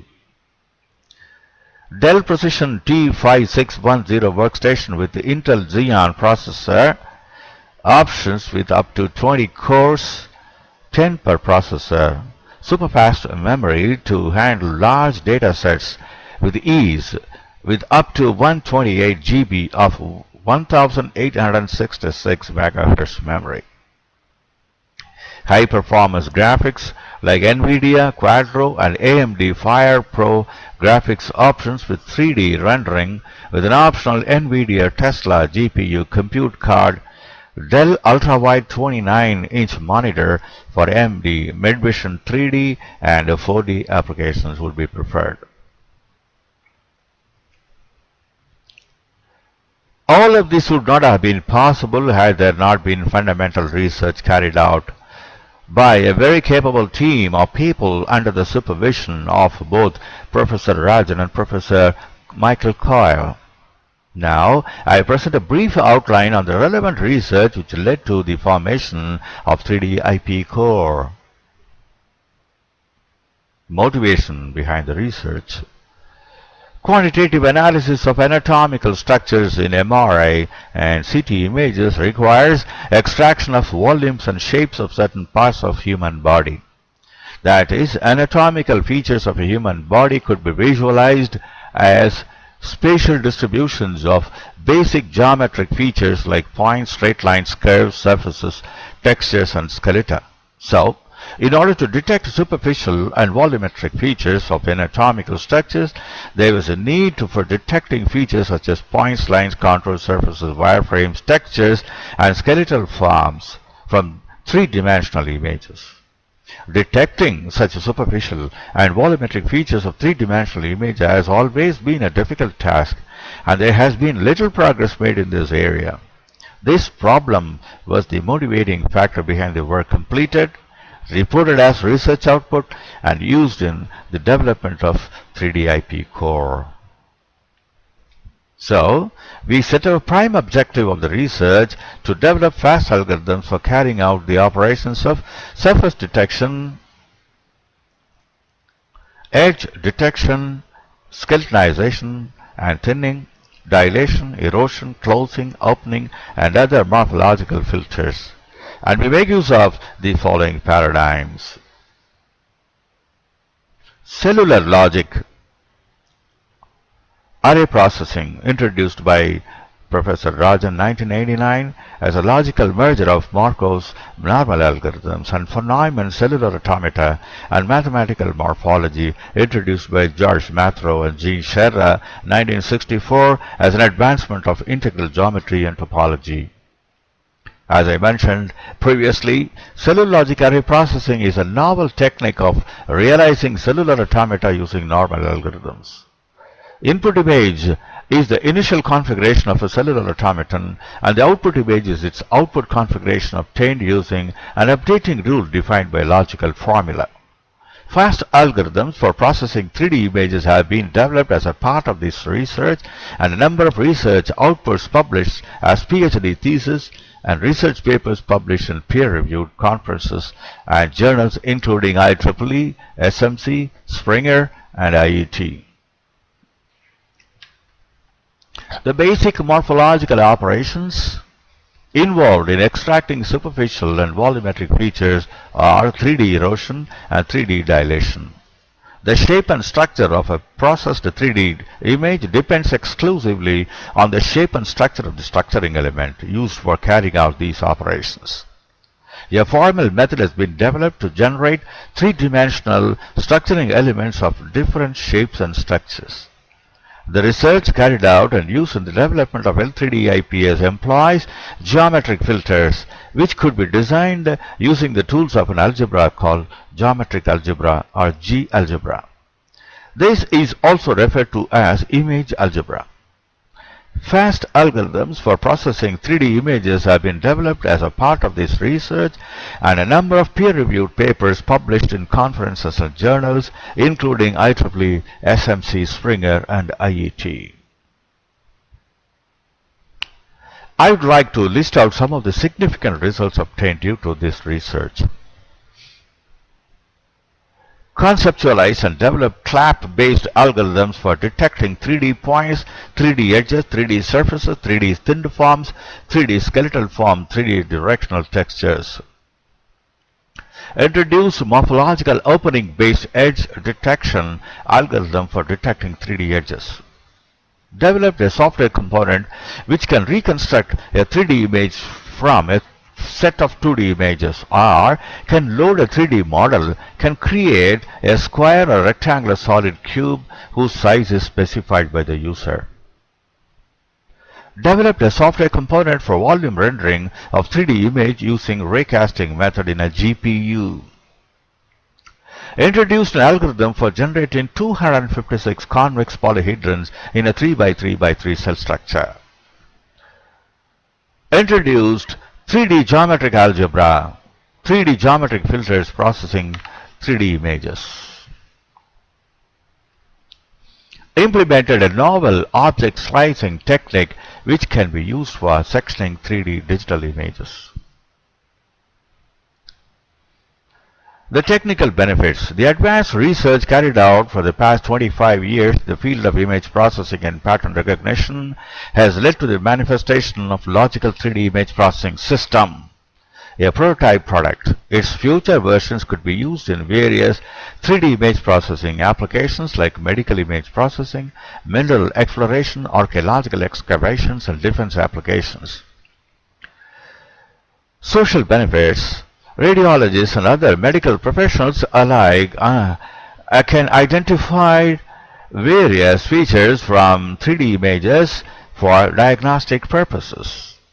Prediction of normal and damaged tissues or organs could be achieved in less time and with fewer false positives, necessitating additional non-invasive and invasive procedures. This technology would also be useful for researchers in analyzing the 3D structures in various fields like oncology, geology, zoology, aviation, geophysics, and protein modeling, etc.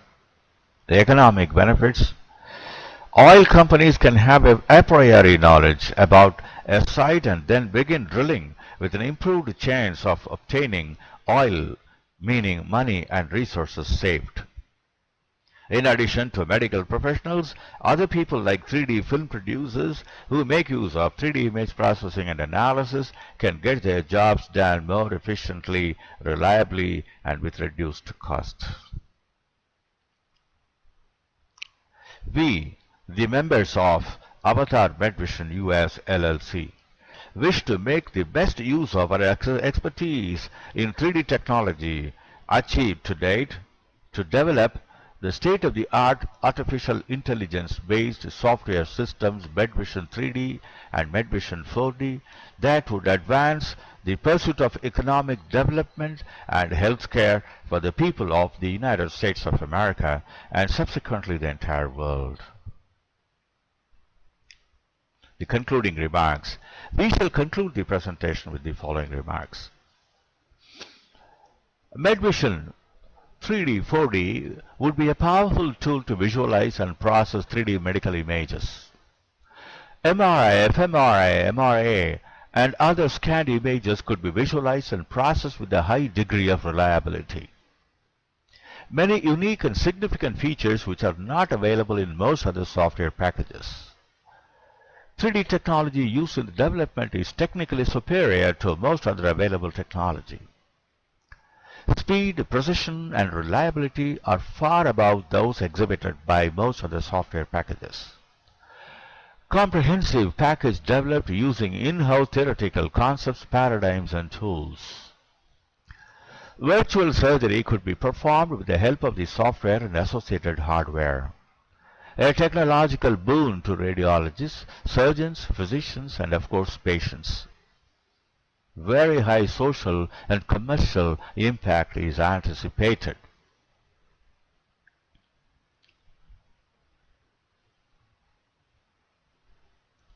L3D IPS has already been developed with an engineering perspective. Academic institutions show interest in this package.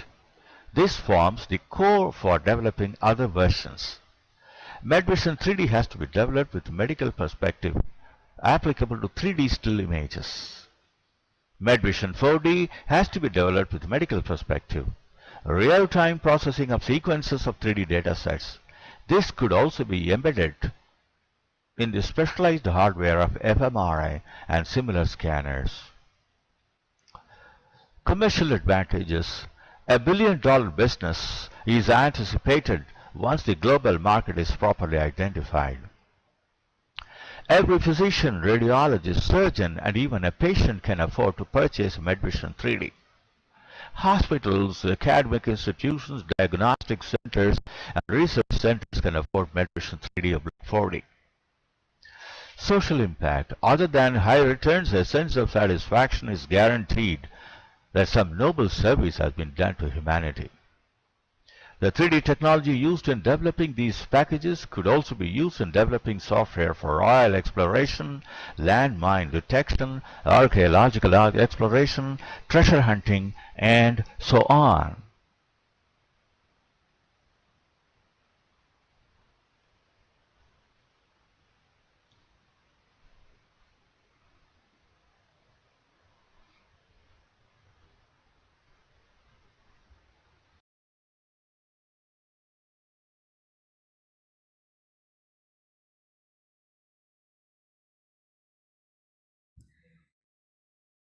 Thank you very much, Professor, for the wonderful presentation. We want to invite you to take questions and if you have any comments as well.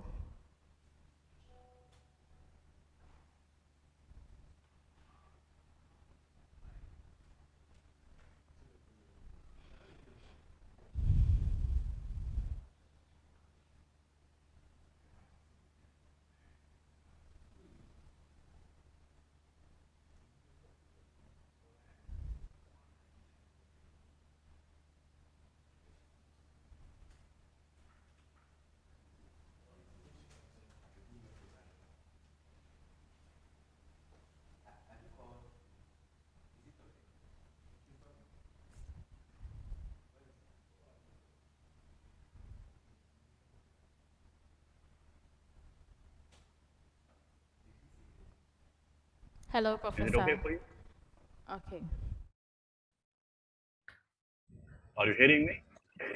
Yes, please. We can hear you now. Yeah, we can move on to some of the persons to talk other presentations.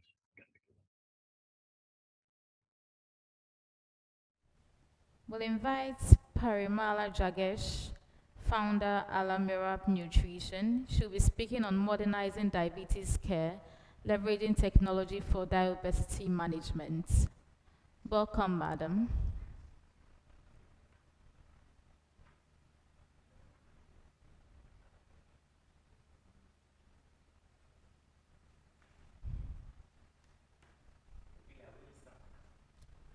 Hello, please, we can't hear you.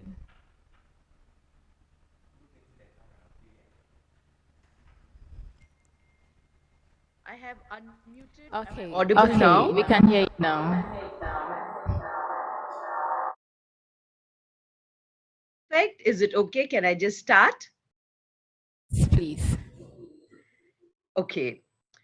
Thank you. First of all, it's an extreme honor to be a part of World Innovation and Tech's Expo. I come from Bangalore, India, and my expertise is diabetes management. The reason my nutrition company, my name is Parimala. When you reverse it in English, it is called Allah Mirac.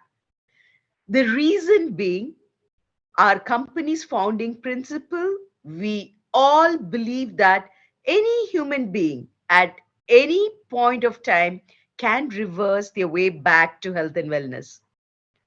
My journey 30 years ago, 3 decades ago, at the age of 24, I was diagnosed as a type 2 diabetic.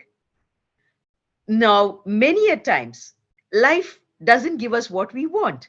But when you take the bricks, bats, and convert it into a bouquet, that is what life is. So, what happened was, once I was diagnosed as a type 2 diabetic 30 years ago, there was absolutely no technology. At present, what we have, the diabetes care that can be managed with just the enhancement in technology and innovations has been so high. I started at a time when, if we had to know what our blood glucose was, we had to go to a lab and have our blood drawn and get our blood reports. From there, when we moved on, when there was a digital innovation where you could have a glucometer, it seemed such a great miracle to just think you can stay at home, use an instrument, and get to know your blood sugars without visiting a hospital or a lab. From there, the revolution in innovation in digital healthcare has grown to such vast extent by leaps and bounds. Today, I own a copyrighted diet process which is called GLAM diet, glucose level assisted monitoring diet. Now, the foundation principle of this GLAM diet is continuous glucose monitoring. From starting with having to go to a lab to have your blood drawn to understand what is happening within your body, today in 2023, the leaps and bounds of technology is any part of the world you can be.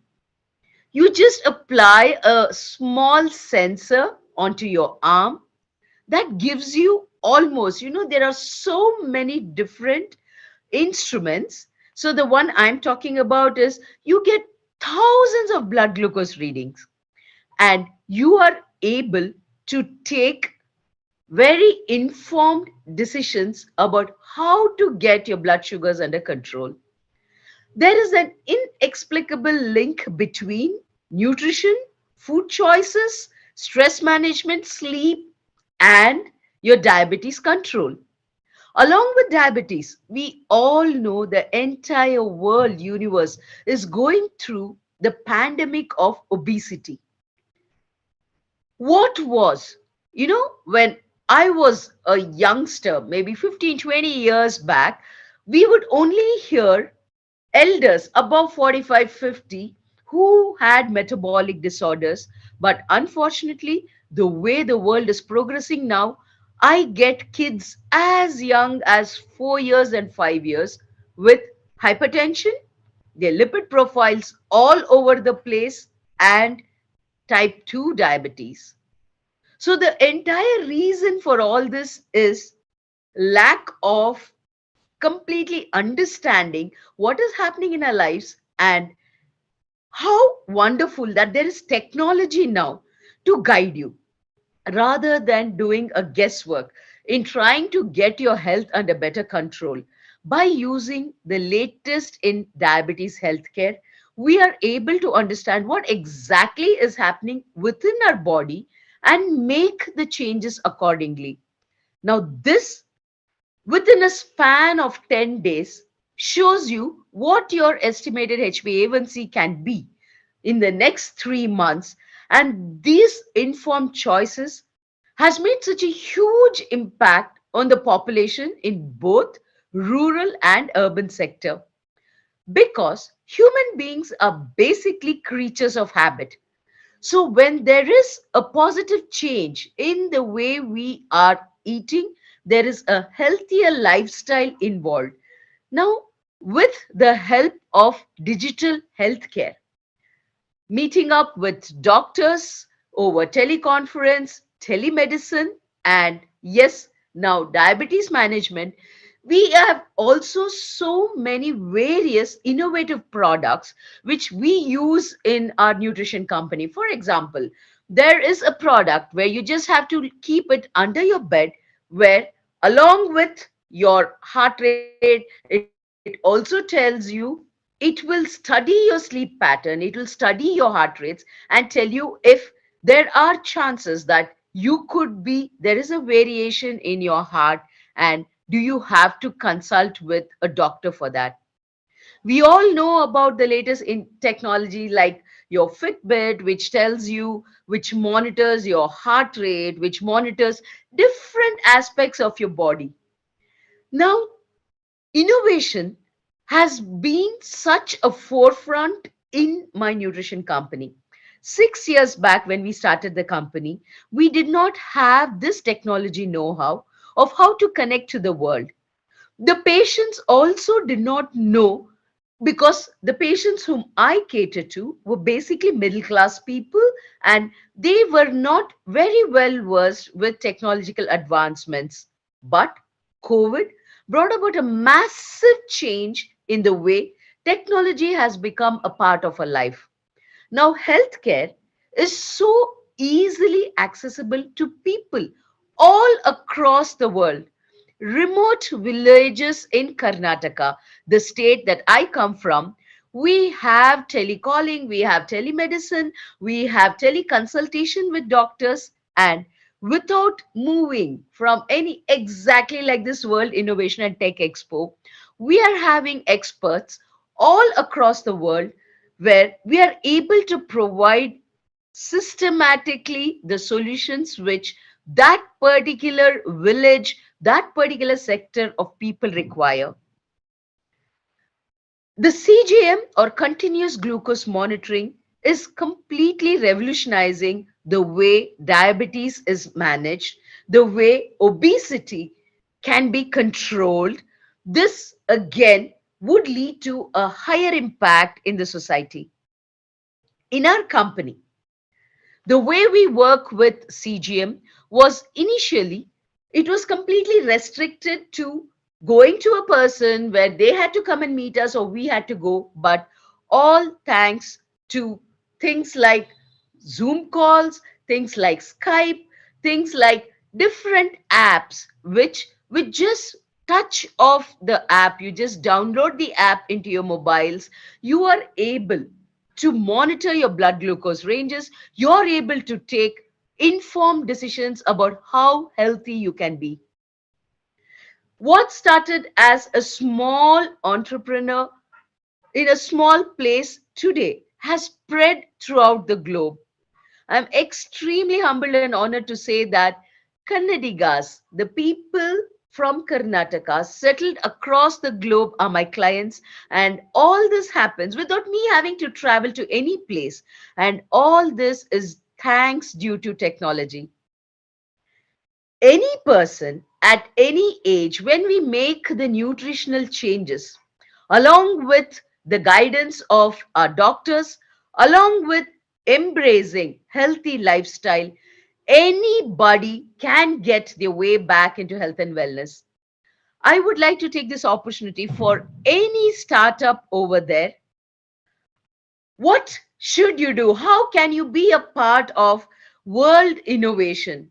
First, if you find this, there are many times questions come up that the entire world, the percentage of startups is so high.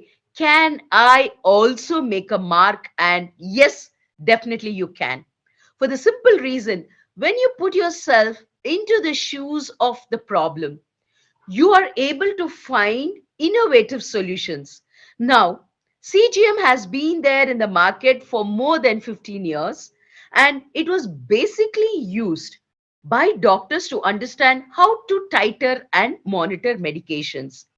In the year 2017, when CGM was newly introduced to India, me being a diabetic, I wanted to understand how do I go beyond just understanding what is happening within my body. This urge to know how do I get the best out of what information I am getting out there led me to experiment with myself, my family, my friends about how different factors affect our blood sugars. It's an extremely interesting concept to realize. You can have the same medication, you can have the same food, but if you are stressed, your blood sugars are all over the place. They just shoot up. Many a times we never associate such a high blood sugar range for stress. What about lack of hydration? Anytime there is lack of hydration, you also find that your sugar ranges shoot up. What happens when you include a new workout regime into your already existing regime? When the cortisol levels shoot up, for the first few days, when a diabetic tries a different form of workout like a HIIT or is training different, you can see that the sugar levels shoot up, and as your body gets adjusted to your workout, it starts coming low. Technology is there, but how smartly can you derive information from that? How smartly can you take the information which the CGM, the technology provided, and create innovative solutions is the key. That is where I have been excelling in the last 6 years. Now, the reach is global, all thanks to different word of mouth, the social media, the technology where with just a call, with just a video call, we are able to completely set right not one, but thousands of people's lives out there in the world. My takeaway from what I would love to share with you all is I started my company at the age of 49 years. Startups are usually for youngsters. That's what is there in mind. But no, I completely believe if you are passionate, if you want to leave your footprint in this world, be smart. Use the latest available technology. Derive information from it. Do permutation, combination.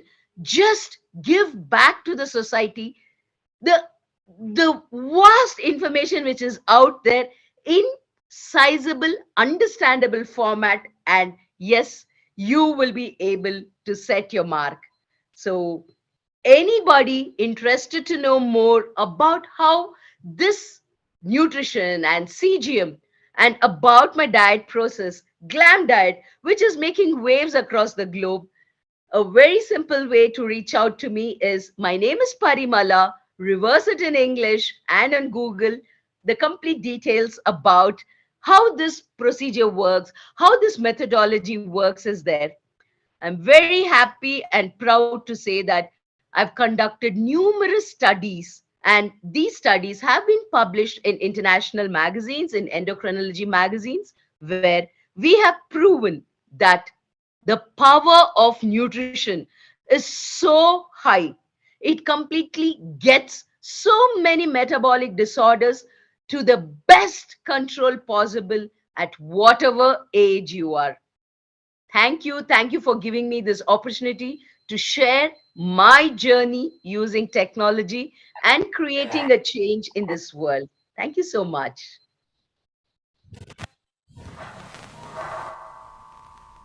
Thank you very much, madam. That was an excellent presentation. We'll be smart to make use of technology to manage our health. That was great. Thank you. Our next presentation is from Alice Anangi. She's CEO, Cripsense Digital Group. Her topic is developing innovative solutions with blockchain and Web3. Welcome, madam.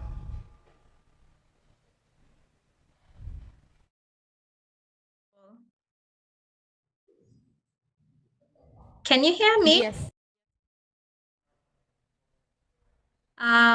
Thank you very much to the World Innovation and Tech Expo team for this opportunity. I'm very excited to be here. I am the founder and CEO of Cripsense Digital Group, the first institutional grade digital assets capacity building and management platform in Africa. We focus on digital assets training and capacity building, smart asset management solutions, basically payments, settlements, on and off ramps, custody and compliance solutions, and also an accelerator where we support Web2 organizations, SMEs, and startups in Africa build on blockchain and Web3. We connect them to the right partners globally. We offer them technical support and expertise to build on blockchain, to tokenize their solutions, basically get access to the global Web3 ecosystem. I am also a faculty member at the Africa Blockchain Center, which is the heart of blockchain technology in Africa. And the main vision actually is to build a unified blockchain ecosystem in Africa that actually transforms lives and businesses. We work with both private and public sector to build innovative solutions in Africa.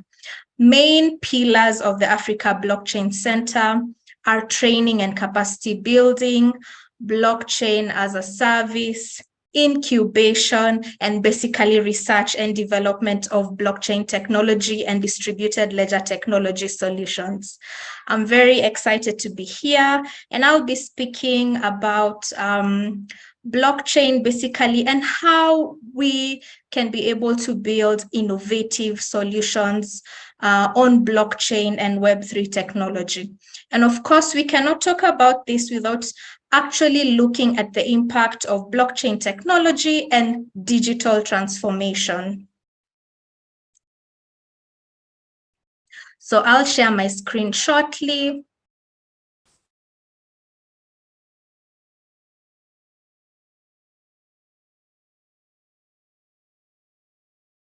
Please let me know if it's feasible. Yes, please.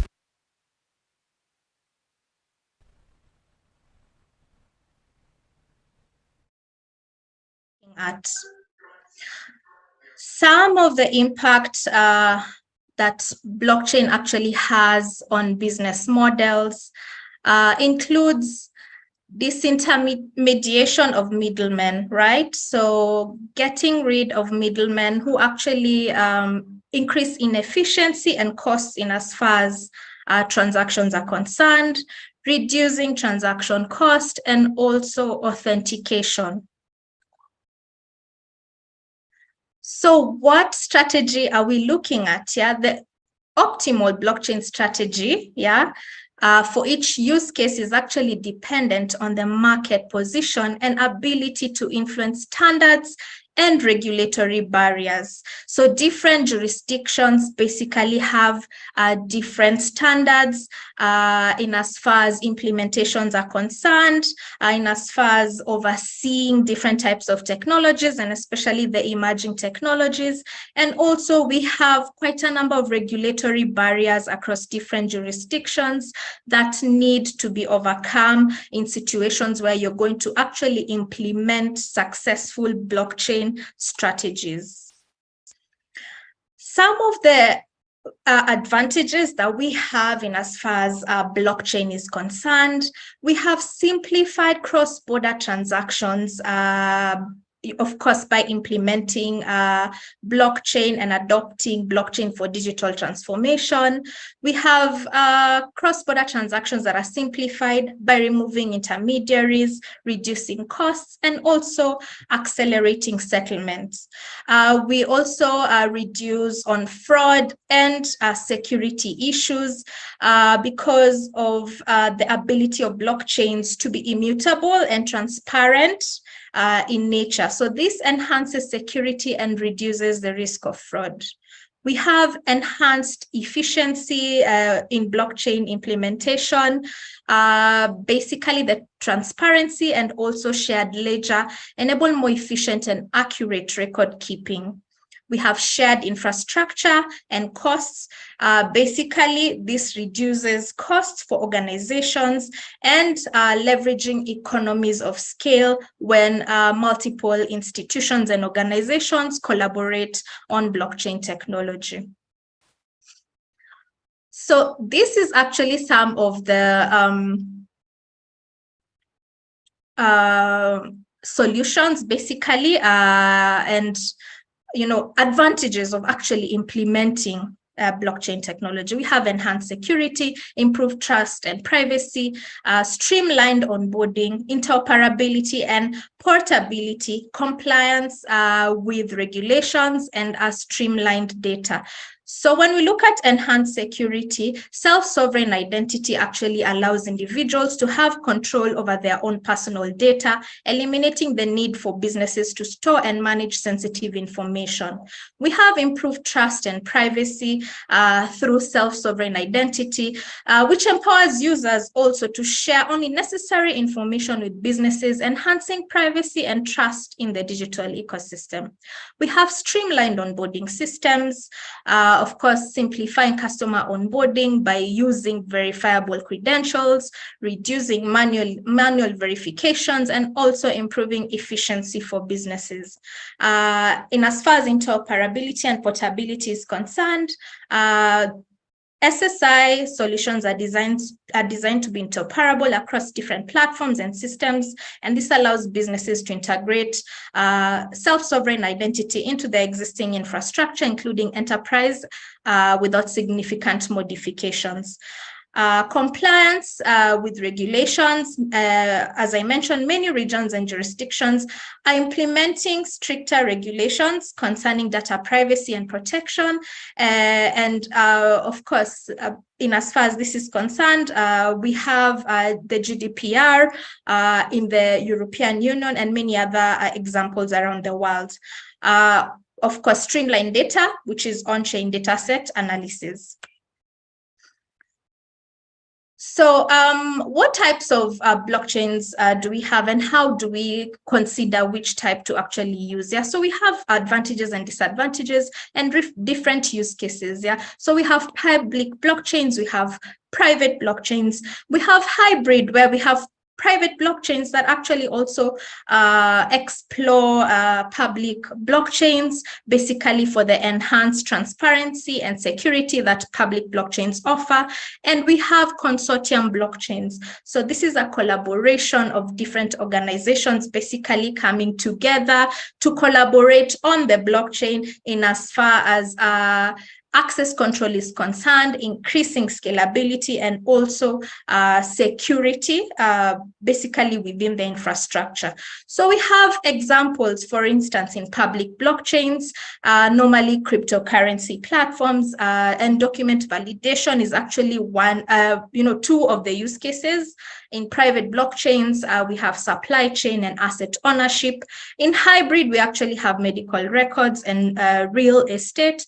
And in consortium here, we actually have institutions that basically would like to keep their data more centralized, mainly because of access control and security issue, basically, and privacy. And these are such as banking, research, supply chain organizations. So some of the industries that are actually really impacted by blockchain technology, we have artificial intelligence, we have IoT, augmented reality, 5G and next generation networks, robotics and automation, quantum computing, biotechnology and genetic engineering, and edge computing. So all these different types of technologies, one way or another, are right now interacting with blockchain and distributed ledger technologies as we actually know them. Yeah, so this is the fourth industrial revolution, of course, where we have digital transformation happening, AI, we have,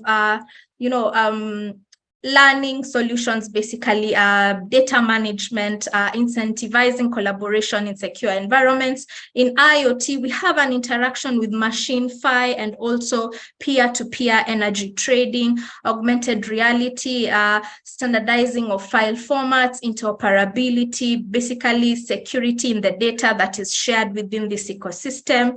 5G, we have, of course, automation of network slicing, basically resource allocation and transparent management of service level agreements, robotics and automation, transparency. The execution actually activates consensus mechanisms in robot swarms and granting independence to each robot.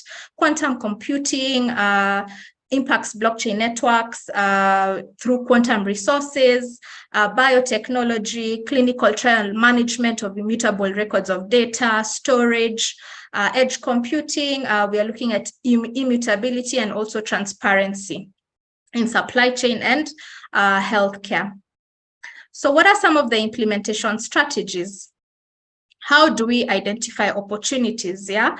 So here, you have to be aware of the type of asset you're looking for. You have to be aware also of the technology maturity, standards and regulation that affect it, and also the ecosystem that you want to build this solution. Yeah, what problem are you trying to solve? This is the only way you can be able to identify the opportunities within implementation of blockchain strategy across institutions.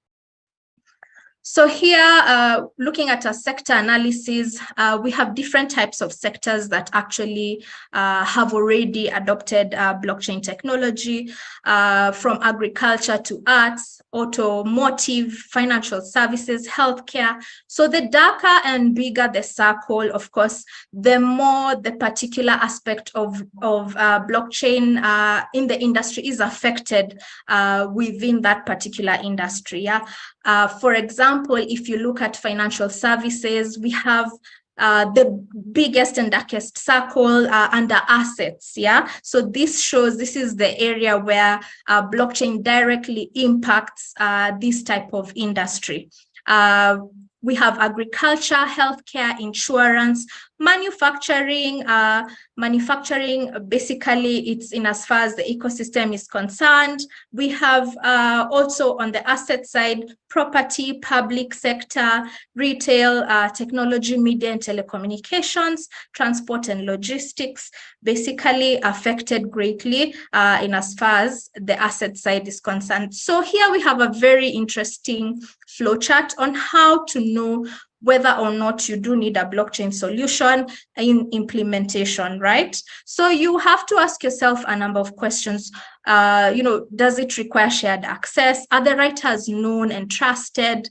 Basically, do you need or want to use a trusted third party? Do you need control functionality? Do you need transaction to be private or public? Then once you answer these questions, then it will be able to determine what type of blockchain you want to use, either public blockchains, hybrid blockchains, or basically go fully private. Yeah. So, and of course, once you answer the questions a certain way, you will find that you'll get to a point where you either have to use any of the three blockchains or just make a decision not to use blockchain at all. So, of course, key main elements when considering in building consortia in industry, a lot of collaboration needs to happen to build successful blockchain projects. You have to look at the purpose and scope, the governance structure, basically in the development, and engaging with regulators and standard bodies. Yeah. This is the roadmap, right? If you want to actually implement blockchain technology, first have to do a feasible study, build a business case, conceptualize which network you're actually going to use, scope the project, develop the proof of concept, blockchain solution design. Yeah, so you have to design the whole end-to-end solution, select the technology stack, develop the blockchain itself, basically, and deploy, and offer support and maintenance of the blockchain. So basically, I've introduced you to what it takes to actually build successful and innovative solutions on blockchain and Web3. You can reach out to us basically through our support lines or on LinkedIn. I'm also very active on LinkedIn in case you need any support. And we are open to collaborating. Our main foundation is training and capacity building, basically, and creating access to these types of opportunities in Africa, where we can build innovative solutions from Africa out into the rest of the world. Thank you.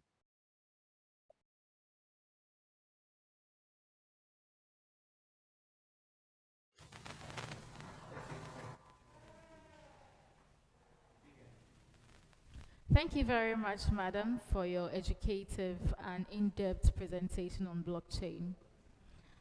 At this moment, we want to go on 5 minutes break. We'll be with you shortly.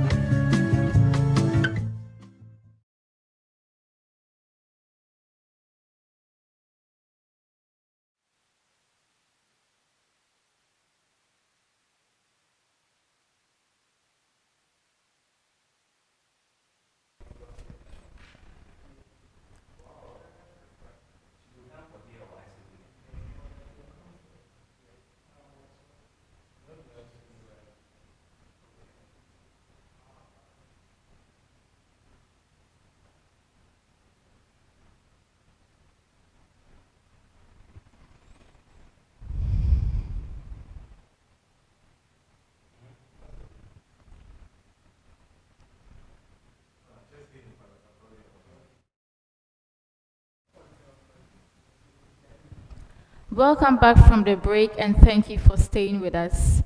We'll have a presentation from Ms. Mantla Sankoloba. She is the Chief Executive Officer of Botswana Exporters and Manufacturers Association, President, Organization of African, Caribbean and Pacific States Business Forum, Chairperson, SACUTWJ Border Coordination. She'll be speaking on facilitating global trade and investment through technology. Welcome, Madam.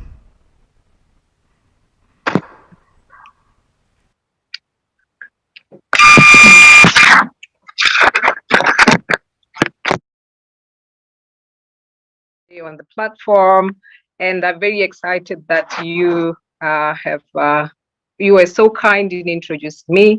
My name is Mantla Sankoloba. I represent, of course, a group of companies that are into manufacturing and exporting. The association is called Botswana Exporters and Manufacturers Association, and I also represent an organization that is called Organization of African, Caribbean, and Pacific States. In short, it's called OECPS Business Forum. And of course, today I'll be focused much more on my role within the Botswana Exporters and Manufacturing Association, and probably just give you a short background of what the association is about. It's about companies that do manufacture within the Botswana space. And the beauty part of it is that they do not limit themselves to the space within the only 2.3 million population that we have as Botswana, but they do also explore export markets. I think that is why it's very, very important that we interact here today with the world, because we are looking not only into the Botswana space, but also across the globe. And I am very, very happy today to be here because the network presents itself as an enabling factor that will allow companies in Botswana to be able to trade with other companies across the globe. So today I'll be talking mainly about the manufacturing sector and the exporting capabilities that they have, especially as Botswana, and also the influence of technology within the space of manufacturing, because sometimes we take it for granted that African countries, especially from where I come from, they're at the same level as other countries across the globe. For example, your Germany. I remember the other time I visited Germany and I presented the basket, the scope of what I have, and I defined my my large scale as in its own definition, like within the scope that it was in terms of turnover and in terms of the number of employees that they had. And only to learn that in Germany, actually, that they would only qualify as a small scale, as a family business.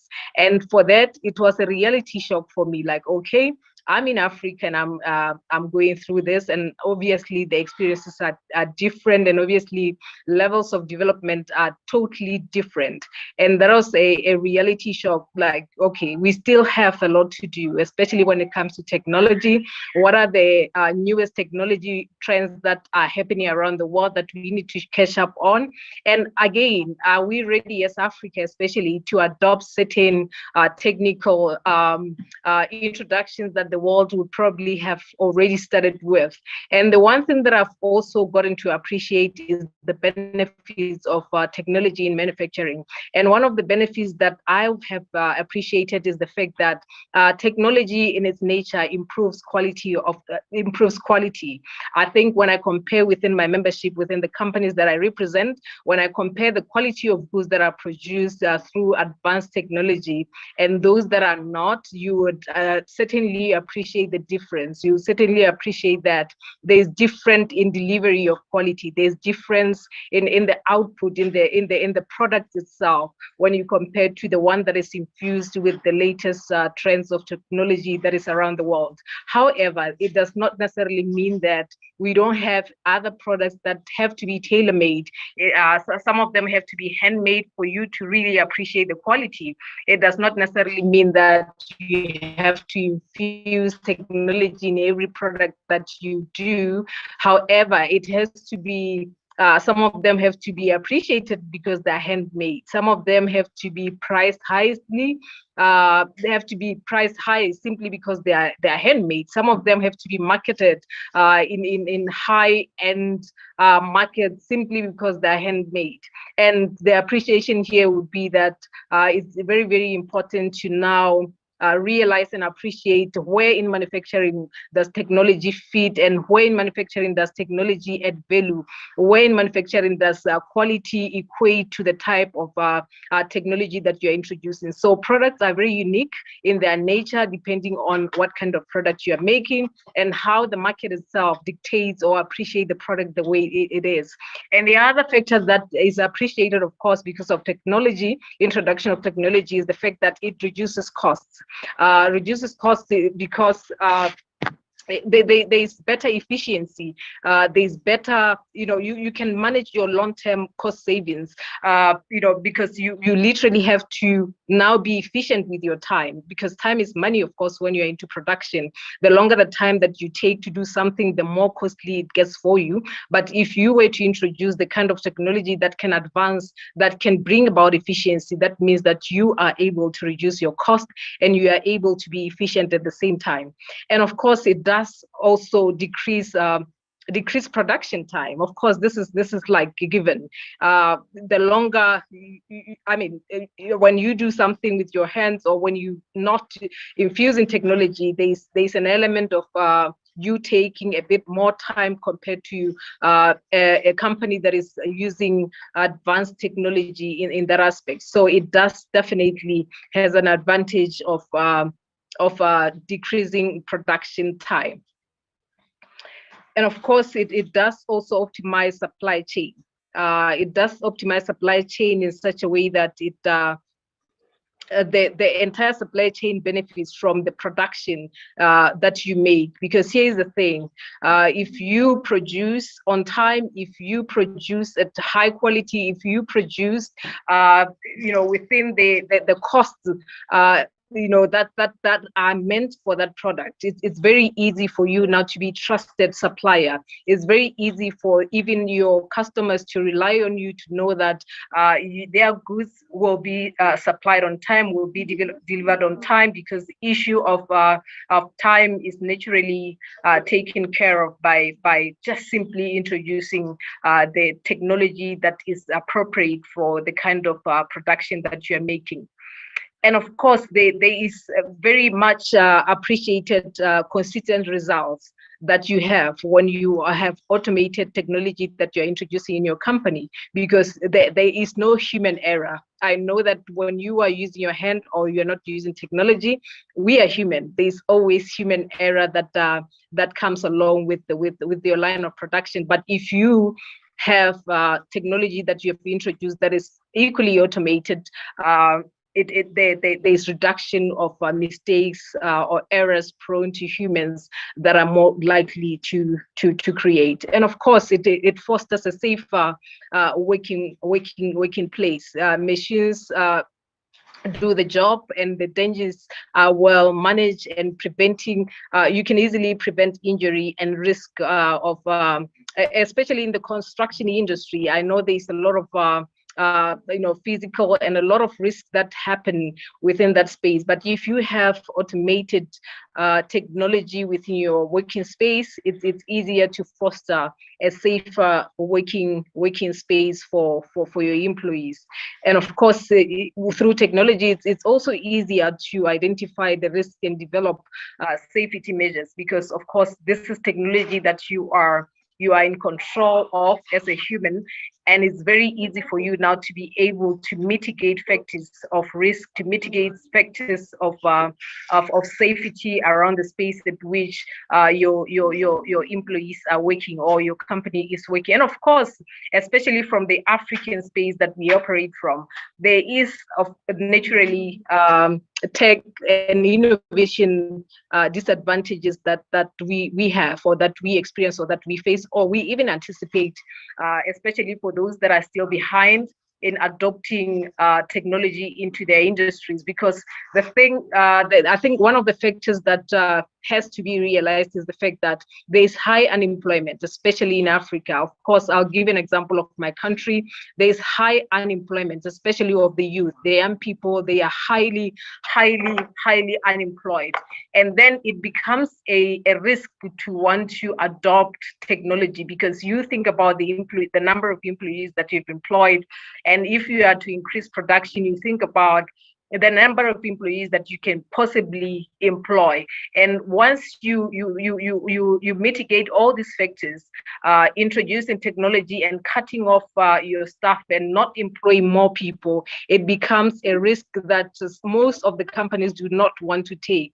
And remember that some of the countries or some of the companies are operating in countries where they are foreign, and some of them number of employment of employees really counts for them to remain operational, especially to get the licensing and permits that they need for them to operate. So there's a very it's a catch-22. It's either you do it. If you do it, there's consequences that you face.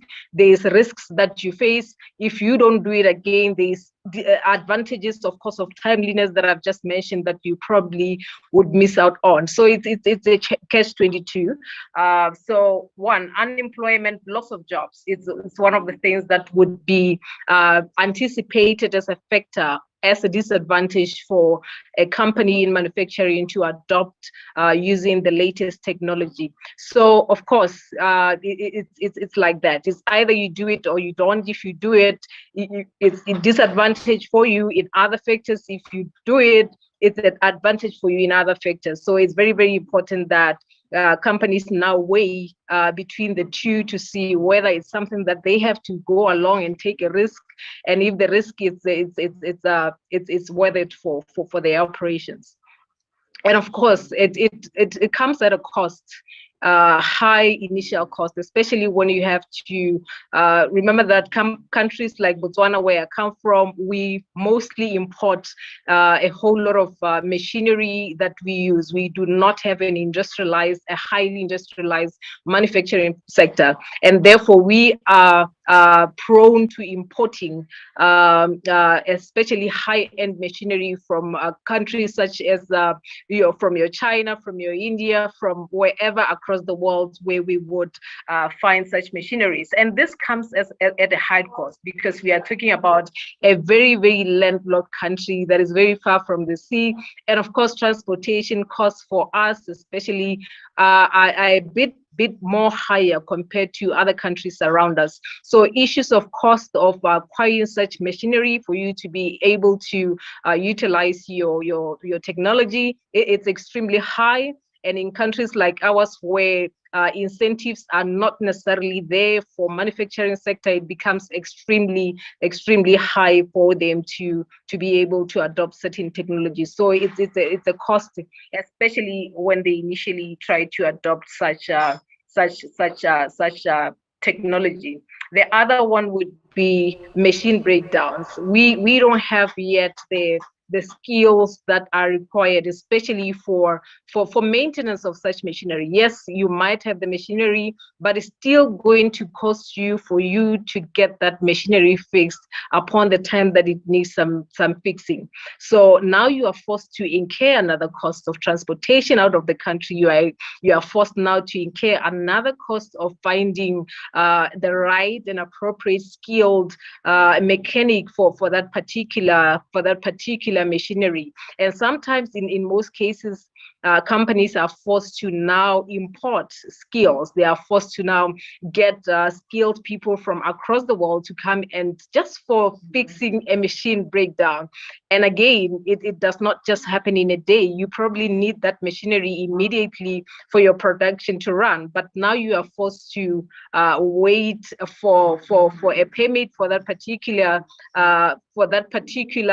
expert, and then they have to travel all the way here to Botswana for them to be able to mitigate that problem. So it's a very costly process, just from acquiring machinery and then getting it to be fixed as and when it's required for that to happen. So it's a very costly thing for the manufacturers.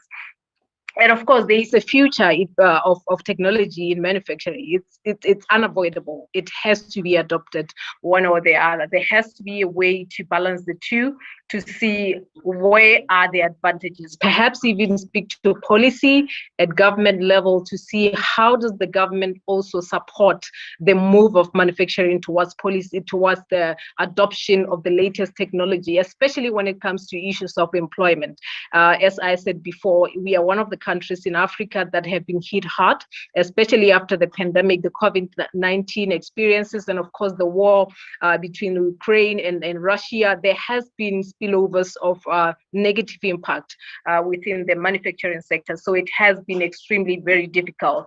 So I think it's now a question of trying to see how you bring about even the government into policy issues. How do we enable the manufacturing sector to be able to adopt technology with ease, such that there is no fear of them trying to weigh between not adopting technology and adopting technology? Because the thing is, the world is moving, and there is the advent of the industry 4.0 advances in technology, such as robotics. When will we ever adopt such? So it's a question of trying to see how policy can also advance, how policy can also come in to try to enable companies to easily and seamlessly adopt technologies that would be able to enable them to produce more. Because the more technology and advanced technology is used, the more they can be able to be trusted as in supply chains, and also be able to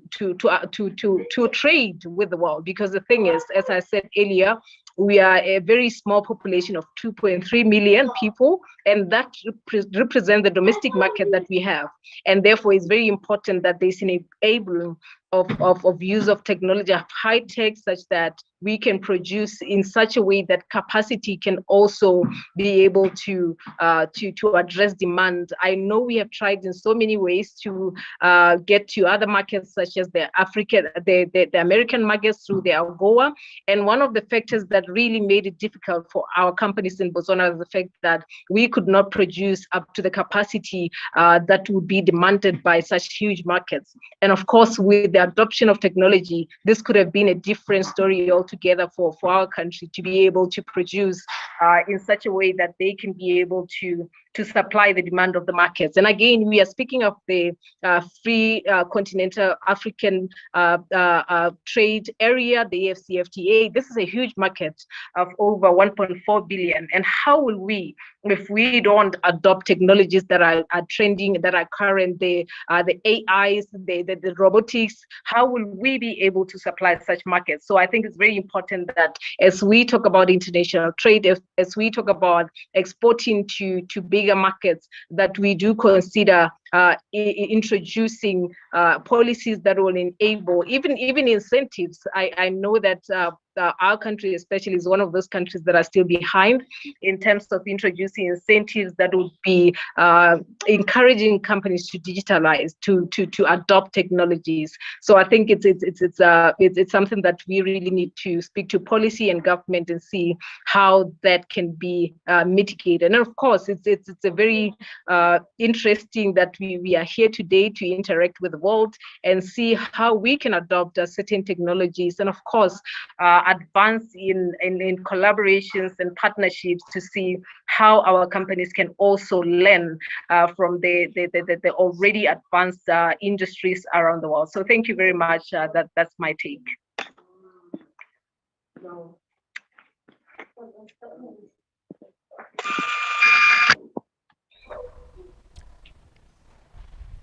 Thank you very much for the insight into global trade and investment through technology. That was very educative.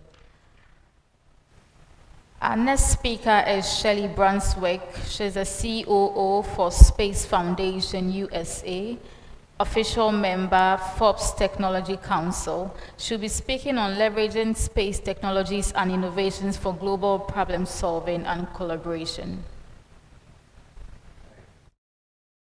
Thank you very much. It's a pleasure to join you. I hope everyone can hear me. Looking at the screen, a thumbs up is always good, letting me know you can hear me. And we can hear. Fantastic. Thank you. So what I'd like to do is I'll tell a little bit about myself and Space Foundation, and then I have a few slides. So the Space Foundation is a U.S. nonprofit that does business internationally, focusing on the entire workforce development pipeline. So kindergarten through 12th grade, teacher professional development, adult non-accredited education, and then programs that relate to business professionals in the space industry. So we look at that full workforce pipeline. Myself, I started my career as a traditional space person. I was in the U.S. Air Force. I was a space procurement officer, so purchasing, doing the acquisition of satellites and ground station and launch vehicles. And when I went to retire from the Air Force, I was very fortunate that Space Foundation had an opening to be the Chief Operating Officer. So I'm so thrilled to join you. I'll jump into a few slides to kind of talk about what is the global space economy, how is it taking off, what are those opportunities for you to be part of it. And it looks like you should be able to see my slides, I'm hoping. We can see it, please. Perfect. Thank you. We're going to try to talk about how space has really evolved, because sometimes people don't think about the space industry as an opportunity for entrepreneurship and investment. So in 2021, we saw private citizens make it to space via commercial efforts. So again, previous to this, usually it was countries, space agencies that launched citizens into space. They were using military or astronauts. Here we have private citizens are now going to space.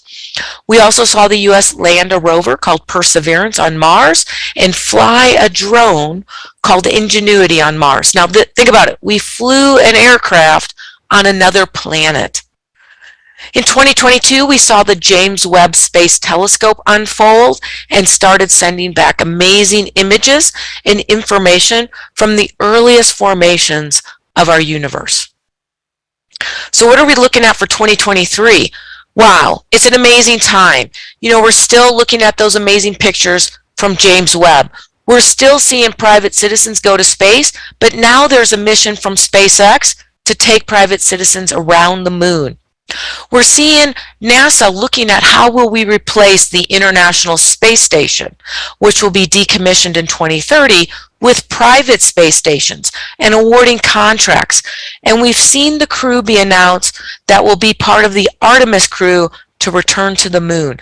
So just to highlight Apollo era, the Apollo program, 60 years ago, Artemis was the twin sister of Apollo. So now this is the Apollo generation.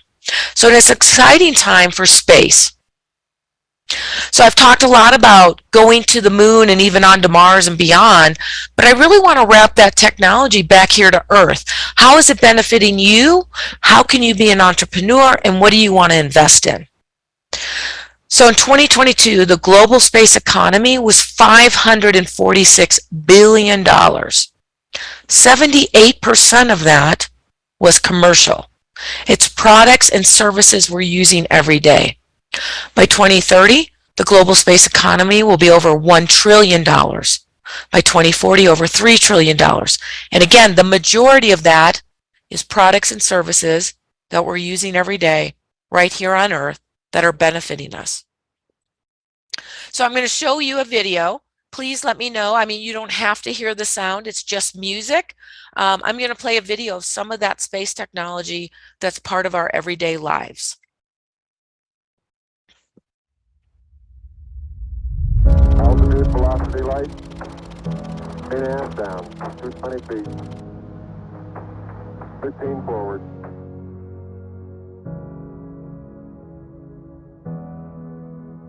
All engine running. Liftoff. We have a liftoff on Apollo 11.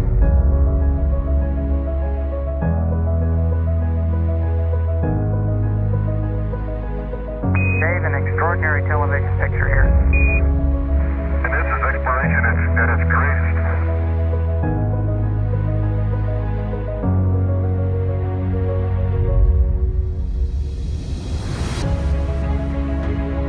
This nation should commit itself to achieving the goal of landing a man on the moon and returning him safely to the Earth.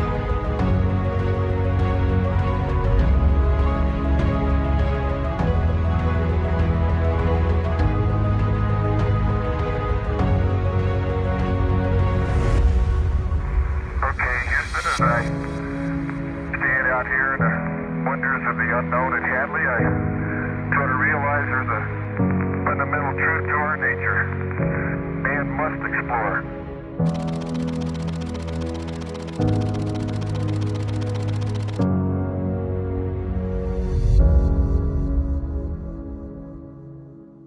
So again, it's highlighting that amazing space technology, investments in the space industry, no idea how that dividend would pay off. And now that technology over 50 years is now part of our everyday life. Today, we're using Zoom for this conference. Zoom technology and telecommunications is all part of space technology. We can all pick up our cell phones, and many of your cell phones have NASA imaging technology that captures that perfect picture. Fire retardant clothing, that's one of my personal favorites because my husband was a firefighter for more than 30 years. And because of fire retardant clothing, he got to come home safely every night. We also have amazing healthcare technologies that have come from the space industry. When we look at the Hubble Space Telescope, what we don't think about oftentimes is how that's transferred to our everyday lives. So the Hubble was designed to look into space for anomalies. A company took that same technology to look for anomalies in space and used it to look for anomalies in the human body. And that's how mammogram detection was formed. So thanks to Hubble Space Telescope, millions of women and men are saved every day because of early detection of cancer. Many times we think that space and sustainability are separate, but I want to highlight that they're actually together. Space is part of solving our sustainable development goals here on planet Earth. The Sustainable Development Goals were all agreed to by the UN members in 2015 to reach them by 2030. We are definitely behind, but here is how space technology can help us catch up. I will highlight that Space Foundation, as a champion for education, we are part of those Sustainable Development Goals with quality education, gender equality, partnering for the goals, innovation, and more. So one of those areas I'll highlight is food. Food security is very important. There's 3 different forms of technology on this slide, and in the essence of time, I'm only going to talk about one, and that is on the far left. Those are 3 entrepreneurs that I met at Qatar University. They were studying to be nutritionists, so they're not in the space industry. And what they wanted to do was create a healthy, delicious snack that would also help to reduce food waste. So what they did is they looked at fruits and vegetables that are normally thrown away, and they used NASA freeze-dried technology to now capture those fruits and vegetables and create a healthy, delicious snack that also reduces food waste and creates more food security in the Middle East and around the region. So again, entrepreneurs using space technology to create a new product and service that benefits us every day. When we think about water management, water solves many challenges. On this slide, I have my good friend Lumbi Malambo, who is the UN Global Leader in Clean Water and Sanitation. And she has a nonprofit that helps create wells near to villages in Africa. Because in many parts of Africa, women have to walk 4 to 10 miles one way to get water for their families. And that can prevent them from going to school or getting jobs. In addition, that water may be contaminated, so it makes them and their animals and their families sick. So by drilling boreholes near villages, we solve clean water and sanitation. We allow women to get jobs, which can help eliminate poverty. We create gender equality, and we also allow girls to go to school, creating gender education. So one form of solving one problem, clean water and sanitation, can solve many of the other sustainable development goals.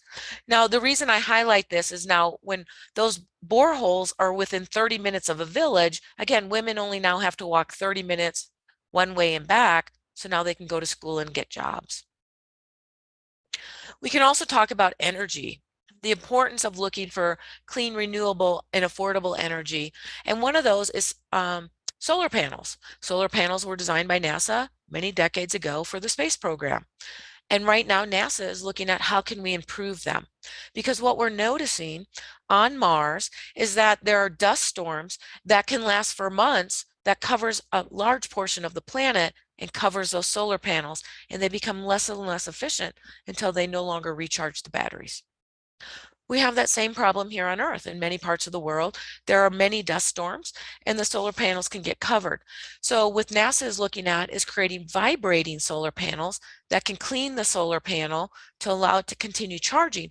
And they are looking for ways to increase efficiency of those solar panels. If you're interested in learning more about space technology, the patents that are available, both NASA and ESA have tech transfer offices. Right now at NASA, there are thousands of patents that are waiting to be commercialized in healthcare and energy and communications and agriculture and more. And they're looking for entrepreneurs that want to apply for those patents and commercialize that technology. If you're an investor, you can look for entrepreneurs that are commercializing that space technology that's already available and bringing it to market. I'm going to show one more video about some of that amazing space technology that's been commercialized for use every day.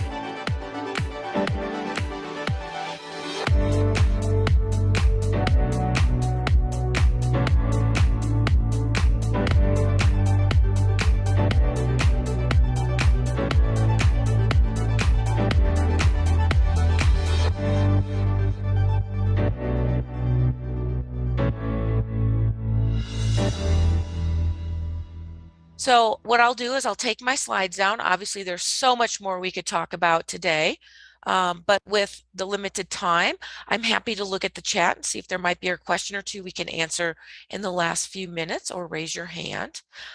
We got welcome, thank you.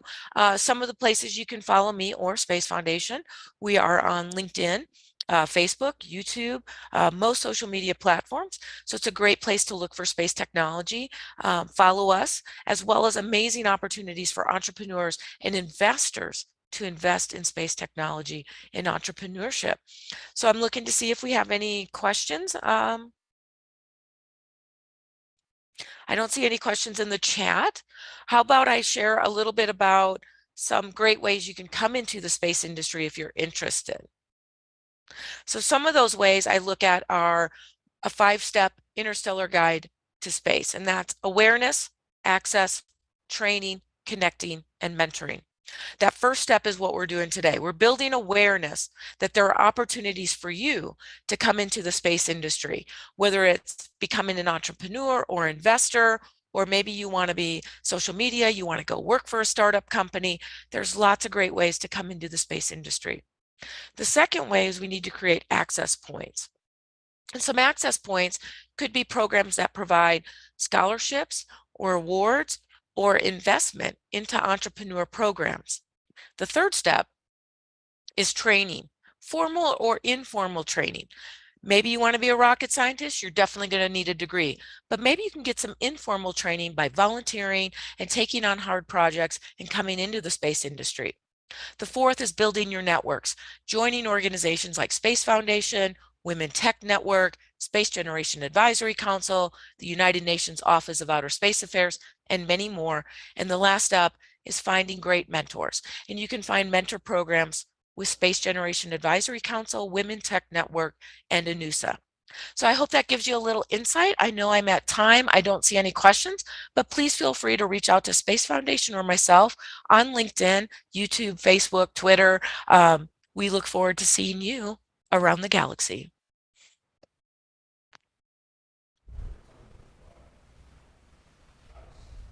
That was a captivating and informative presentation on space on space technology and innovation. Thank you very much. It was my pleasure joining you today, and I look forward to more of the conference. It's been an amazing event.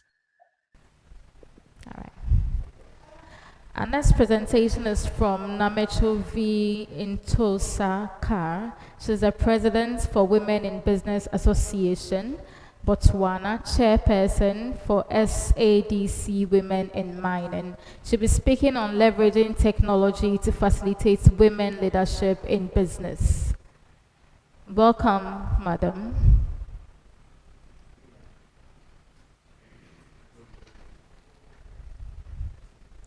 Okay, let's have Professor NVM Sastry, Puranapanda P.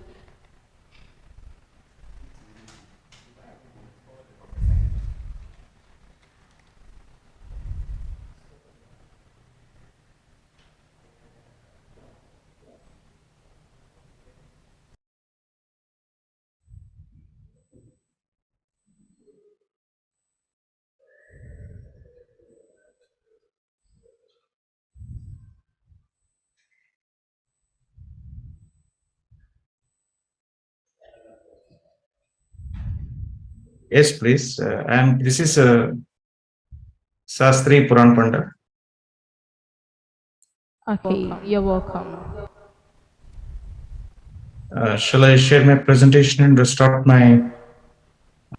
You can go ahead, please. Yeah, fine. Okay.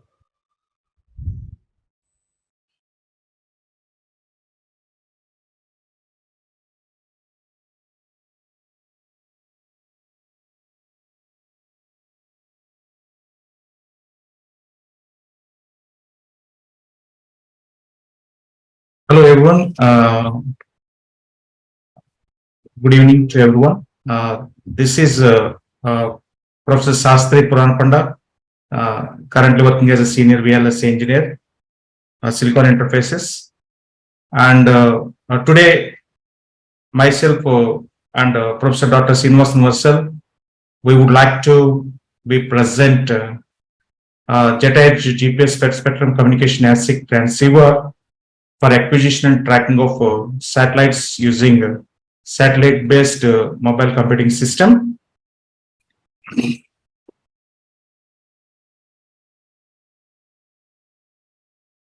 Basically, these are all my biography as well as my co-author Dr. Srinivasan Varsal biography.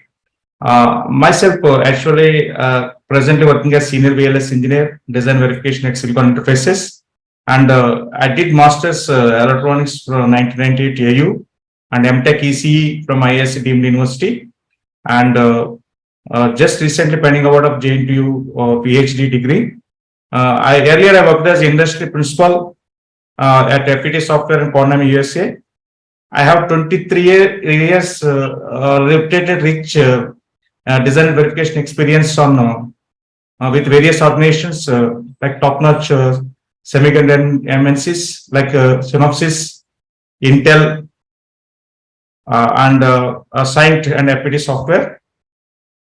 And along with, I have had various contributions like significant research and contributions on wireless communication ASICs and ARM processor multi-core clusters, SoC bus communication protocols, and PR-based design applications and low power and coverage automation. In terms of various ASICs and SoCs, IP cores developed with rich, eminent R&D and industrial deliverables I have done on these ASICs and SoCs. And I have published total 85 international journalist conferences with world-class conferences like DAC, Date Verification Horizon, ITES, McGraw-Hill, and IEEE Computer Society. And I got the Best Paper Award for ISRD San Diego, USA, and JMS Germany, and key choice for ITC, IDS, McGraw-Hill, and IEEE Computer Society. And I'm a reviewer of Singapore IEEE conference also for the session reviewer. And along with my co-author, Dr. Srinivasan Varsal, is also having similar capabilities like he did BTech AAA from Madras University and ME from BITS Pilani, and he did postdoctoral research fellows from DFA VLR Germany and NASA Goddard Space Flight Center US, and he has closely worked with Dr. APJ Abdul Kalam, former President of India, and along with PSLV project, and he worked with various capacities like scientist E, F, G, and head of the non-district. Yes, yes, madam. Sorry to interrupt. Please, your Okay. slides are not moving. And today I would like to show my presentation on jet edge RTL. I developed this GPS SOC transceiver. This transceiver basically contains transmitter and receiver, and transceiver by integration of both transmitter and receiver modules. Transmitter consists of a baseband signal generator with very low frequency multiplexed with high frequency carrier wave L1 and L2. And these signals generate GPS modulate signal of the transmitter by multiplexing carrier and baseband signals message. A lot of research goes into how to make GPS signal is more reliable and accurate. This system navigation purpose we are using this GPS transceiver to determine the position of the satellite orbits and positions with respect to two major common frequencies we are using. For L1 1.5 GHz and L2 1.2 GHz carrier frequencies for civilian and military purpose. And at the GPS receiver side, the same transmitter modulate signal, it demodulates and decodes by using high frequency carrier waves and generates to get original baseband signal without any noise. Because of this is basically I developed with synchronization with jet edge clock frequency GPS transceiver. I used based on by synchronization with jet edge clock frequency, I designed this GPS transceiver.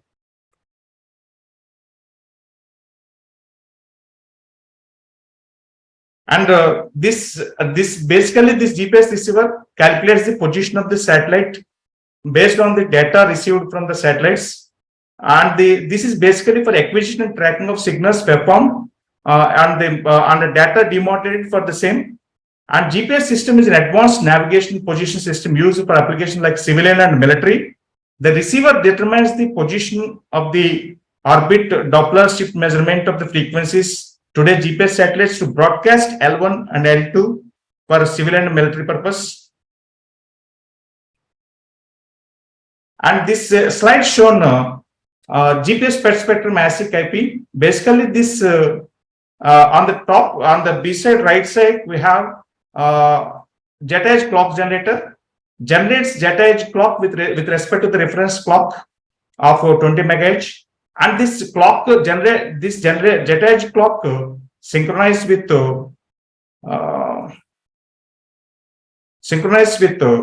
channel encoder modulator.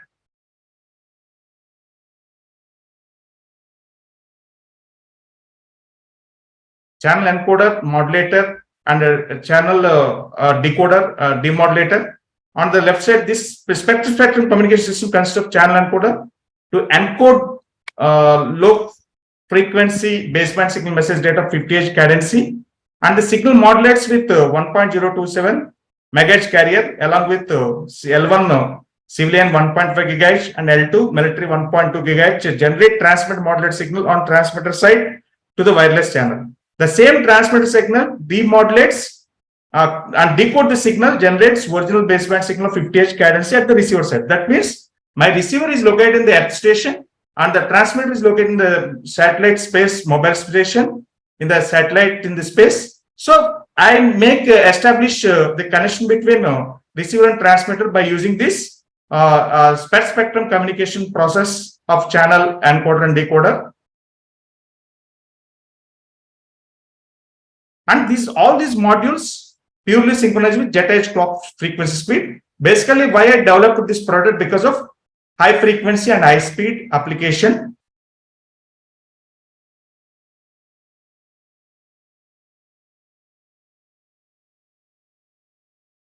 And this jet-edge clock generator basically on the top left side, it consists of 70-bit counter to generate 2 power 70 clock cycles of one jet-edge clock cycle with respect to the reference clock. And on the right side, we have internal logic diagram of jet-edge clock. It consists of 70 D-type flip-flops from D flip-flop 0 to D flip-flop 69. So at every successive stage of D flip-flop output clock node, we generate the frequency nodes from clock of 0 to clock of 69. So at 2 power 69, we are toggling this jet-edge clock at 2 power 69 value. And that means one jet-edge clock cycle equal to 2 power 70 clock cycles of the reference. So at every 2 power 70 by 2 clock cycles, your jet-edge clock cycle toggling happen. So you can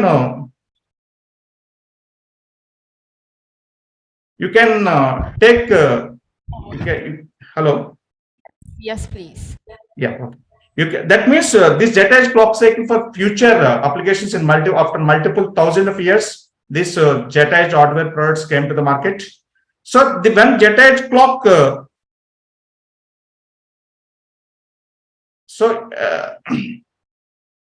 one jet-edge clock low frequency,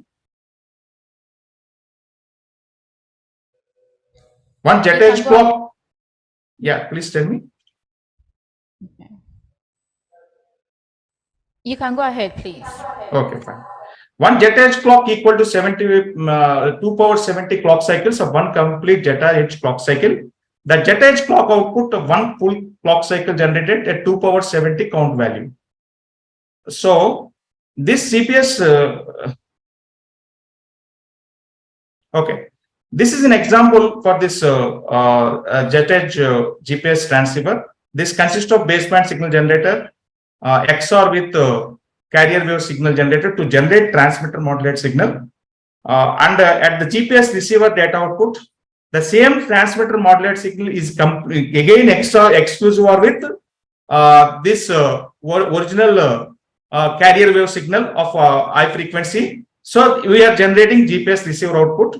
And this GPS checker output, why we are using GPS checker output? Because we are comparing with original baseband signal whether we receive correct signal or not at the satellite transmitted to the GPS receiver, which is located at station. So at the receiver, whether we are getting correct signal or not from the satellite, we need to check. For that purpose, we are using GPS checker to compare the baseband signal with the GPS receiver output.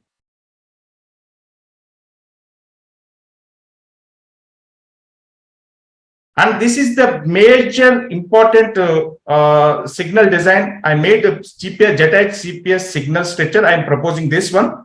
Existing frequency characteristics of jet-edge, we already have 1.5 Gbps and 1.2 Gbps for civilian and military. But now I propose new frequency characteristics of one jet-edge clock along multiplex with 1.5 gigahertz and 1.2 gigahertz.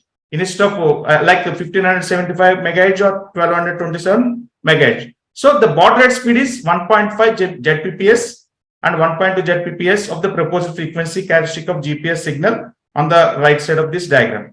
So that means bandwidth also doubled compared to existing frequency characteristics. The proposed characteristics is very high frequency characteristics, very high frequency characteristics compared to the existing frequency characteristics. For future smart digital satellite communication products purpose, I designed this SOC transceiver. So on the left side, we have signal structure, the jet-edge reference clock we are taking, and at the reference clock edge, we are generating PRN code of 1.023 megahertz and multiplying with jet-edge synchronization with jet-edge clock and in multiplex with data message signal of 50Hz cadency signal.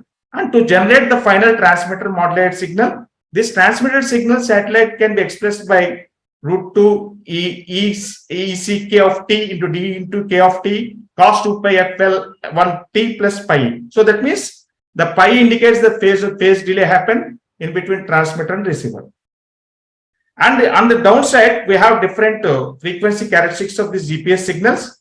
We have different PRBS types because these are also new proposed PRBS type long periodic sequences of the periodicity of 248, 51, 63, 127, and 255 bit duration length and the design characteristic polynomials by tapping specific points in the design and to generates a long periodicity of the PRBS length in terms of 2 power 48 minus 1, 51 minus 1, 63 minus 1, 127 minus 1, 255 minus 1 at the jet edge clock frequency. And we are generating the multiple jet edge clock frequencies in this jet edge GPS signal structure. So that is the only difference, because of the clock is the major criteria by developing this product, because of jet edge clock every 2 power 70 by 2 the clock toggling I made, and based on that I already the GPS transceiver existing product,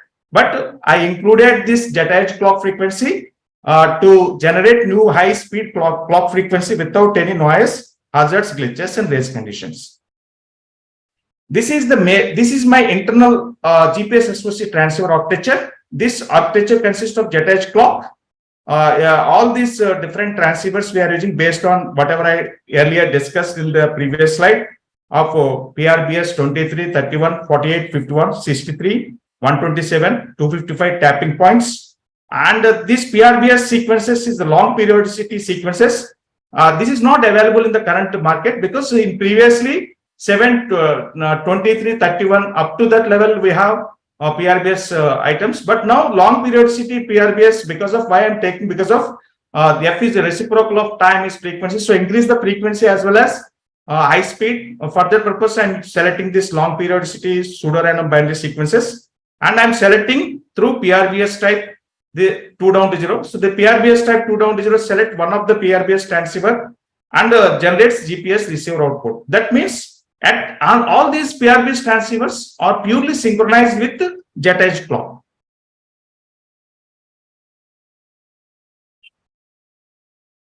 So this is my result summary of jet edge clock. I proved and invented in the software HDL simulator. I used GDA playground.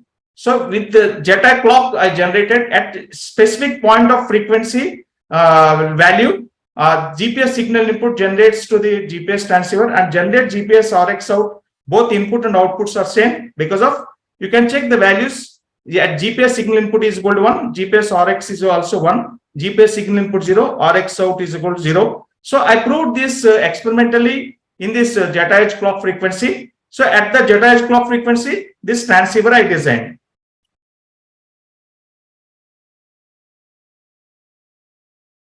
So these are the simulation waveforms for the jet edge clock frequency GPS transceiver. So initially when reset goes from high to low, when the clock, the reference clock I have taken 50 megahertz clock, which is equal to 20 nanoseconds. I am taking with the nanosecond time scale. And this Jetta clock, at that Jetta clock is off period duration. Because of why it is showing off period duration, because of one high Jetta clock high is equal to 1 clock cycle, and when Jetta clock low is another clock cycle. That means at why this duration is coming, because of I added the count value. Count is equal to count plus 2 power 70 by 2, which is equal to 5.9029 5810 e power 20 exponential 20. That value I added, immediately count the value, and I proved this Jetta clock generated at this with respect to the reference clock. At this by synchronizing this with this Jetta clock, I am generating the GPS signal input and GPS RX out. Both GPS signal input and RX out are same. So we are generating. There is no error in this Jetta edge clock GPS transceiver. I experimentally proved this to generate GPS RX out equal to signal in without any errors. So these are the main because of why I'm using this, because of this L1 carrier and L2 carrier modulators I'm using to multiplex with different PRBS signal PRBS sequence signals 127. As I told you, the earlier long periodicity sequences 127, 255, 31, 48, 51. Different tapping point PRBS sequences I'm using to generate high frequency carriers multiplexed with this GPS signal input and generates RX out. So this is the experimentally proved this GPS transceiver. And this is ultra high multi-channel frequency PRBS GPS SOC, because not only Jetta Edge I'm using, I'm multiplexing various clock frequencies, multiplexer and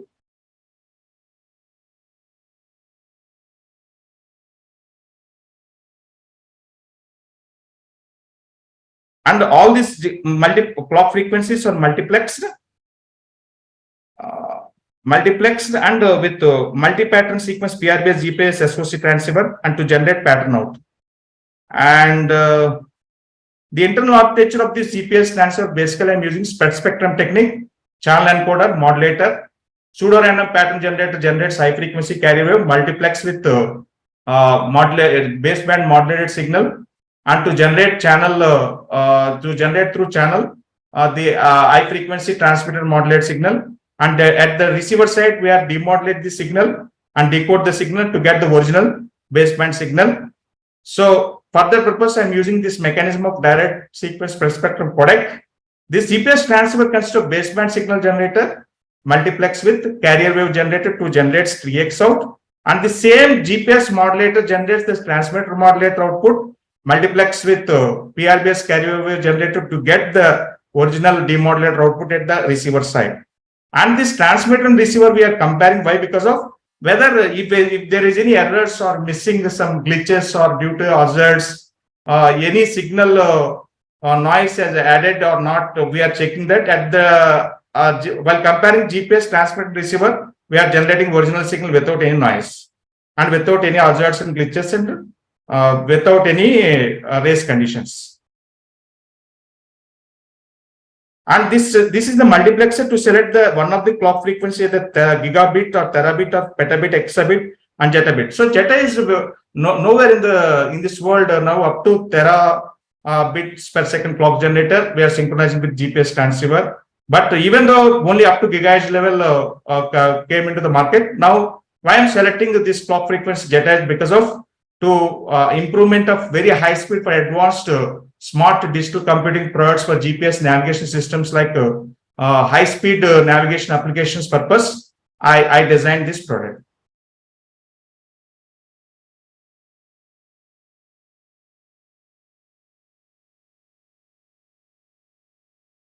And these are the simulation results for the multi-clock frequencies. Same as like Jetta Edge clock, same outputs we are generating with respect to different clock frequencies. For the GPS, D input is the input to the GPS transceiver, and the RX out we are generating the same output. But here the difference, some difference is there because here the one start here after some unit delay we are generating RX out 1 year, 1001 here 1001 like that we are generating.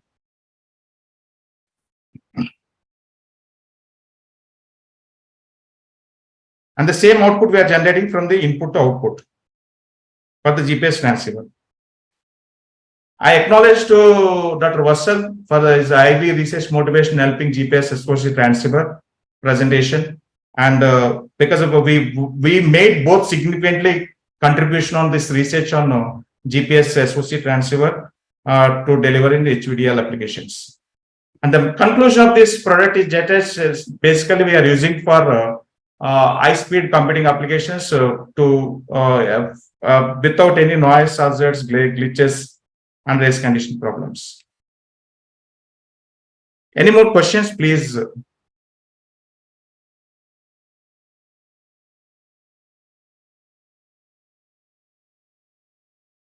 Hello?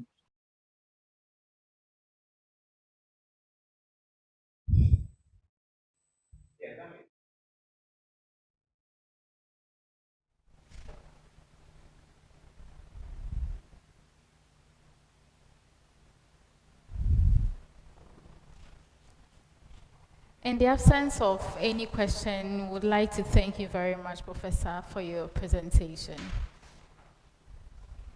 Okay, ma'am.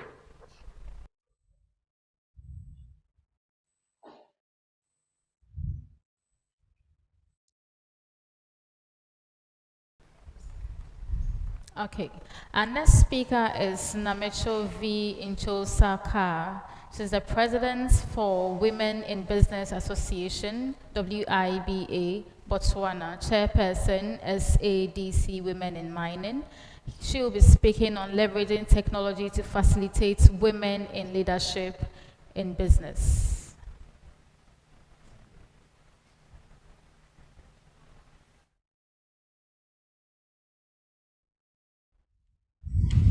Hello? Hello? Yes, I'm audible. Oh, you want me to put on a video? No, I'm not going to put on a video. Please excuse me for that. It has been a long day for me today. As the Madam Moderator have said, I am Nametso Violet Nzosaka, and wearing two heads of Women in Business Association Botswana and the chairperson of SADC Women in Mining. I will be repeating what I've said before and earlier on, and it's like a national anthem to me, because when I speak of women to be empowered, to be sustainable, to be capacitated, it doesn't matter how many hats I'm wearing.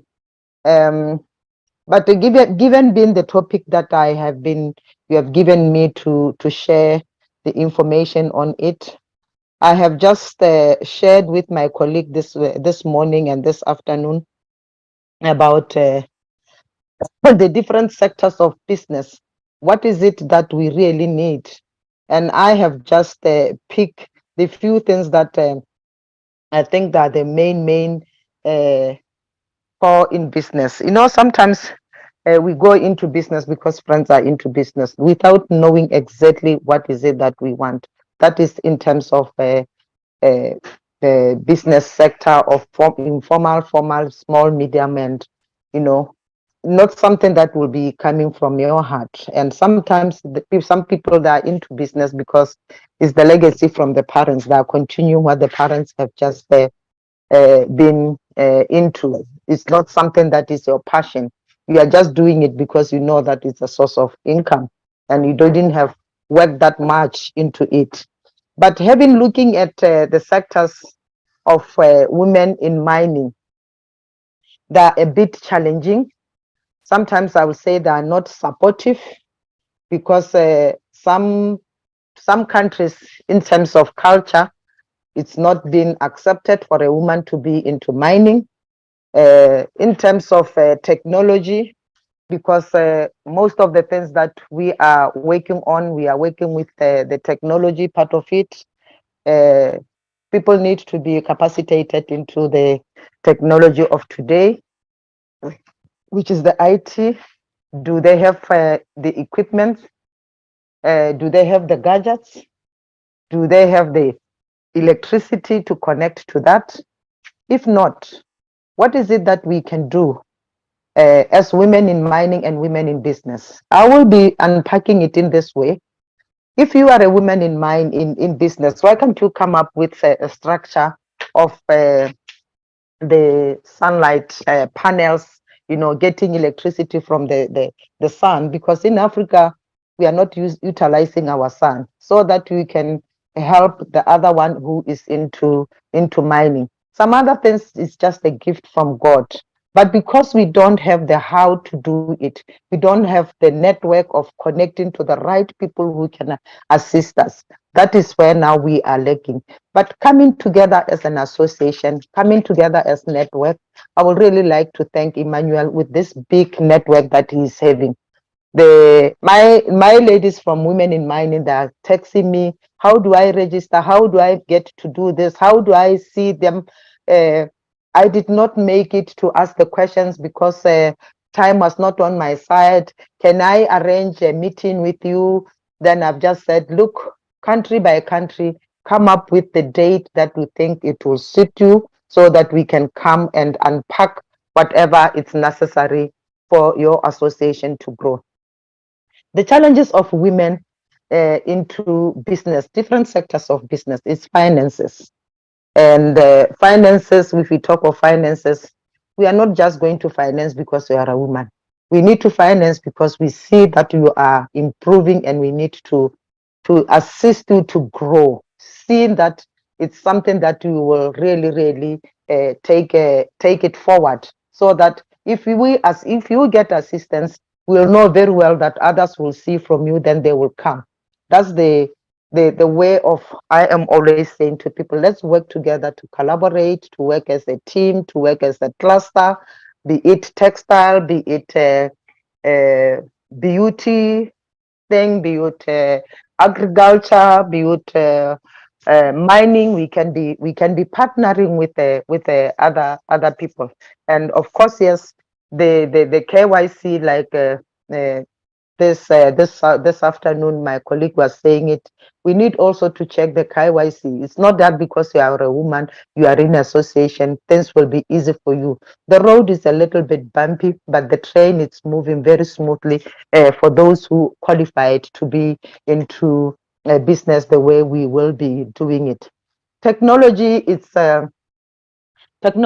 something that is connecting us as we speak right now.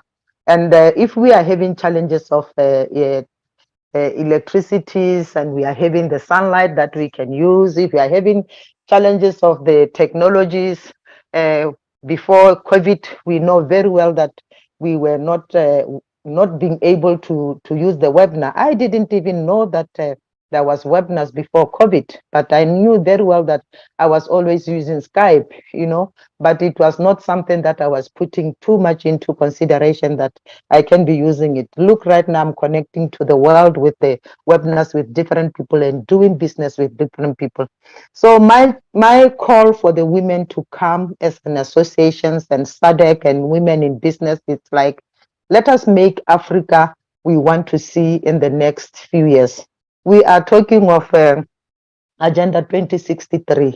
Let us look at, is it Africa that we want to be seeing, having the things that we want to have in terms of technology, in terms of the textile, mining, and also exporting, logistics. We can unpack a lot of businesses, but if you don't have the skills, if you don't have the knowledge, if you don't have the how to do it, even if you don't know how you should handle your cash, you are not going to, you'll be just going in circle, merry-go-round, but it's not something that we want. We want to see you from small business to medium business so that we give others a chance to get the network. You see, my brother, he has been telling us this afternoon that he has been in business for quite a long time. And I was so impressed because he was mentioning his mother. And I was like, wow, is the first person to hear that the mother also is like so much into business. I'm always telling people that my family is supporting me in what I'm doing. If you don't get support from the family, if you don't get support from your government, if you don't get support from your locals, you cannot get support from Ghana, because charity begins at home. So this is why now I'm saying thank you so much, Emmanuel, for the powerful network, for the connections that we have done. And next time, please, as we will be connecting different associations, let us also do the translations, because my ladies DRC, they are complaining. Congo Brazzaville also, they are complaining, and others that are very late because of the time differences. And I thank you so much. I don't want to take it that long. I would like to stop there and thank the other speakers who have unpacked it so well. I know we will get some notes or some linkages that we can check, that we can talk to them, and we're looking forward to do business with you. I thank you so much. Thank you, Emmanuel. Bye.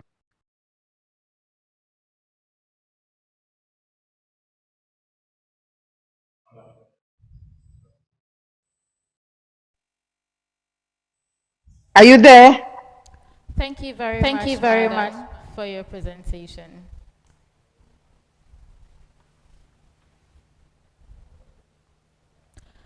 We'll now move to Dr. Srivasan Vasal. There's a Sai Radha Krishna Education Society.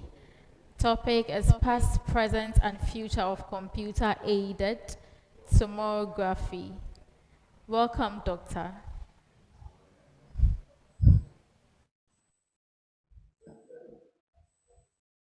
Hello.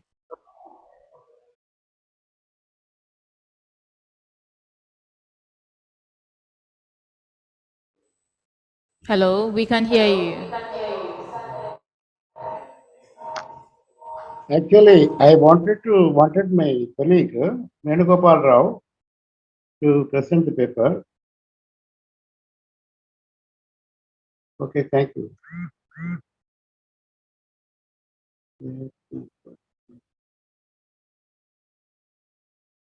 Venugopal Rao will start. May I audible? Yes, audible. Please go ahead. Okay. Good evening to everybody. And first of all, I would like to thank my guide, my well-wisher, Dr. S. Vatsal. He is a well-wisher to me also. And I am very much thankful to the Rajan to provide me an opportunity to present in this international conference.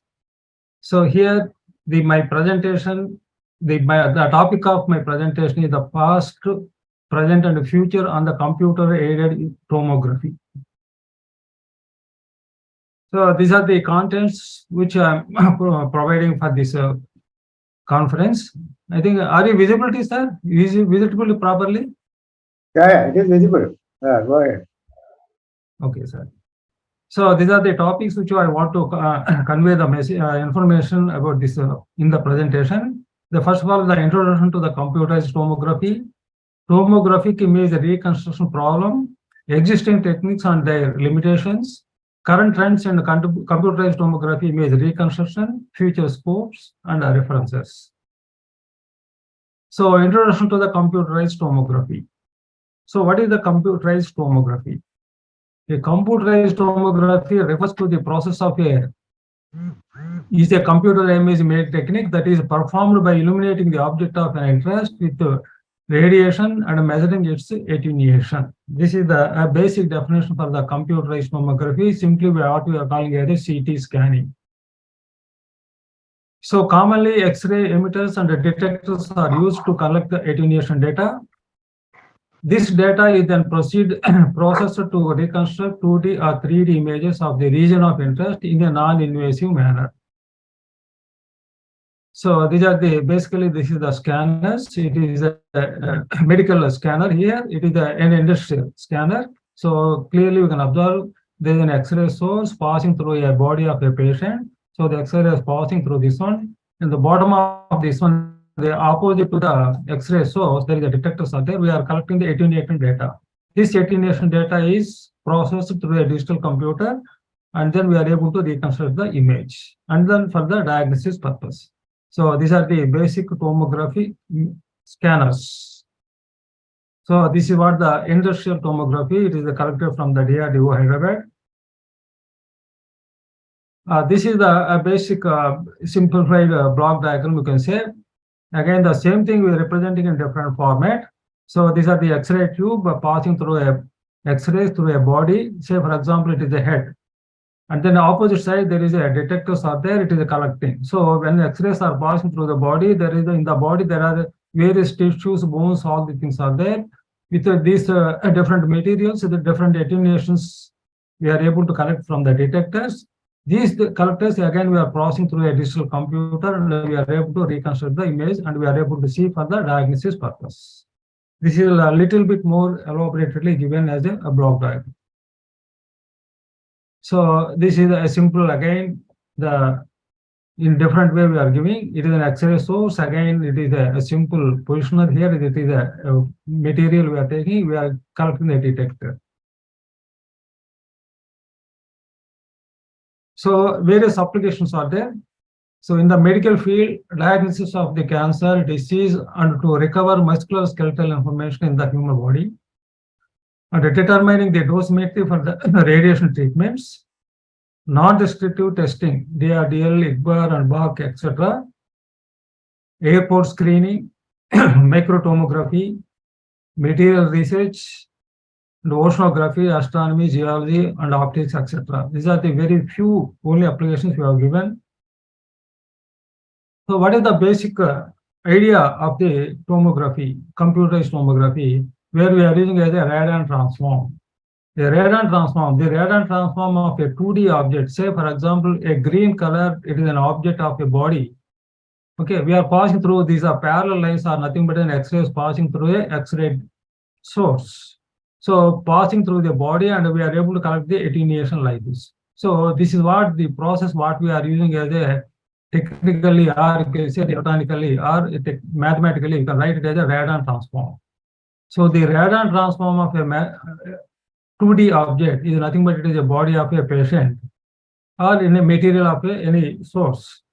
2D object f of xy is defined as a linear integral along the line inclined at an angle. Say there is x-axis and then there is some inclined. So these axes are passed. This is one direction, again another direction. So like this 360 degrees we are able to pass through the body and we are able to correct the attenuation. So this is the process. Mathematically you can write it as a radon transform. So this is the radon transform. So this is the mathematical analysis for the radon transform. It is a linear operator. Say, for example, this is what we are calling a Sheb-Logan head phantom. This is a test pattern for the computerized tomography. Test head pattern. This is Sheb-Logan head phantom.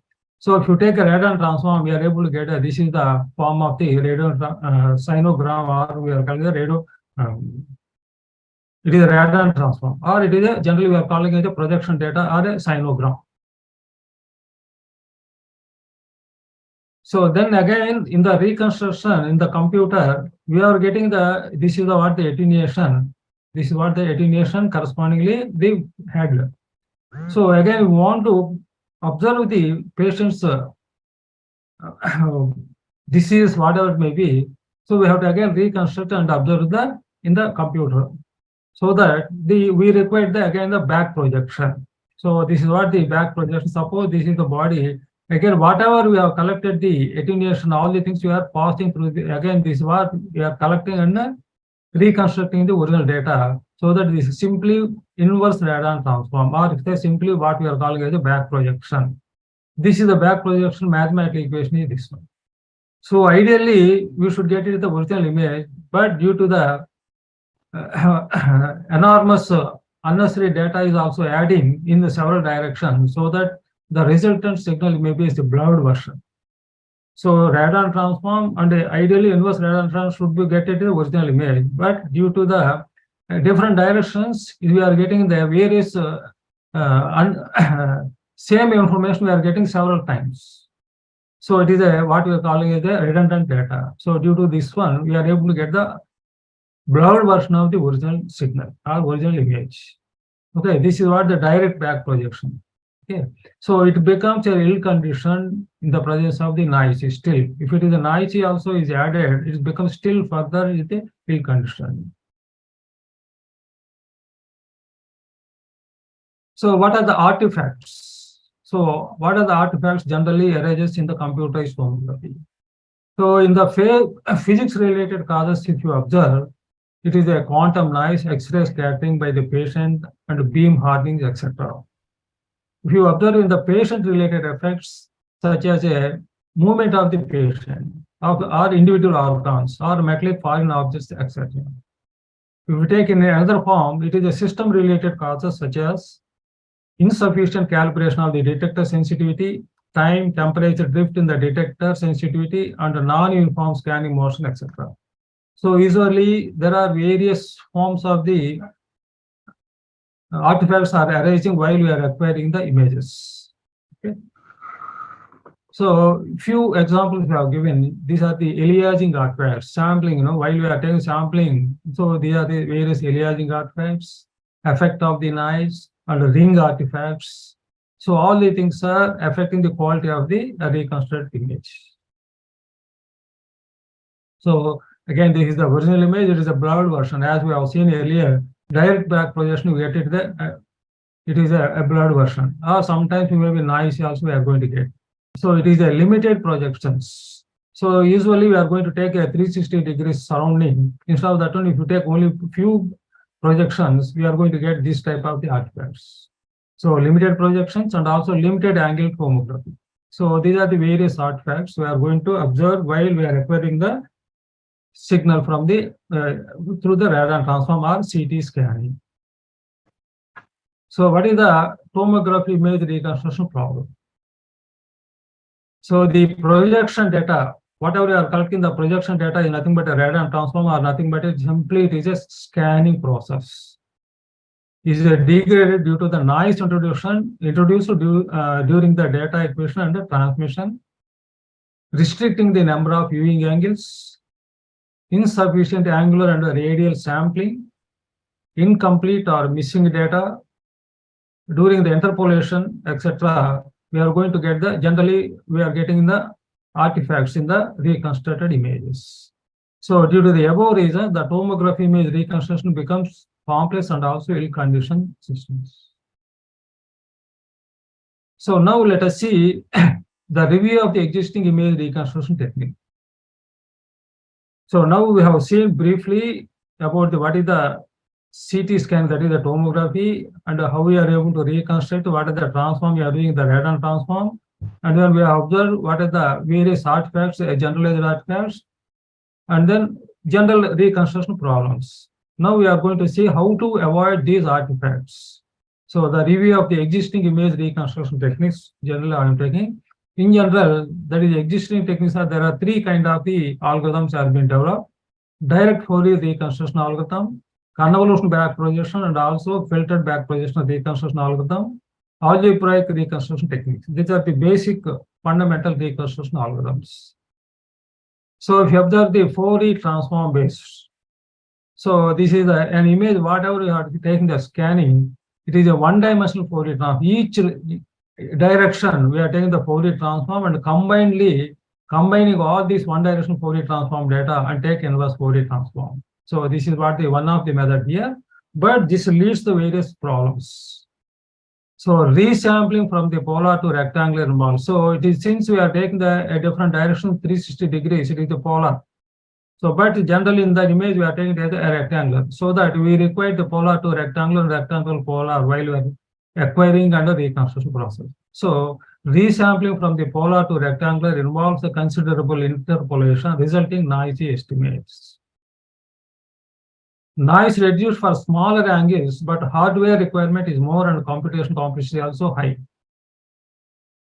So for this one, the filtered back projection is the solution. Now the filtered back projection is like this. So we are taking whatever the sinogram or projection data or radon transform data or simply a scanning. What we are doing here is we are taking the first one-dimensional Fourier transform. So that we are getting the one-dimensional Fourier transform of the sinogram, we are getting this one, and then we are filtering to avoid the noise and the other artifacts. Then again take the inverse one-dimensional Fourier transform. Okay, so that is the what we are calling the filter. This is what the filtering, and then back projection. So filtered back projection algorithm. So here, so there are various limitations for this filtered back projection also. So the noise introduced during the interpolation. Since already we have seen the interpolation for the, as we have seen the previous slide, during the polar to rectangular polar, the noise is introduced. So still here also the noise will not eliminate that much. So noise amplified during the back projection. This is what the basic drawback of the filtered back projection. Filters such as the Shep-Logan, Hamming, Hanning are not able to completely remove the noise. So not useful when the data is noisy. So filtered back projection is useful when there is no noisy data. When the noisy, it is again the filter back projection also is not a solution. So now the iterative statistical method, iterative statistical models. So iterative models, you know already iterative statistical model based techniques can provide a significant improvement over the filtered back projection algorithm in some cases, but these estimators suffers from a computation time, iterative procedure, so that there is no convergency time, all the things are, it will take a lot of time. So computation time and also theoretical understanding and justification and convergency, etc. So these are the limitations. So existing techniques, whatever we are taking the existing technique, there are various limitations for the each technique, each algorithm. Now current trends. What are the current trends we are doing for the reconstruction algorithms? So the existing algorithms cannot handle the data corrupted by noise introduced while acquisition and transmission. Mostly why the transmission, while we are acquiring the signal, that is a scanning process, a noise is introduced, it is very difficult to acquire or reconstruct the original image. Because there are various processes involved in this between the scanning or that is acquisition and also reconstruction. Further, the resolution of the reconstructed image cannot be increased due to these algorithms being based on the Fourier-based techniques. Moreover, the features such as edges, corners, and local orientations are not preserved effectively because of these techniques cannot detect local variations. So Fourier transform generally is not useful for the localized variations. To achieve a good resolution, a denoising algorithm has to adopt the image discontinuities effectively, where the Fourier transform fails, particularly in this aspect. So not able to reconstruct with the limited view of angles and also limited projection data. Okay, so for this drawbacks, what we have suggested some improved classical techniques. For the last 15 to 20 years, there are various classical techniques are developed by various others. So briefly, I'm outlining the classical techniques. So actually, the filtered back projection algorithm is essential to avoid excessive smoothing, to eliminate the aliasing, and finally for the noise reduction. These are the things basically the aim of the filtered back projection algorithm. So interpolation is a crucial step in the filter back projection algorithm that takes place during the back projection, which defines the quality of the reconstructed image.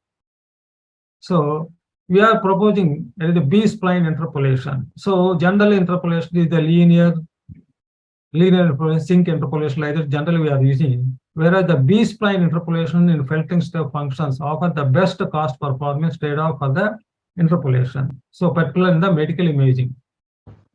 So for example, we have developed a B-spline interpolation and a fractional derivative. So if you observe this one, this is the phantom original image with the Shep-Logan head phantom general filter. If you observe here, this is the it is the error for this Shep-Logan head phantom. Whereas this one we have used the B-spline interpolation. We have used the B-spline interpolation so that the error is slightly reduced from this one. It is intensity is very high, it is low. Whereas we are using the fractional derivative, still further improvement. So that is if we observe here from the Shep-Logan head phantom to B-spline interpolation, we are able to nearly 2 dB improvement, further 2 dB improvement from the fractional derivative operation. So this is generally a classical technique. Generally, directly we are using in the filtering step. So using wavelet transform, as we have previously observed, Fourier transform based techniques cannot be analyzed in the local variations. So that the wavelet transform is much useful to analyze the local variations. So that the current trends in the wavelets and its application to the computerized tomography as follows. So wavelet transform decomposes a signal into a set of basis functions are called generally wavelets. It is the briefly outline about the wavelets. Wavelets have the important features such as the multi-resolution capability.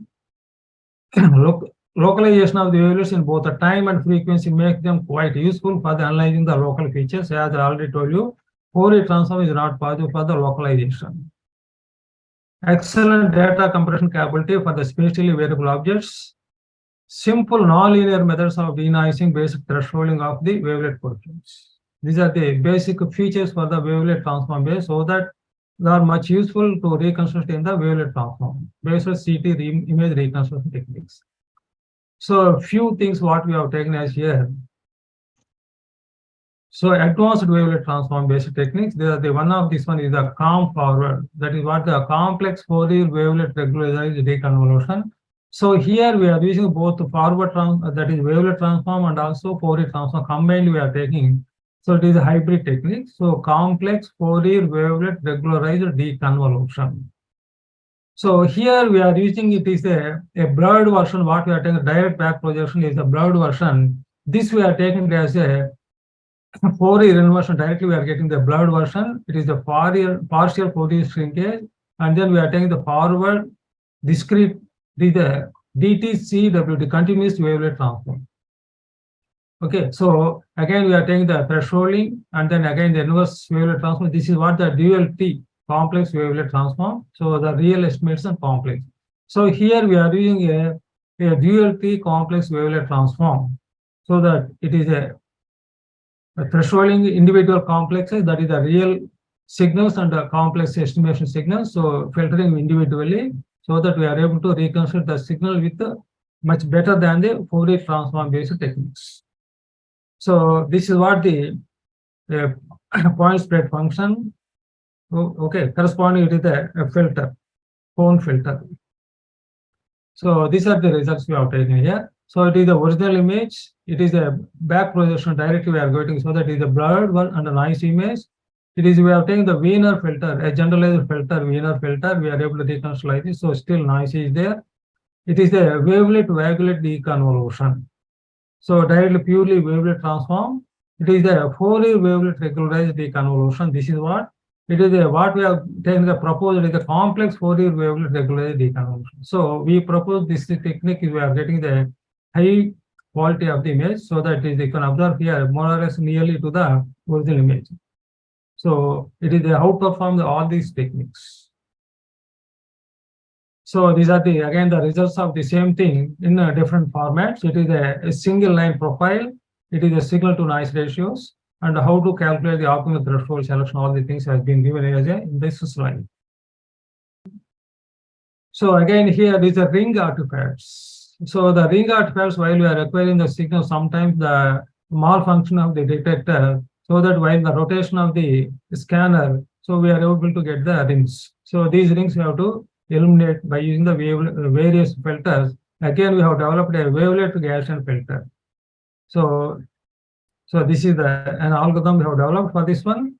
So these are the results. You can observe how this is the original image. This is the ring artifacted image, and this is the what we have taken here. There are various algorithms we have developed here.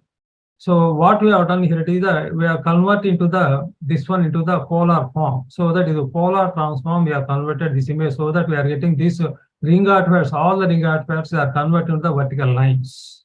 So these vertical lines we are filtering out based on the Wiener filter, again the wavelet filter, combination of the wavelet and Fourier. Combinedly, we are able to get this one. So that if you remove this filter, this line, so that I'm getting like this. Again, the inverse polar transform, so that we are getting this is the image. So you can observe that one, the ring artifacts are completely eliminated. So this is the original image. This is also more or less looks like the original image. So these are the ring artifacts completely removed by a wavelet and Fourier transform base, that is a hybrid filter.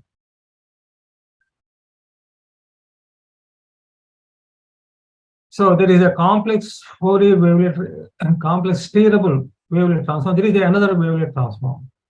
So a new wavelet domain structure-driven denoising technique which preserves the edges, corners, and local orientation features. These are the algorithm which we have developed for the reconstruction of the computerized tomography to preserve the features, edges and corners and local orientations, so that the diagnosis process becomes much easier. So these are the corners, orientation, all the things, and also it is the medical imaging. So how we are able to extract the features. So again, there is another reason, micro calcification detection process also can be used. So these are the signal to noise ratio comparison. So identifying the delamination defect in the surface of the rocket propellant in the noisy environment. So we are able to find out that clearly how the delamination defect can be observed. And then again, further, we are taking the local adaptive Bayesian wavelet shrinkage algorithms. So these are the things based on the Bayesian techniques. So how the Bayesian techniques and wavelet transform. So combined, how we are able to acquire this one is these are the basic features. Natural images have interesting behavior when they're representing using wavelets. The histogram of the subband of the natural image has a strong peak at 0 and long heavy tails at the remaining areas. Okay, so that it is a non-Gaussian and also highly kurtosis. So this is what we have given as a histogram. We observe it is highly kurtosis at the 0. That is the very low areas. Okay, so that is the wavelet transformed and then conditional 2D histogram. So Bayesian and wavelet combinedly, we are able to get this is the simplified process we have given here. So it is an image. So it is a wavelet transform decomposition for the various levels. So these levels, again, we are taking as a prior model through the Bayesian. There are various techniques we have developed here. Is the exponent dependent noise and BLS GSM, Gaussian scale mixture, well, this one and the bivariate. So there are three kind of algorithms based on the Bayesian plus wavelet transform. Combinedly, we are taking the three models that have been developed. The same thing here, and these are the results. How we are able to improve over the one algorithm to the another algorithm. So these are the again the signal to noise ratio comparison. So it is the what we are calling the expert dependent noise. Again, another type of the algorithm has been developed here. Expert dependent noise in the sense we know that one there are various kind of noise. Generally, they corrupted the images. It is the Gaussian noise and also Ricean noise and the multiplicative type noise. So Gaussian noise is a generalized additive noise, whereas the Ricean noise is generally it is affected in the MRI images, and the multiplicative type of noise is in the ultrasound.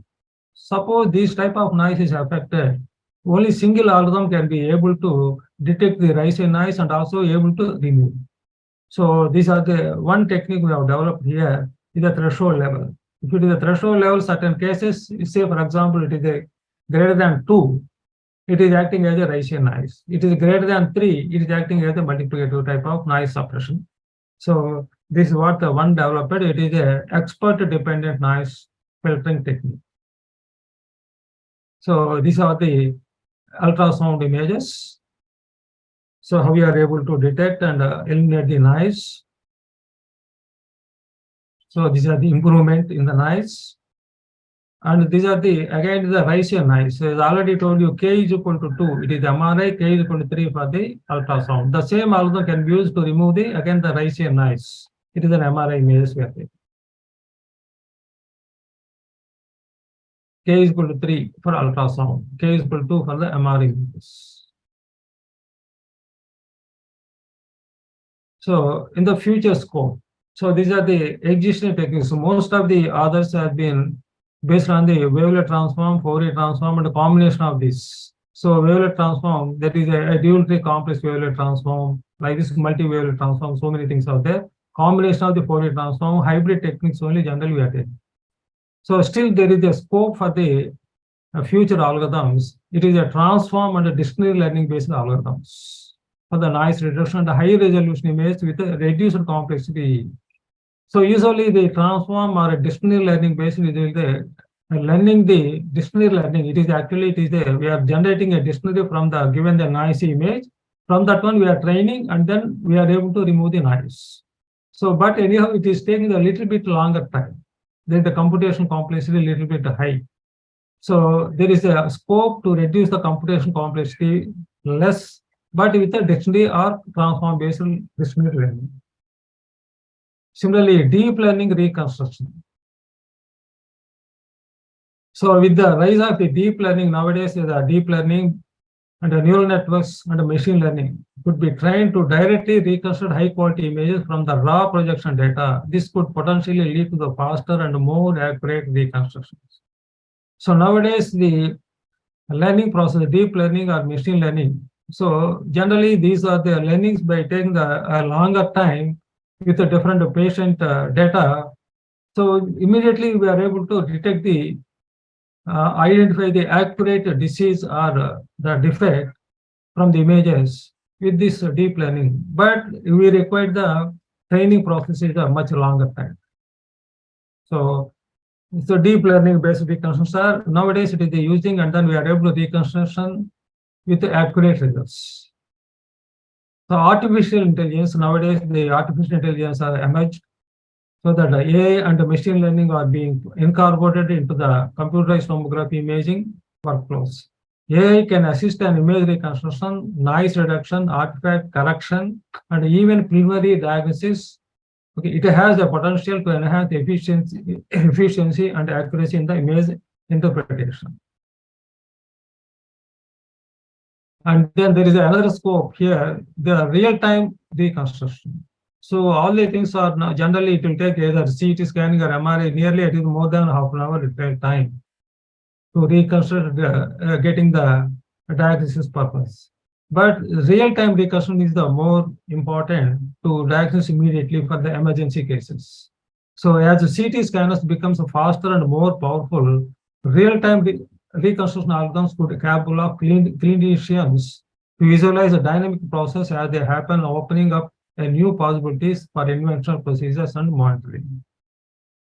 Similarly, patient-specific reconstruction. Algorithms that adapt to a patient's unique autonomy and imaging characteristics would lead to even more personalized and accurate reconstructions, where they afford to purchase a specific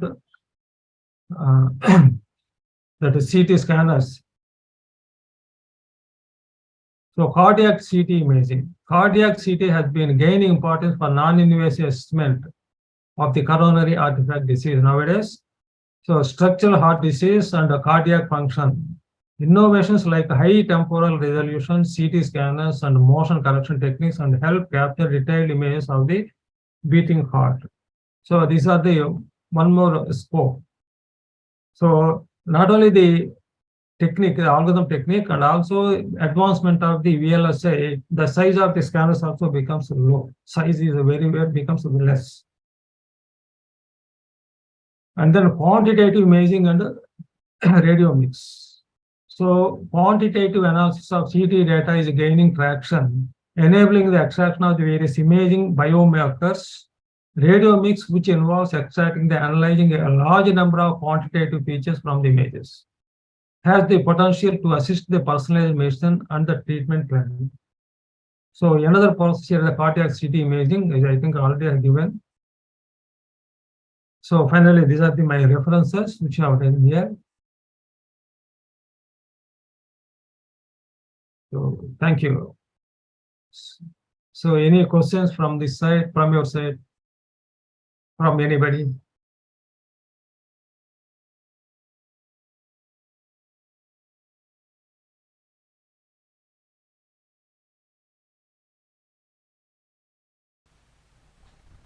Thank you very much, Doctor, for your presentation.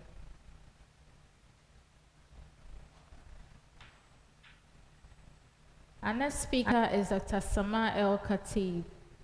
She's the Principal Investigator, Smart and Future Cities Laboratory for Sustainable Urban Solutions, Professor of the Faculty of Engineering and Shams University. She'll be speaking on developing smart, sustainable cities. Welcome, Dr. Sama. Okay, thank you a lot for having me today. I will share my screen now. So today I'm talking about smart sustainable cities. As you introduced me, I'm Dr. I am professor in Faculty of Engineering at Shams University, and I am the principal investigator and founder of Smart and Future Cities Laboratory for Sustainable Urban Solutions.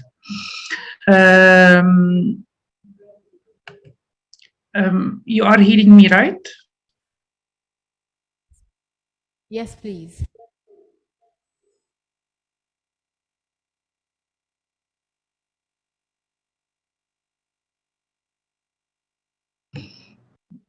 Hello? Okay. We can hear you. Yes, very good. So today I'm talking about the smart and sustainable cities from the perspective of urban design and urban planning. All of us know that the world is changing now, and we have a lot of technologies, and we have a trend of technologies and communications around us. So this connectivity make the global are very connected. There is a growth in the Internet of Things all over the world. And actually, there is a great use in data and mobile networks and all of this. So now we are talking about that everything is connected, and devices are connected together, people are connected, and also cities are connected. So there is a new trend that called smart sustainable cities. Not only smart cities, we are talking about the smart sustainable cities. It's new trend that began to appear through the International Telecommunication Union. So the ITU consists of 193 member states. And actually, it's a UN specialized agency for ICT. So they each, in a couple of years, they put some regulations and some guidance for technology and smart cities and all of this. The ITU Group 20, SG20, established that Internet of Things and its application, including smart cities and communities. They talked about that they worked in different areas regarding the digitalization of communities using Internet of Things and all of this. But recently they added a new term, which is sustainable smart cities. So we are not talking about only smart cities, we are talking about smart cities. And as you all know, that Internet of Things is a global infrastructure for the information society, enabling advanced services by connecting physical and virtual things based on existing and evolving and through ICTs. So the trend of connectivity now is beginning all over the world. So how IoT works, as you know, it's that you are connecting physical world with the information world device, with gateway, with physical thing, with virtual thing, with communication, mapping, all of this are connecting together. And in what can IoT do with physical planning or urban planning? Actually, it's changed our world very much. We are not talking about now normal physical planning or normal cities. We are talking about having smart cities that connect everything together. So if we just remind ourselves what is a smart city, smart cities and ecosystem offers a variety of services to citizens, ensure information exchange between subsystems, enable analysis information, creation of statistics for optimizing resources utilization. But as you know, city is a holistic system. And actually, if we are talking about cities, we can see it from economic perspective, we can see it from sustainable perspective and different perspectives. But actually, we are talking here about the sustainable smart city. How can we emerge the eco design inside the smart city design? Why we are talking about this? As you know, that cities account for about 2/3 of global energy demand. Cities produced up to 70% of global greenhouse gas emissions. It's an essential estimated that 80% of global GDP is generated in cities. Buildings account for roughly 40% of the world's energy use. Building reduce 1/5 of the world's CO2 emissions. So it's not about having smart city only. We should think about having smart, sustainable city to make sure that we are not damaging our environment as well. So we are now talking about how can we implement the idea of sustainable smart city and moving from design to implementation. So as we did that, there is a role of the data and ICT in developing the smart cities, but we should use the smart infrastructure in another way to have better decisions, to have intelligent infrastructure, to enhance the green and sustainability design, to encourage people for low carbon businesses, green business and green entrepreneurship, social inclusiveness, and citizens engagement. So the IoT application can help us in having smart, sustainable cities and citizens. And actually, it's an emerging platform and business that we can have green jobs, and we can invest more in green buildings and all of these technologies. So To know more about the smart sustainable city, we are talking about that we need to standardization, monitoring, accounting, and rethinking and transforming. So in the International Telecommunication Union, ITU, and Smart Sustainable Cities Focus Group on Smart Sustainable Cities, they agreed on a definition on the smart sustainable city. And they already published some report and KPI that approved the concept of the smart sustainable city and how can we implement this. So to build smart sustainable cities, IoT enables services and infrastructure to improve and manage power resources and urban planning. So how can we internationally agree on one definition? So the agreed definition on a smart sustainable city is an innovative city that uses information and communication technologies, ICTs, and other means to improve quality of life, efficiency of urban population and services, and competitiveness, while ensuring that it meets the need of present and future generation with respect to economic, social, and environmental aspects. The source is ITU, the focus group on smart sustainable cities. So smart sustainable cities is not only talking about using ICT technology to facilitate and increase the quality of life of people. We are talking about saving the current generation, the resources for not only the current generation, but also for the coming generation as well. And to build smart sustainable city, it should start with 5 steps. We have different approaches to implement building smart sustainable cities. The framework on CSCC applied through 5 steps. The first step is setting bases. Second step, developing smart infrastructure and integrated platform. Third step, in identifying and developing smart city services. Fourth step, defining KPI standards and monitoring. Fifth step, ensuring accountability and responsibility. So as I mentioned in the beginning, so we need to know the aim that we want to achieve the smart sustainable city, but to make it, we should go through 5 steps. The first step is setting the basis. We should agree on the definition of smart sustainable city among practitioners, among urban planners, ICT specialists. So we should have a basis of what we are going to achieve, what we are going to have. So this number 1 step is setting the basis. Number 2 is developing smart infrastructure and integrated platform, which means that we should integrate the ICT in cities. And this can be done in the infrastructure and also in the different application in the city. We can have it from for the existing cities or also for new cities as well. Step number 3, we should identify and develop smart city services. And this can be done through operation and through the different applications that we can do. And then we are talking about you can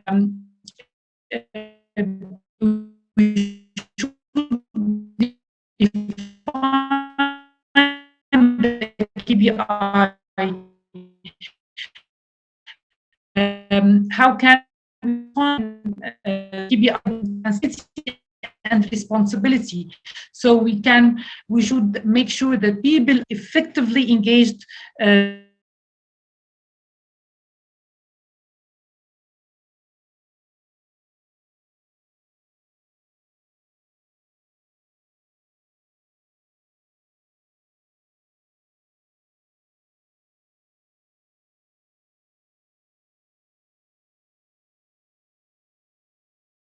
This can be done through the engagement from policymakers, citizens, and all of the different participants.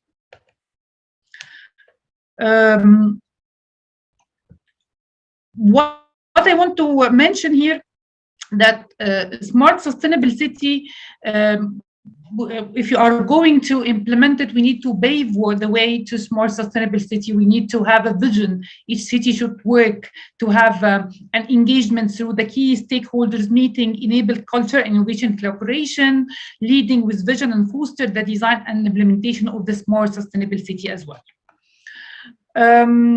Of course, we need to have a working group to work together to implement the roadmap of the smart sustainable city, also to improve the infrastructure, and also to have a policy and positioning meetings with people, and also to check the KPIs and the gaps and the matrices as well. This is the first approach to have the smart sustainable cities through 5 steps. We have another approach that we can implement smart sustainable cities through 6-step transition cycle. As we see, we start by setting the vision, identify targets, political commitment from the high-level management, build your smart sustainable city, measure success, and then ensure accountability. So in the setting the vision, you should set the vision of your city. You should put it not only through the high managerial, but through the different stakeholders.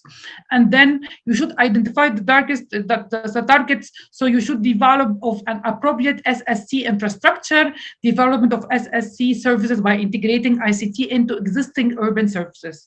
Also the political commitment, achievement of consensus and support for the implementation of SSC vision and targets. 4, build your SSC, establishment of visible master plan for the SSC transition, ensure good operation and maintenance, measure success, number 5, which is through monitor evaluation and assessment of the implementation of the master plan, use the different KPI as a baseline.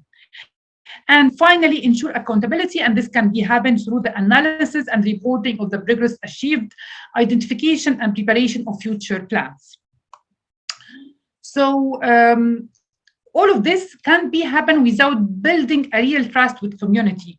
There should be openness, sociability. We should ensure the privacy of data, the data protection, the security, reliability, culture and age adaptation, flexibility, resilience. And we shouldn't leave anyone behind. All people should be work together, meet together to really build this trust with the community.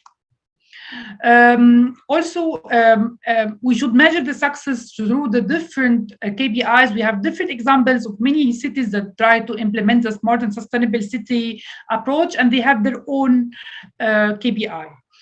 The key theme of the smart sustainable city that we should have integration between the ICT, the people, citizen society, the environmental sustainability, the governance, the economy and finance, mobility, quality of life, and infrastructure and services. All of this should have a KPI that measures their success and their achievement. In the smart sustainable city, the ICT according to the ICT environment for cities and habitat 2015, we should make the balance between the resource and capacity, transparent governance and infrastructure and platform as well to achieve this sustainable smart city as well. If we are going and if we will move through these 6 steps, we will be able really to implement the smart sustainable city, and which will start by the setting the vision, identify the goals, achieve political cohesion, build the SSC, and then measure the city progress and KPIs, and then ensure accountability and responsibility. Thank you, and I'm open for any question, if any. Thank you.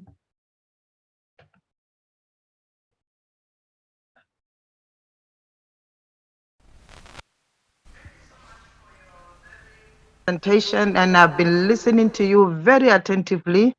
And I think my lady from Malawi would like to ask you something. You know, some of us, we were born during the time of BBC, born before computers.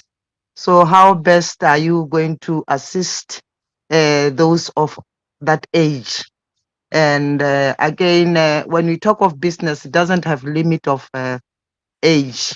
And most of us, we are in the rural areas, whereby the challenges sometimes is the power, the power and the gadgets, the network. Right now, some of my ladies are struggling to connect because of the power, the network and the load shedding and all problems that they're going through.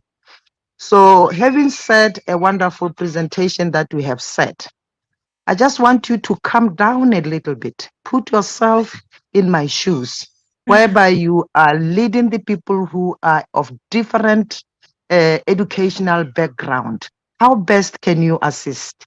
Secondly, us into mining, we are into different types of mining, whereby some they need the geologist, they need machinery, the minerals are deep down, and we know that there is that technology that can show them where the minerals are. How best can we work together to identify some of the problems and close the gaps? And some of us, we are having the problems of not having the machinery, but having all the requirements that is needed. We are using pick and shovel. And probably after mining what we have mining, we don't even know how to pack our goods and whatever. We're relying on governments, people to come and, do things for us, packing. They call it packing more, especially those who are doing gold. And how best can you assist us as an associations in different countries of the continent of or SADC. Thank you. Okay, thank you a lot for your comments. Actually, I am from this age as well. I'm not very young. I remember my childhood. We had the computer by phone. I have it when I was in the university. So we were born in this era as well. But my kids now, they are born in another era. They are born knowing everything. They have the tablets, they have everything around them, the internet. So what we are giving an advice, I know that I'm from the Africa continent as well. So I have this, we have some rural areas where we don't have internet, and if they have internet, it's not stable. Even I am living in one of the best area in Cairo, but my internet is going in and out all of the day. So yes, we have a lot of problems and we have a lot of challenges to implement the idea of smart city. But what I'm here trying to say that the world or the technology make the whole globe, it's like a small village. We know what's happening in the other continent, just like this.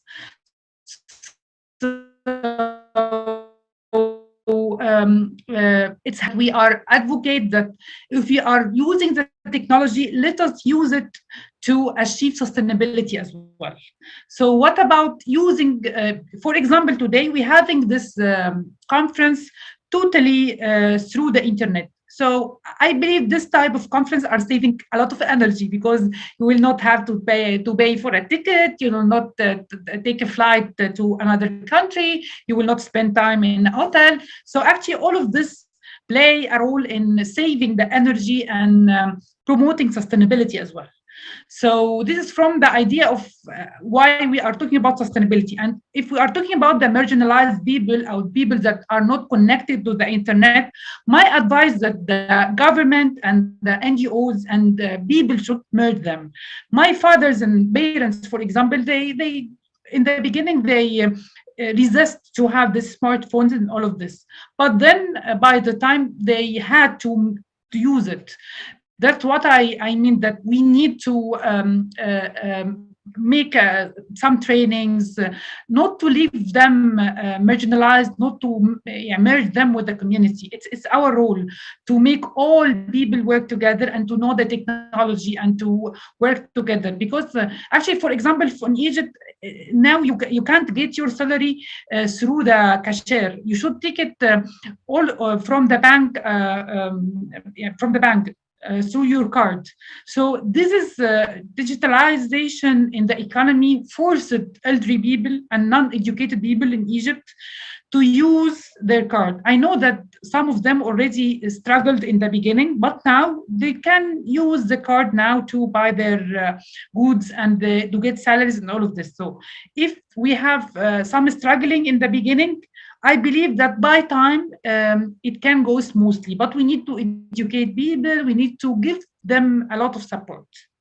I hope this answered your question. And I'm happy to. Yes, yes, it did. Yes, it did. It did answer, even though probably, sometimes I always prefer us to be on and on and on, like maybe physically it will help because we can even chat over a cup of tea or late. So this one, it will restrict us, but at least it has given us much knowledge.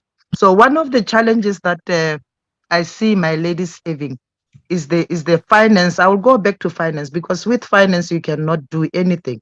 Is the finance and the challenges of machineries that are set to extract the minerals to add value to whatever they are mining. If they have machineries of the mining, cutting, polishing, drilling the boreholes for the bits, adding value to whatever they're doing. And again, probably diversifying from doing the jewelry and doing the facial scrub with some other things like amethyst. I've seen some other countries that are doing the facial scrub with the minerals that I was so fascinated. So I just want my ladies to be open up and free. I'm happy that the founder of the African Women Mining Association, she's online, Melody Kweba. I'm so excited. I've seen her that she's online. And one of my strong ladies, Blessing from Bulawayo, I think she's also online. And I would like you to feel free to connect and to ask questions. If you want to be presented in South Africa, please feel free to do it. But having said that, your presentation was absolutely packed and I'm very pleased. Thank you so much. Let me give others chance to ask. Thank you a lot. I wrote my email in the chat if we can have a future communication.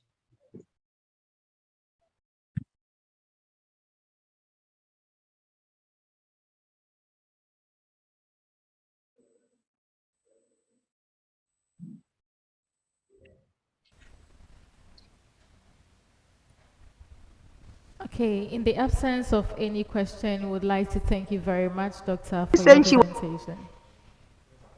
Yes, Egypt.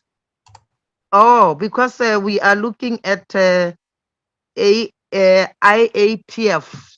2023, the road to Egypt, Cairo. We are coming November. See you then. I've got your email. Yes, sure. Okay, thank you. Yeah, that was great. This is right on the spot. And thank you, Dr. Sama. Can I ask a question? Yes, so I think we still have some questions. Please go ahead, Marcia. Thank you. Sama, it's such a wonderful pleasure to hear you saying this amazing, holistic approach to smart cities. I am currently writing and designing collaboration with Emmanuel, smart, sustainable, self-sufficient green villages, combining examination of what is given in the soil, minerals, bacteria, balance the pH and so forth, to deliver a makeover process, soil enriching, and also for human and animals nutrition, including superfood agriculture and the production of superconductors from vegetation, all carbon negative for zero waste as well. And we also intend to support local culture and art for eco-friendly, virtual and present to ecotourism. So I really feel like there's a lot of parallels there, and it would be wonderful to have your ideas, because it's like the balance of cities, as you're saying, 70%, it's just like balance of city and the green villages should be perhaps something that we can think together to deliver a more balanced society, and also leave space for the environment to be able to, the species that are endangered to be able to have their space to grow and to thrive as well. Would you be willing to collaborate? That's such a wonderful perspective you bring to us. Yes, it's a pleasure. It's a pleasure to have this discussion with you anytime. Yes, villages or cities are having the same approach. If we are talking about smart, sustainable village as well, because actually we have our food from the villages, and actually talking about urban agriculture and how we are transforming our cities towards having food as well. So we are thinking of applying this approach as well. So it will be a pleasure to have this discussion with you and have further meetings or something. It will be really good because we need this in our continent and our cities in Africa as well, because we witnessed those days a very climate change in the temperature. For example, in Cairo, it was one of the hottest July that from 40 years ago we didn't have similar. Are facing the climate change now, so we need really to work together and think how we can implement all those ideas for villages or even for cities. We are open for all of this. Wonderful, thank you. So, Yeah, you know, Emmanuel has my email and we can contact each other in the future. Yeah, that was great. Yeah, thank you, Dr. Sama. That was a great presentation, and we're happy to announce that Dr. Sama will be on our strategy in terms of smart cities and smart factories and smart work. We're going to work on a project together in that regard. So let's expect some more. She's going to provide the advisory strategy on such endeavor, and also to see how we can implement this across Africa and even the world. So she would really play a vital role. So if you want to get in touch, please write to us. We're going to set up a meeting quickly for you to engage with her.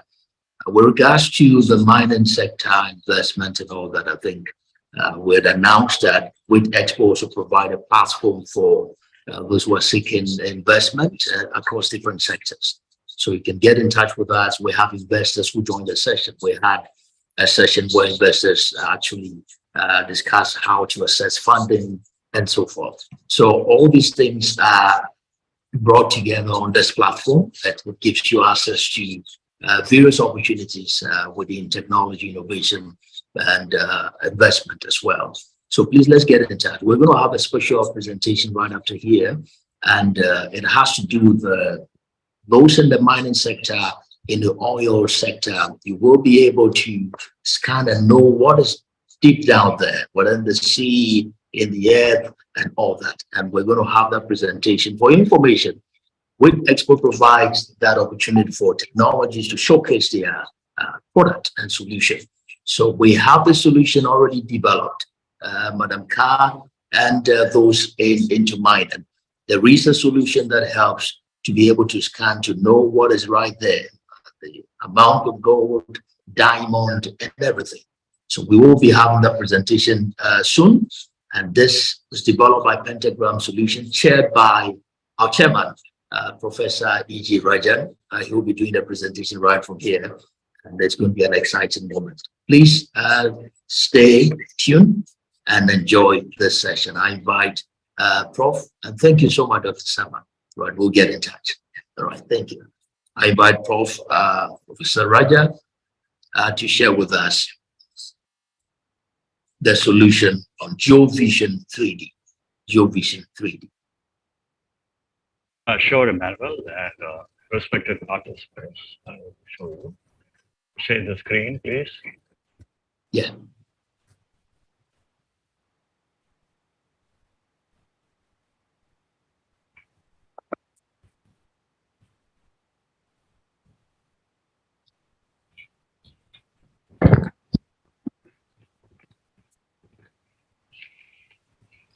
GeoVision 3D is a high-throughput three-dimensional image informational model for geomatics professionals.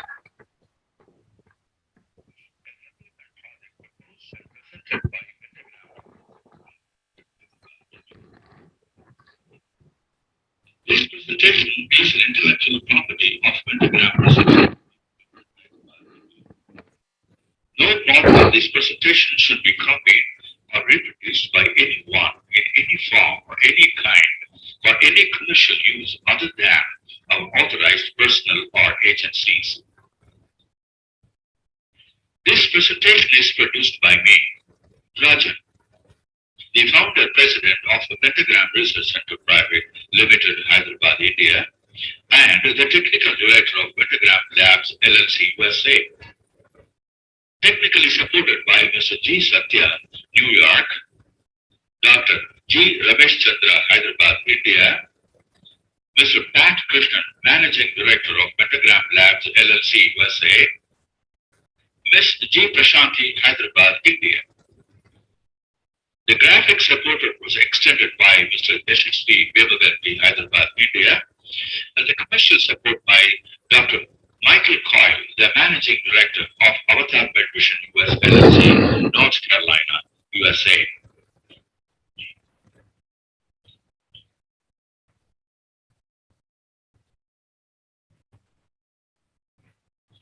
Three-dimensional digital image processing is an important area of research that has numerous applications to the fields of medical imaging, seismology, geomorphology, remote sensing, and material sciences. Depending on the requirement for solving a specific problem, one has to identify various features of three-dimensional images while applying suitable algorithms. For example, the quantitative analysis of geomorphological structures in GPR radargrams and other similar images requires extraction of volumes and shapes of geological constructs like oil reserve, ores, and minerals, and encapsulated gems, gold, and diamonds present below the Earth's surface. In order to do this, there is a need for an aerial survey of the area of interest for locating the land for scanning with the help of ground-penetrating radar. It is necessary to drill a hole to obtain crude oil and natural gas from under the Earth's surface. Engineers make this hole using a rotary drilling rig. The rotary drilling rig uses a drill bit to cut through the earth and create a hole. As the hole gets deeper, pipe is added to the drill bit to allow it to dig further. These lengths of drill pipe form the drill string. This pipe is connected to an engine that turns the drill bit to cut the hole. The rotary rig operates the same as a handheld electric drill.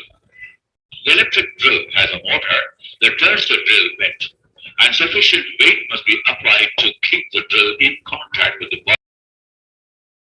There are four major operations in a rig: hoisting, rotating, circulating, and power. The hoisting system is used to raise and lower pipe in and out of the hole and to support the drill string to control the weight on the drill bit during drilling. The rotating equipment turns the drilling bit.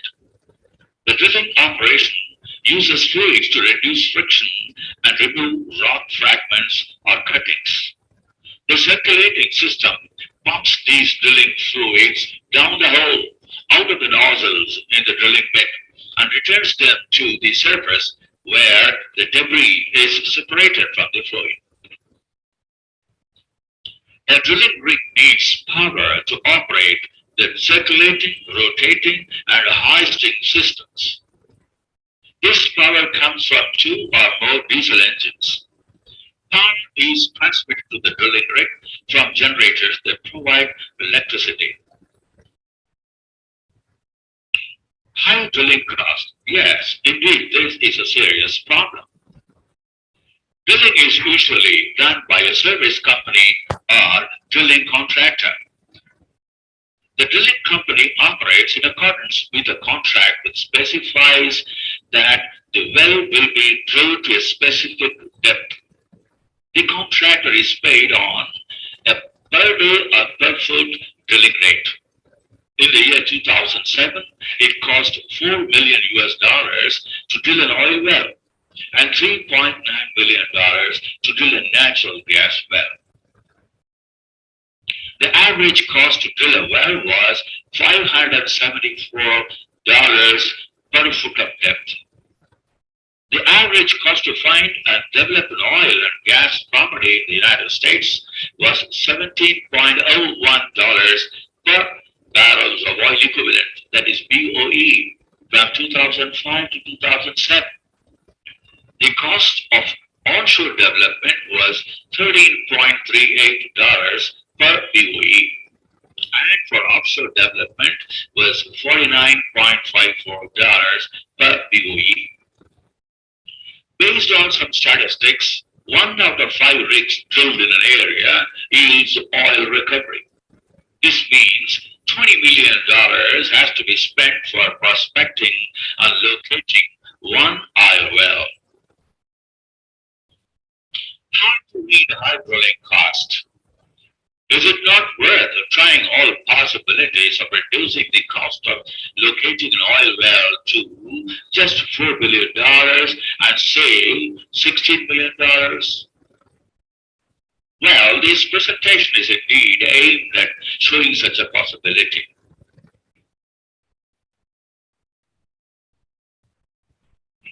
We propose a state-of-the-art project called GeoVision 3D. The major objectives of this project are to develop new methodologies for data acquisition, processing, and interpretation, to integrate multiple technologies focusing VSP, that is vertical seismic profiling methodology and interpretation that guide discovery of new oil reserves, oil field development and management for maximum economic oil recovery. To make use of VSP methodology for prospecting, minefield development and management for maximum economic recovery of various minerals and gems. The sub-objectives that are incidental to the major objective are to devise methodologies for collecting data from underground of the Earth's crust, data acquisition sensors like synthetic aperture radar or ground-penetrating radar, and microwave pulse transmitters could be used to achieve this. Other seismographic techniques could also be used alternatively or in association with SAR or GPR. Multiple sensor fusion is the next part. Data collected from various sensors could be integrated as a data set for which quite a lot of information about the subsurface elements could be interpreted. Fast and reliable algorithms for extracting information from the data set is a major R&D component involved in this project. To develop an artificial intelligence-based expert system software package as an integrated component with a given geodata processing requirement. Miners, civil engineers, and archaeologists would find this package very useful. To develop a state-of-the-art technology to use the above tools for detecting oil, minerals, and gems reserved in a particular area from which genuine and reliable data set has been collected. As a part of this project, a few people would be trained in the state-of-the-art operational methodology of oil exploration.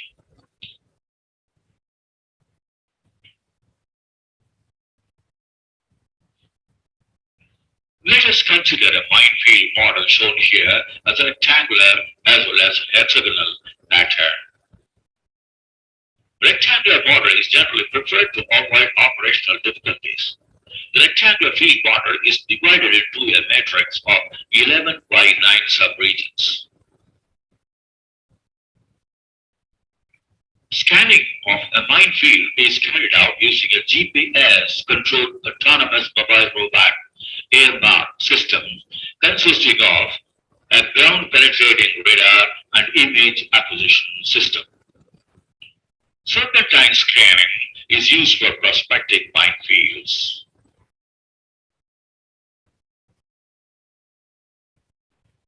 The proposed AMR would consist of a ground-penetrating radar, global positioning system, control and guidance system, communication system, power supply, vision system, and chasing.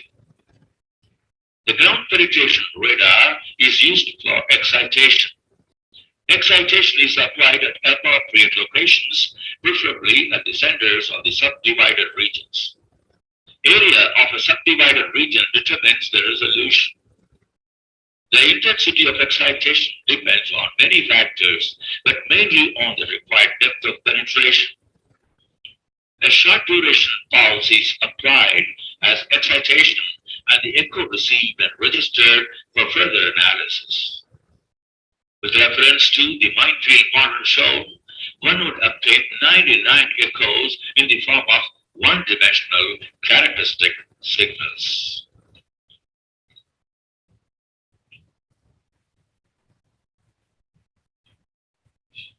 The excitation by the GPR is applied at every predetermined point whose coordinates, that is latitude and longitude, are obtained from the GPS. The excitation is applied to the fashion shown here in this slide. The intensity of excitation depends on many factors, but mainly on the required depth of penetration. A short duration pulse is applied as excitation and the echo received and registered for further analysis.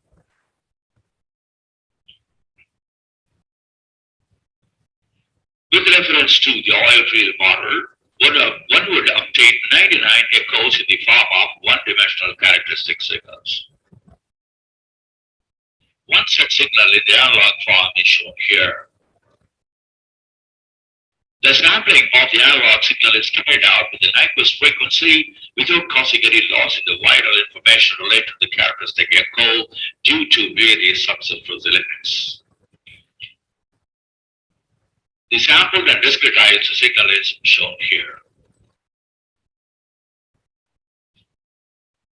The data acquired in this way will be a collection of one-dimensional sequence of numbers pertaining to the characteristic signals from different sample areas in a field of interest, echoed due to a particular excitation type. This slide shows a simple representation of the ensemble of data. Note that there may be a requirement for collecting data due to more than one excitation type. What is required now is to predict the signals for the neighborhood of each subsample area. This figure shows one such model of the predicted signal data, which amounts to a 3D array, that is a 3D image. We call this image as the vertical seismic profile. This slide shows the elevation and right side full section views of the VSB stack.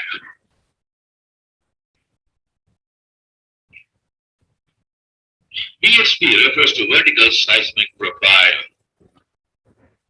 VSB is also known as sectional profile. That is it, VSB stack.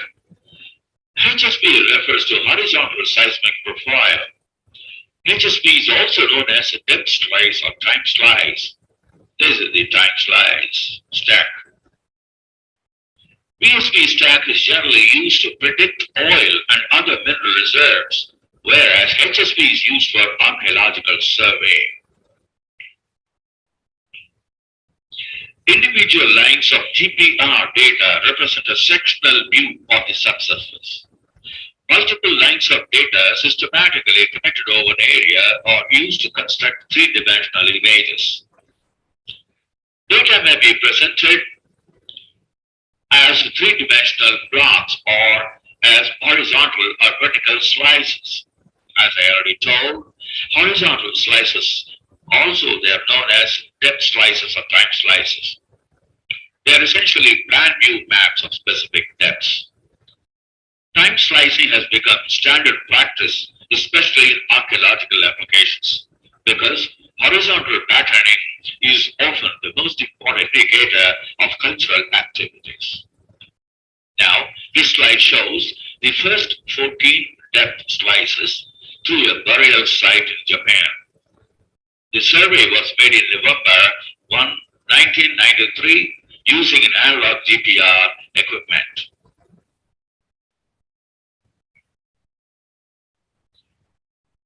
This slide shows the animated view of 2D slices of the 3D radiogram obtained at the Nutubaru Kofun burial site in Shintomi Machi, Ishikawa, Japan. The dip slices are obtained using an analog GPR system and the data processed using GPR slice version 7.0 software package. The large round anomaly found at various depths, see for example here, are the reflections from the moat of a destroyed burial ground dating from the 6th to 7th century AD. The full description of the history of this mound could be seen in various literature. This slide shows the Nutubaru Kofun excavated burial site in Shintomi Machi, Ishikawa, and the exploded view of the moat. We acknowledge the Geophysical Archaeometry Laboratory, INC, California, for providing details about the material presented in the previous 3 slides in their website www.gpr-survey.com.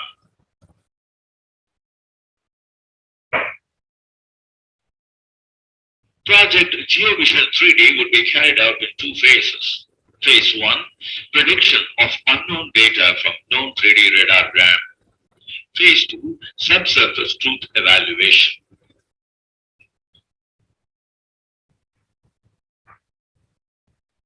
Phase 1 is about the data interpolation of a radiogram. Consider a land area of 1 hectare, which is equivalent to 10,000 square meters. This is a grid model of 1 hectare of land divided into 100 subregions. Each subregion is of 100 square meter area. Each subregion is excited with a pulse transmitted by a GPR and the corresponding echo recorded for processing. Then an ensemble of 100 echoes will be recorded.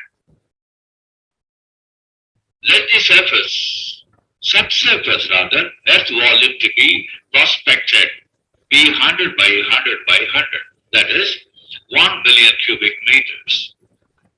Each 2D depth slice would then be of size 10 by 10, that is 100 square meters. Based on users' requirement, the number of depth slices could be fixed. For example, if the user requires data sampling of 1 voxel per 10 by 10 by 10, that is 1,000 cubic meters earth volume, then the number of depth slices required for prospecting 1 billion cubic meters of subsurface earth volume would be 10, 1 for every 10 meter depth. Now, the 3D radiogram size would be 10 by 10 by 10. Note, this radiogram of 10 by 10 by 10 is a low resolution data corresponding to 1 billion cubic meters of subsurface earth volume. Alternatively, one can think of obtaining a radiogram of size 100 by 100 by 100. This means that the subregions of area 1 by 1 square meter is excited with a pulse transmitted by a GPR and the corresponding echo recorded for processing. Then, an ensemble of 10,000 echoes would be recorded. The number of depth slices would be 100.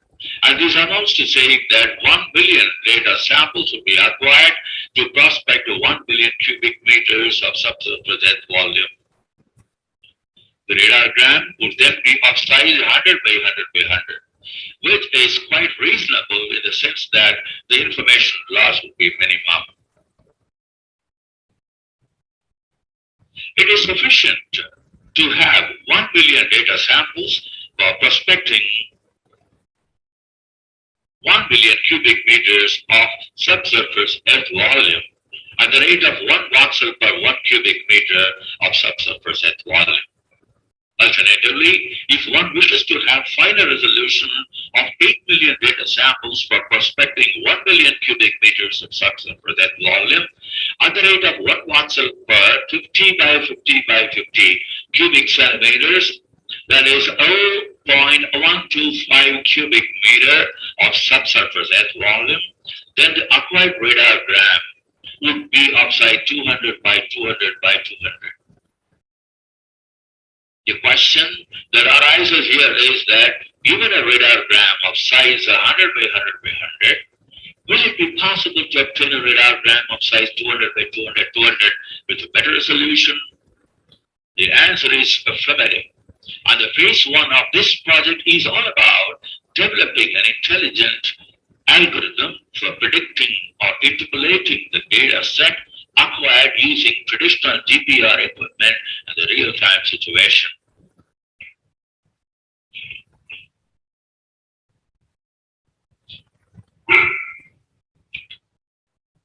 As a solution to this problem, we use an indigenous methodology of 3D morphological dilation using a nonlinear predictor. This predictor has been tested for its robustness and speed. This algorithm forms the core of the entire project.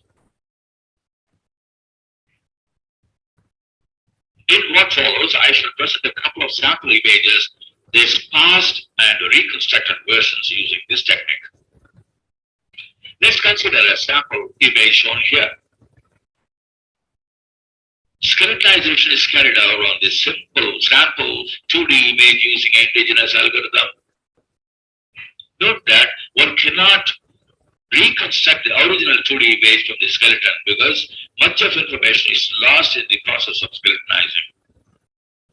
The figure on the right shows approximately reconstructed 2D image from the skeleton. The 2D morphological dilation is used here with the help of a specific structuring element. Note that the dilation has been carried out without the help of prediction algorithm. Let us consider a real-time sample image. Subsampling is carried out on this sample 2D image using the indigenous algorithm.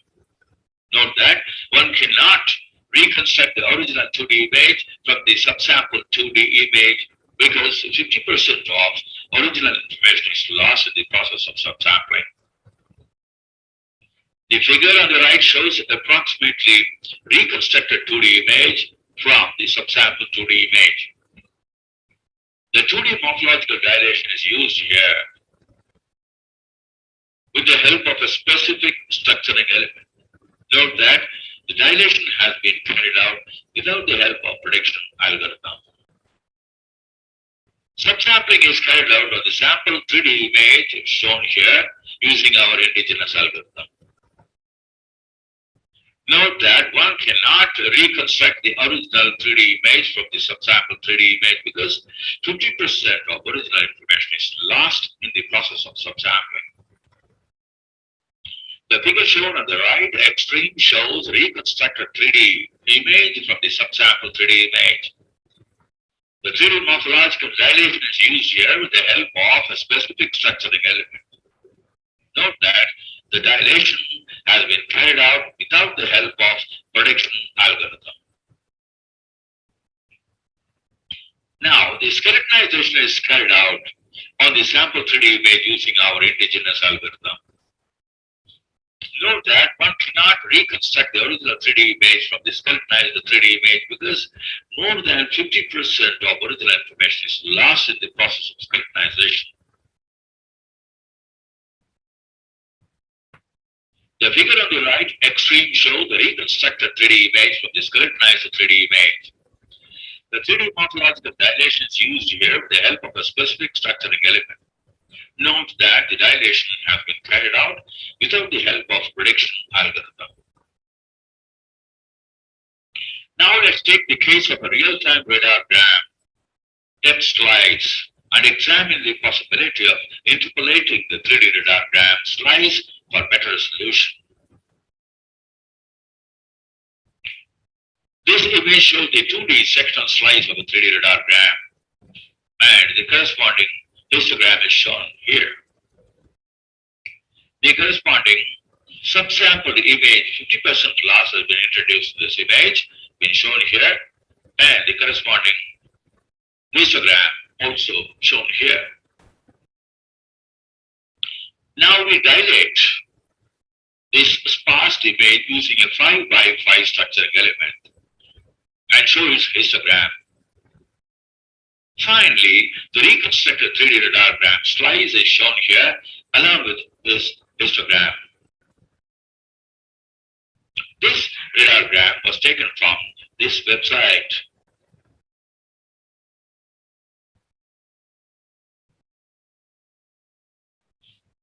Now, let me demonstrate the operation of reconstruction from sparse image.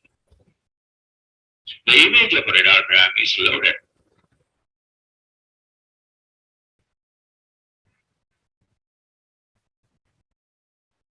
The image is parsed so that 50% loss is introduced. I'm duplicating this image, keeping it here, restoring the original picture.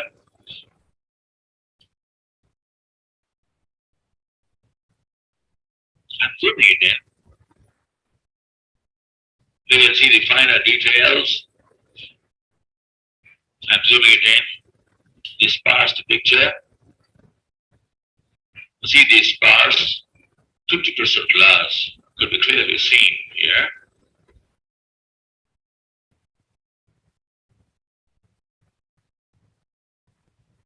This sparse image is now dilated using a 5 by 5 structuring element labeled E11337799. And the dilated image shown here. Duplicate this.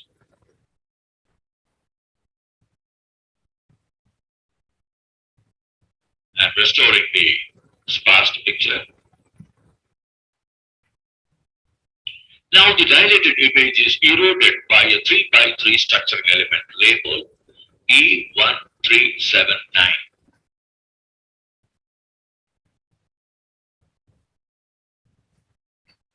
Eroded.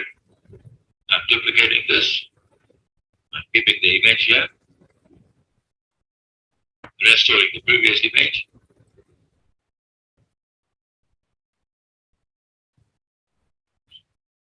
This histogram of the original image, histogram of the sparse picture, one can see clearly 50% reduction. The dilated picture, the eroded picture.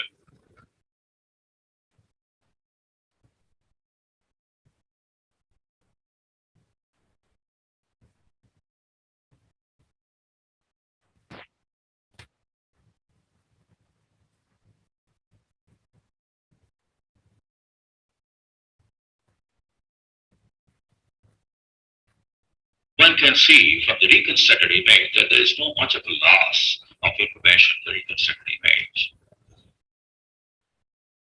But of course, there is loss. In this dilated picture, you can see the pixel deformation here. That is precisely why I eroded this picture, dilated picture, by a 3 by 3 structuring element. See the histogram of that, the slope of this, the slope of the histogram of the reconstructed picture, and the original image, the slope doesn't change. Means the reconstructed picture is in accordance with the original. This operation is called morphological filtering. The idea behind this filtering is that a given image is parsed with 50% information loss, and lost information is recovered by morphological filtering. This operation is analogous to interpolation of data in a radiogram, so that the size of the radiogram is doubled. That is, a given radiogram of size W by H by D becomes 2W by 2H by 2D. Phase 2 of the project GeoVision 3D is about pattern recognition in a 3D radiogram.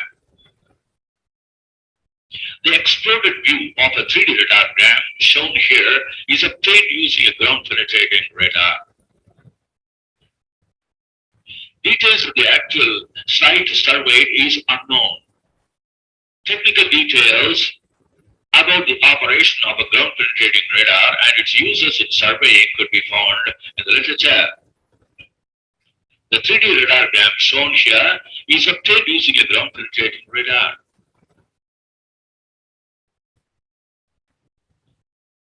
This 3D radargram shown here consists of 81 VSPs stacked one behind the other. 6 of the 81 VSPs are shown here for the purpose of understanding as to how a 3D radargram is reconstructed from VSPs.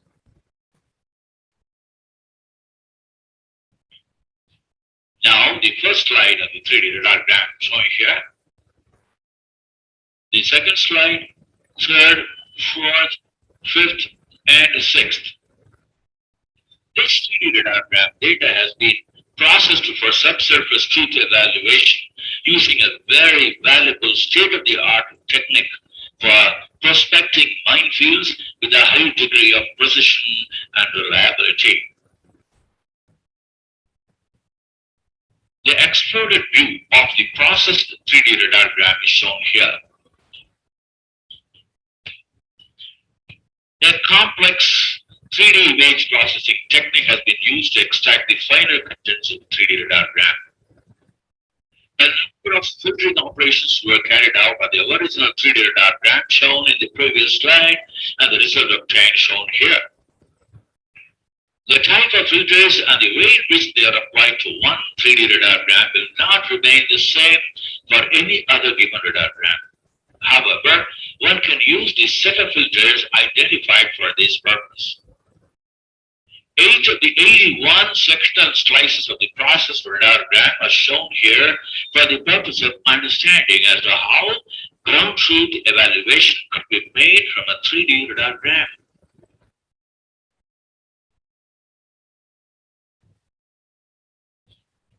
Now, I'm giving a demonstration of the actual work carried out on this particular 3D radargram. Now I'm loading this GPR 3D radargram, rotating this in 4 biased directions. From this 3D object image, one will not be able to visualize the contents. In order to extract the subsurface truth, one has to go in for processing the radargram. That's what I'm trying to do now. We made use of a series of morphological filters and obtained a processed image which is shown now.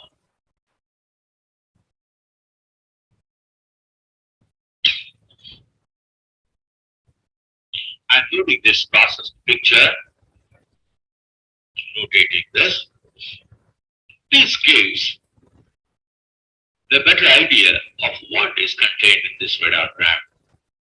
Still not clear. One thing for sure, that there is something related to some equipment.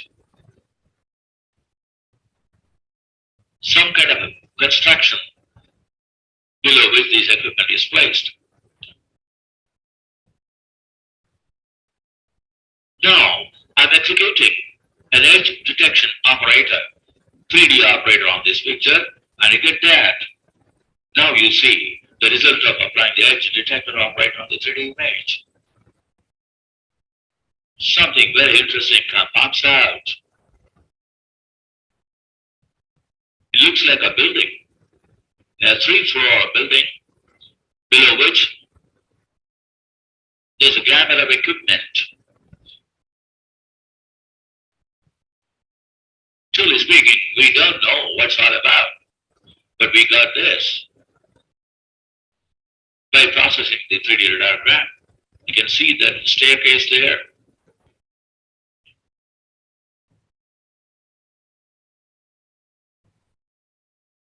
You can see the walkthroughs, the floors,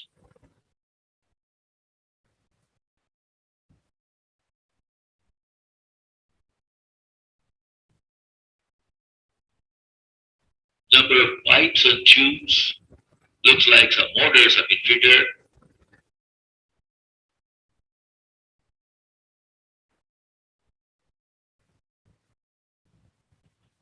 The below portion is quite dark.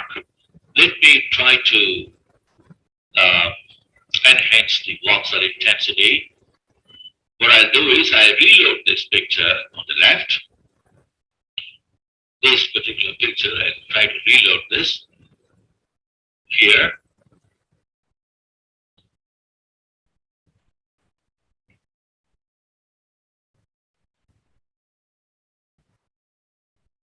Yes, the picture has been reloaded on the left hand side. I'm trying to enhance the intensity, the voxel intensity, especially below this point. Adding 30 to each voxel. Seeing on the right here, the voxel intensity has been improved. You're able to see certain valuable information, the details of which we don't know. Let me zoom it in.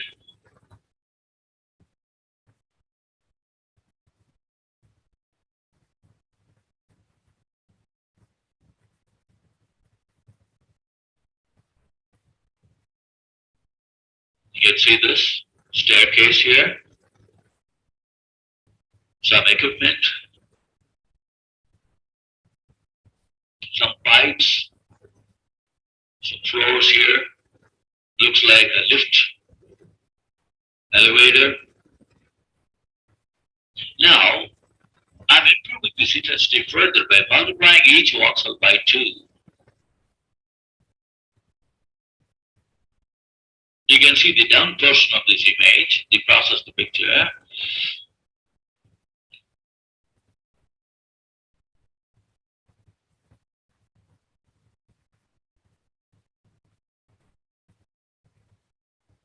The question of artifacts doesn't come here because we don't make use of any spectral domain operators.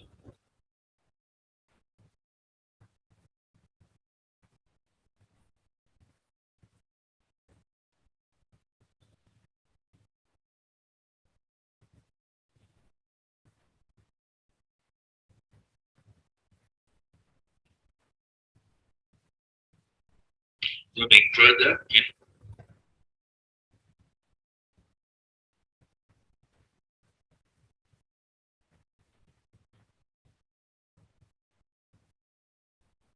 Might rotate to the right.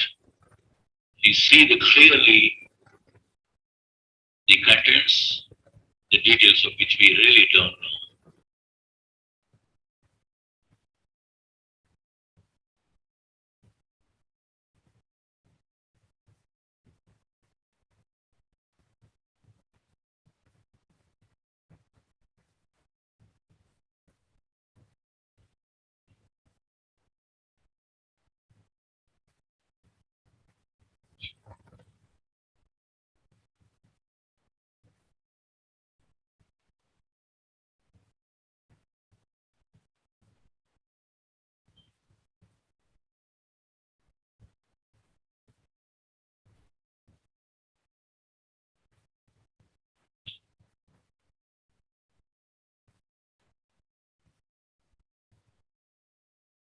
Well, that's how it goes. This slide shows the software architecture of the GeoVision 3D. After seeing the demonstration, I'd like to propose this GeoVision 3D. The architecture will be like this. There will be a plug-in module for oil, minerals separately, gems, diamonds, gold, and rare earth elements. These are the plug-in modules. The GeoVision 3D will have a kernel, which will have the fundamental 3D image visualization processing algorithms. They allow artificial intelligence-based expert systems to prospect, identify, locate these subsurface components of Earth. Well, the uniqueness of this package would be concept to product is made in-house. High throughput algorithms for 3D image visualization and processing, 3D morphological operations, and algebra of 3D geometric filters have been introduced by us. The novel concept of electronic sectioning of 3D volume data in 36 directions have been introduced by us. Variable thickness 3D surface detection is an important operation in the process of evaluating the true subsurface Earth volume. 3D texture detection, 36 directions. Spatial and spectral domain-based 3D volume data segmentation is also included in this package. The technical commercial advantage of 3D technology used in this package would be academic application, CAD/CAM application, medical imaging application. This 3D technology could be used. And this is called 3D IP core because all other versions and variants would be purely developed based on this core. We are interested in this particular project, an application to subsurface imaging application. Drilling an oil rig is expected to cost $4 million as per literature survey and study. At present, the oil strike possibility is not even 2 out of 5. This means a minimum of $20 million have to be spent in order to get at least oil extraction from one rig. In this context, a 3D IP core could be put to use by plugging in pattern recognition software modules for prospecting oil, minerals, and others. Then, oil strike capability or possibility would be almost 100%. This application, together with an AFR fitted with a GPR, is an ideal prospective solution or technique. What we intend to do? We wish to make the best use of our expertise in the 3D technology achieved so far to develop the state-of-the-art artificial intelligence-based software system, GeoVision 3D, that will go a long way in pursuit of subsurface ground truth evaluation and hence of the economic development of the entire world. I try to conclude with the following remarks. GeoVision 3D would be a powerful tool to visualize and process 3D radargram images. BSPs obtained using other scanners could be visualized and processed with a high degree of reliability. Many unique and significant features which are not available in most other software packages. 3D technology used in development is technically superior to most other available technology. Speed, precision, and reliability are far above those exhibited by most of the software packages. Comprehensive package developed using in-house theoretical concepts, paradigms, and tools.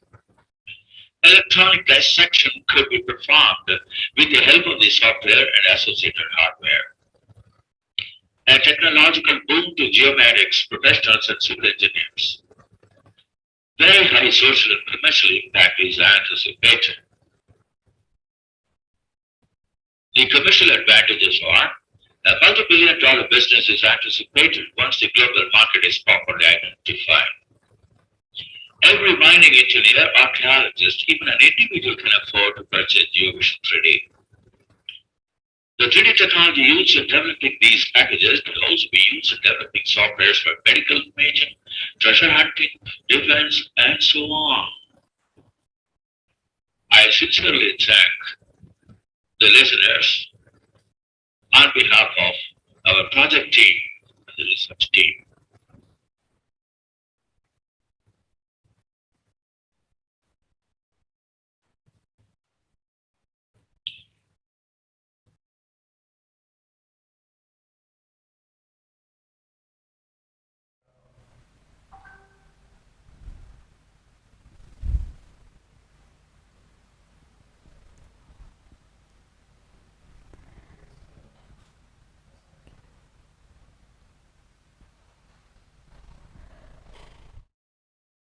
mining sector. We also open for partnership with any government that wants to. Thank you, Mentor. Appreciate. Yeah, so Prof, let's hear from you.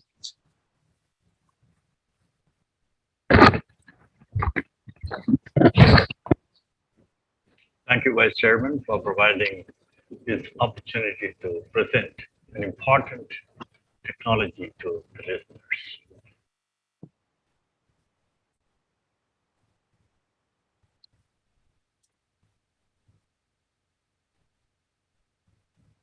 All right. All right. So thank you. Thank you so much. Yes. So this is a great solution for those in the mining sector, oil and gas. We ready to implement the solution across the continent and the world. So if you want to get more details, please get in touch with us. It's been developed by Pentagram, chaired by the chairman of Expo, Professor E.G. Regan.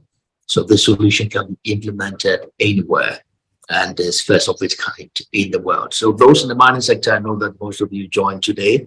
Madam Ka, how do you see the solution? I thank you so much, and let me also congratulate my ladies from South Africa, Zimbabwe, Madagascar, Lesotho, Mozambique, Malawi for connecting, to mention but the few, including myself in Botswana. It has been a long day, and indeed, ladies, we are very, very patient.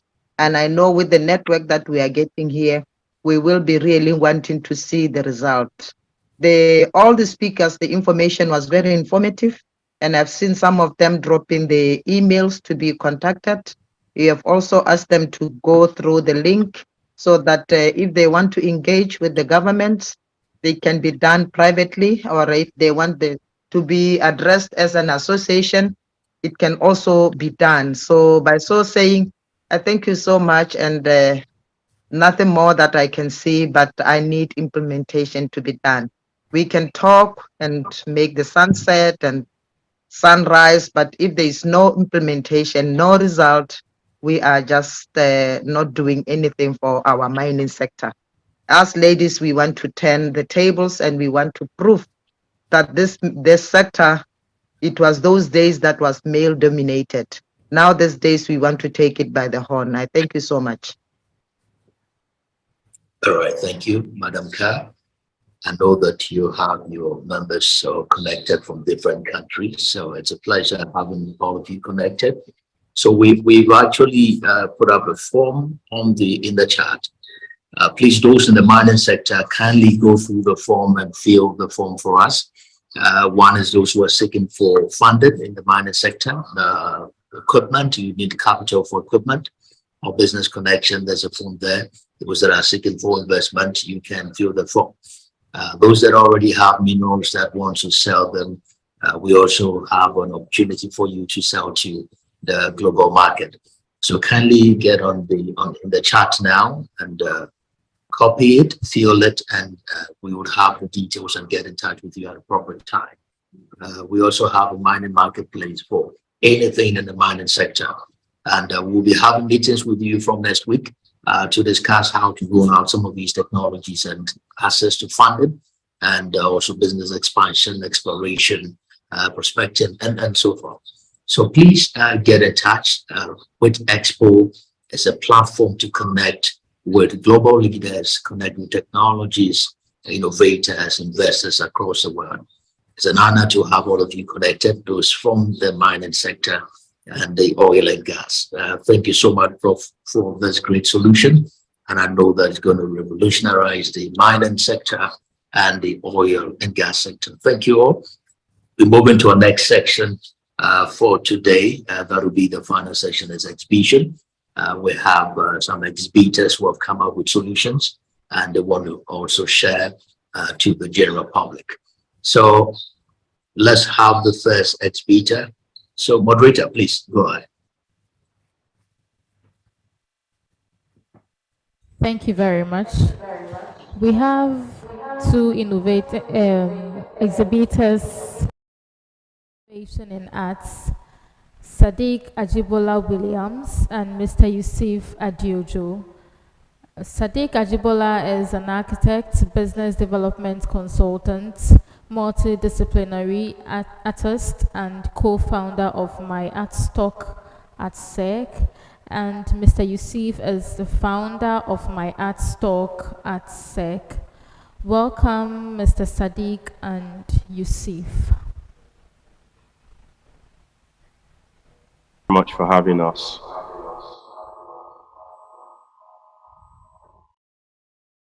We'll be doing a presentation to talk about the art industry or the creative industry.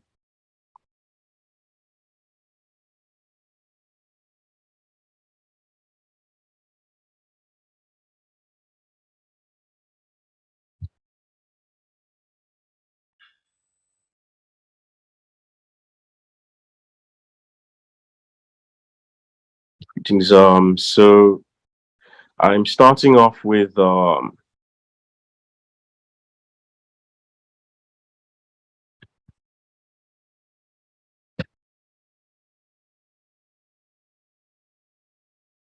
everyone hear me? No, you are cutting. I don't know why. Sorry. Reception. Can you hear me now? Yes, loud please. and clear. Thank you. Oh, fantastic. Greetings once again, everyone. It's a pleasure and honor to be on here. My associate, Mr. Adeojo, founder of Artstock, is available himself, and he'll be tuning in with me as soon as things evolve. So we're here to discuss advents in the art creative industry in Nigeria, but by way of the global circuit and technology, especially advents in AI, blockchain, the NFT and metaverse, but still anchoring in the traditional e-commerce platform base. And we're starting off with a slideshow, leading some of my exploits from my studio practice to date, but not everything in totality. And then we'll be presenting my art stock as well to everyone to have a look at. And we're very open to feedback, partnerships, and any sort of trajectories we may not be looking at so far. I hope you enjoy, and let me start. So so I'm trying to move the slides along. So this is where my studio practice is at today, Atelier. I currently am a multidisciplinary artist, which means I lean towards anything from painting, drawing, art advisory, performance art. I write, I work in film, theater space as well. And I'm very much interested in how the blockchain and the technology around blockchain and modern technology, convergent technology, is allowing one's divergent leanings to become very convergent and can be leveraged. So I'd like to move on to the next slide. So this is a body of works from my journey so far. I'll be having a solo exhibition in September at a Credible Gallery over here. I've got a few accolades to my credit so far, and I'm looking to work with other creatives and artists and technologists in the global space as well. In the last 24 months plus, I've been deep in the NFT space, consulting as a business development consultant and a co-curator for one or two platforms.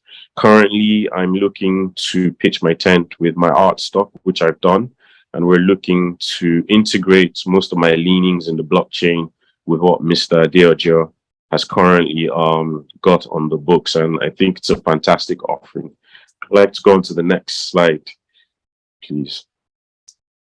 These are leanings and just sort of showing how art can be a very powerful tool for communication and collaboration. I had the privilege of working with the fashion designer Maya Tafo for the Arise Fashion Week in 2019. And these are some pieces of art I've created after the intersection, as I like to call them, with his fashion line.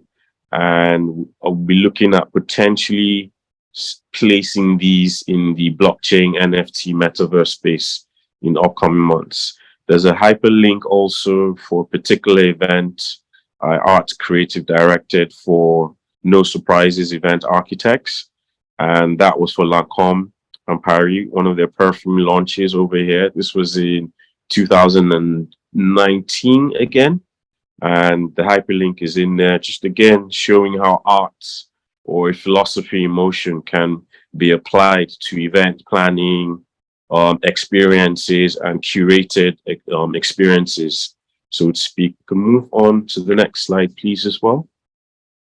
So the philosophy for me, being an architect, is just art as expression. Most people assume art is just maybe painting and drawing, but I dare say art is a bit beyond that. And most people are artistic or creative in their thinking, expression, or doing. And that could even be being creative or artistic in how you choose to code a piece of software, or how you choose to augment some applications, and vice versa, and even how you think of strategy. In today's world, I'm a strong advocate that we need very much creative thinking or divergent thinking to face the challenges of the moment. Next slide, please. In the last 7 years and beyond, I'm privileged to have access to a number of companies.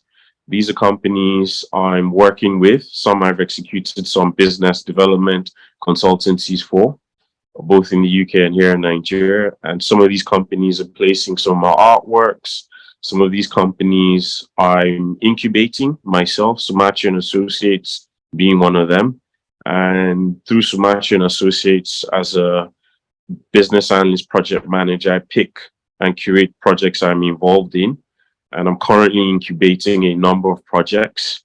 And some of these companies you can see I've worked with in the past, or I'm incubating, or I'm working with on their own business development and strategy drives.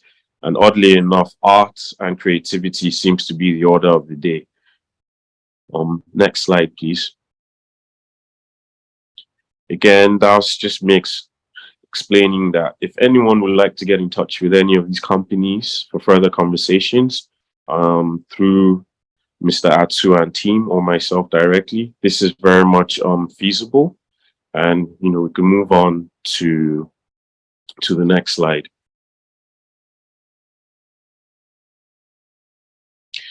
These are collaborations on the horizon. Some already existing, some already executed on. Again, to do with how the creative industry is now converging very aggressively with the tech space. And in the subsequent horizon, myself and Mr. Atsu and certain other associates will potentially be working across the creative spectrum, from the arts to the music to the film space, and even translating down to big branding and technology, and see where these leanings and converging points of interest could potentially take us, and how best we could actually scale into the horizon, especially from an African or neo-Pan-African perspective, as pertains the diaspora and the global arena in today's dynamics, especially with the advent in social media and convergent technology, really assisting a lot of our stories and narratives and ideas to travel quite swiftly. We'll move on to the next slide, please. Again, the current dynamics, the artificial intelligence narrative is really picking up a lot of steam and is augmenting the blockchain NFT metaverse space. I'm very much a fusionist. I see how these oftentimes divergent spaces can actually converge and add value to the contemporary artist, and allow for the modern artist or creative mind to express themselves, potentially homogenize their ideas, and then leverage and scale exponentially. Next slide, please. These are strategic partners operating in the metaverse space of ours. These are projects that are launched, and on the back end, there are DeFi opportunities for potential investors, strategic partners, the team behind some of these ventures have a background in actuarial science, quanting, and statistics, and they've been trading in the crypto and traditional commodities markets or fiat markets for a number of years now. They have a very credible resume, both sectors, and these projects are quite successful, and they're looking to do a lot more projects. The associates behind this form a huge chunk of our DeFi unit, and we're very excited to have access to such minds, great minds, and investment opportunities, because it's quite interesting how in the metaverse, one is able to bring traditional or contemporary financial dynamics into the creative and artistic space by way of art, gaming, etc., etc. Next slide, please. So my art stock is now where I've pitched my tent as a co-founder, and then based on where the tech is and our test run drive, I see a lot of overlaps, and myself and Mr. Adeojo planning on integrating a lot of the AI NFT metaverse adverts into the platform to create a novel marketplace that all creators on the African continent and in the unsung, the one has access to, can actually benefit from, vice versa, and versa to the vice. Next slide, please. These are other associates of ours, AfroDB, in the Nollywood space with the global reach, and they have apps and platforms that are ongoing. One of our associates in the art space, Mr. Chuma Nagbado, just launched a virtual art experience last week, and there's an ongoing art exhibition with some of Nigeria's master artists with one of our strategic associates who runs a gallery space here called Gemini Arts Gallery, and they have a globally acknowledged reach also. Next slide, please. We're just showing the interesting dynamics in terms of how communities are built. So AfroDB has an ongoing community. AfroDB is a African version of IMDb. And if anyone on here has contacts in the film space, be they prominent, be they independent, be they up-and-coming, emerging, or already accomplished, they can go onto AfroDB and load up their content, their profiles, and their film or whatnot, and integrate and enjoy the UX and the UI. Next slide, please. Next slide, please. This is a personal project of mine. So outside of painting, I enjoy illustration, comic illustration.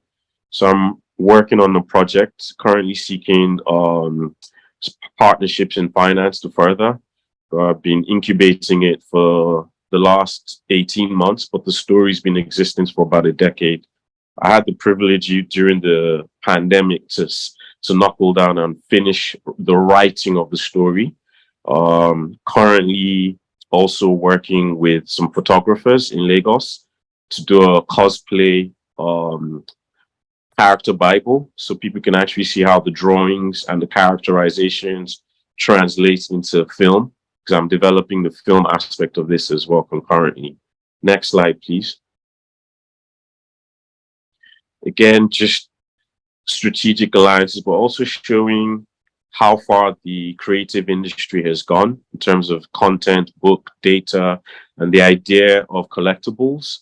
To the extreme left is a strategic associate of ours who wrote a treatise on the distribution model for Nigeria about a decade ago. And this information is still extremely relevant in business development and strategy till today, and cuts across the African continent. The other slides just showcase comic book culture and how it translates into franchise models and business. And as we see on the extreme right, there's an associate of ours who is currently working on a project with Whoopi Goldberg and has a 10 publishing deal with Dark Horse Comics, and he'll be working with me on this project. Again, the power of innovation and collaboration, and just how technology is changing lives in Africa also. This is actually quite seminal, because over a decade ago, some of these things may not have been possible. Next slide, please. Again, just a fusion of how an idea can be powerful, lead into other things, and then how it translates into real time. That's myself training some actors, just showing props and how these can parlay back into the story. And it all originates from a concept, my magnum opus, Memoirs of a Black Box, which was my first solo exhibition and a multidisciplinary antecedent in 2017. And forayed from art, music, film, theater, and poetry, and just general advent at the time. The next slide, please. Sort of funneling to my art stock, which will be the next conversation. That's the logo. That's the hyperlink. Next slide, please. Going forward, there's potentials, because I also curate also for fusion in the traditional and virtual hybrids. I say this because the traditional art space has a way it deploys its engagements to the general public, and so too does the technological space. I'm very much from a biz dev and creative direction standpoint saying there should be a fusion.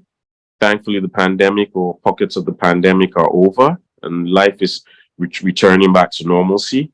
We can't shake away technology, and in certain aspects, you can't shake away the manner in which art is experienced and enjoyed. I believe this is going to be an ongoing dynamic, and going forward between my art stock and other associates, both regionally and globally, this, I believe, is going to be a norm, and the way exhibitions will be deployed, both traditionally and virtually, for those who can't make it physically to enjoy virtually, and those who might want to enjoy the art or expressions differently to come in to the traditional space.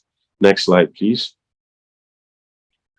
Here are contact details for anyone who would like to get in touch. I'll be sharing this via Mr. Atsu and team, and would like to move on to the next presentation for my art stock.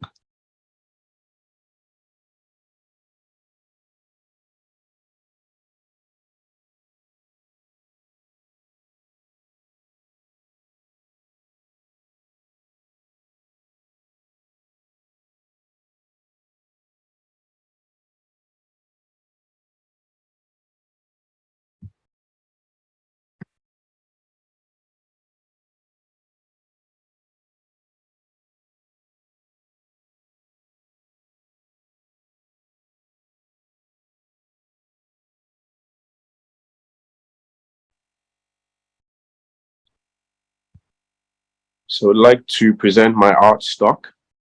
Mr. Deojo reached out to me recently. We've actually been talking on other fronts, and then he finally opened this up to me, and I was quite excited. And he solicited me because of my leanings in the art space, and we've been going around building relationships with a lot of the galleries in Nigeria. Given my leanings with certain clients and certain projects, I immediately saw the opportunities, and I pretty much really like what my art stock represents. I'd like to move on to the next slide, please. So we're looking, Mr. Deoja has a background in the banking sector, even though he's a technologist himself, and he currently works for one of the prestigious banks, but this is one of his pet projects. He's incubating this and another company called My Art Sec, and we're looking at art as investments to the investment world. But this is more a platform for the artists and the gallery spaces and creatives. And we intend for this to have a Pan-African and an unsung reach. So there's the benefits of being able to have an alternative income for the modern artist or creative is very much forthcoming. Next slide, please. We're looking at how, when you look at platforms like Shutterstock, but this is maybe a bit of a step further going forward, where artists can load up their content, but also look at their content from an IP standpoint, proliferate accordingly and scale, and increase the volume. The back end dynamics will also look to protect these artists that sign up to the platform as well, legally, creatively and managerially so that their IP is not exploited.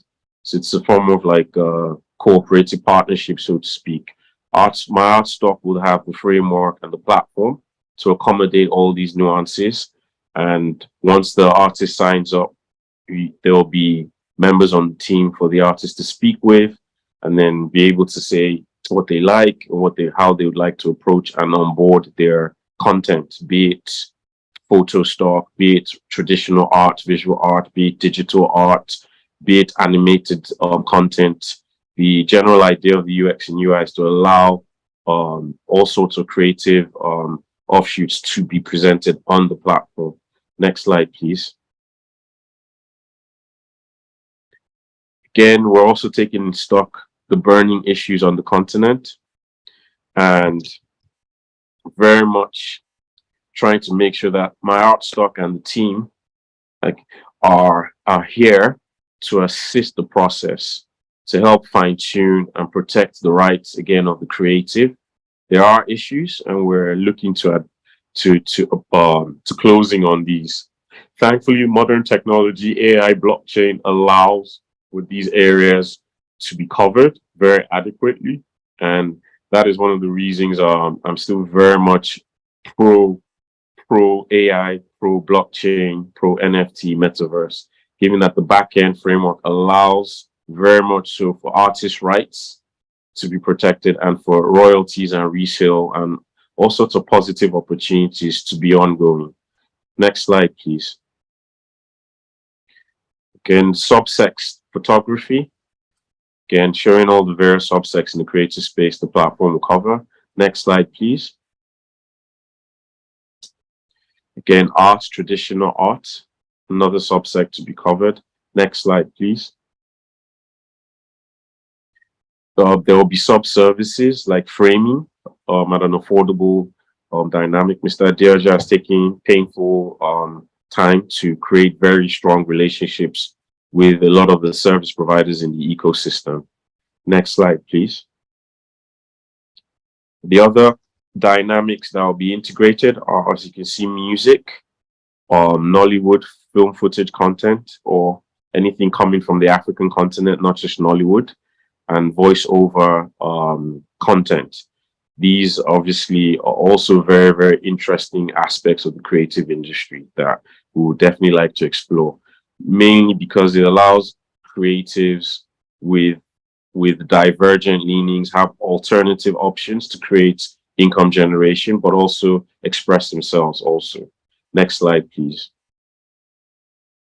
This is the team as it stands. The team's growing.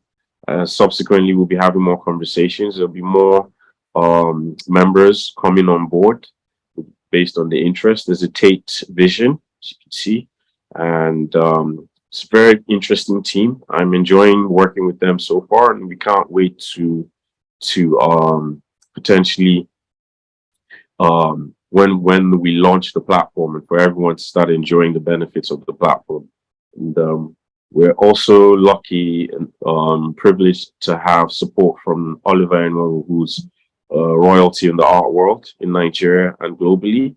And his profile is on here. He's coming on board as advisory and as a partner as well.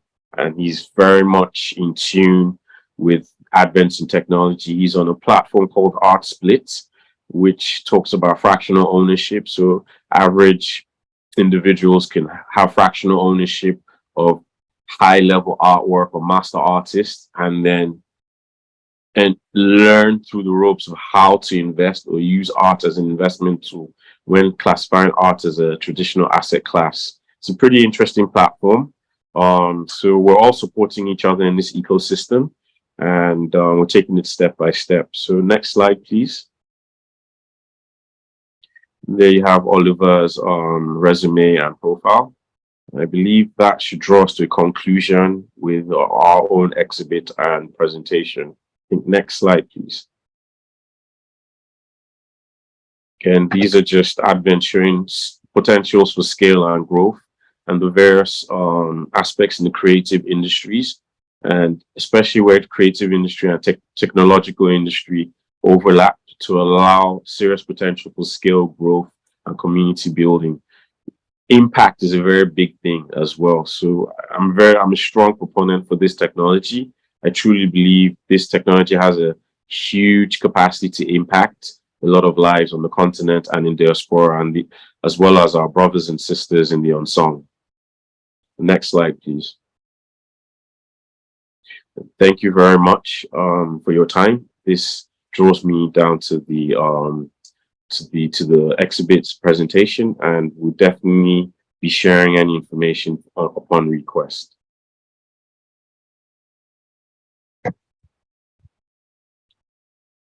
So Yusuf, would you like to speak now?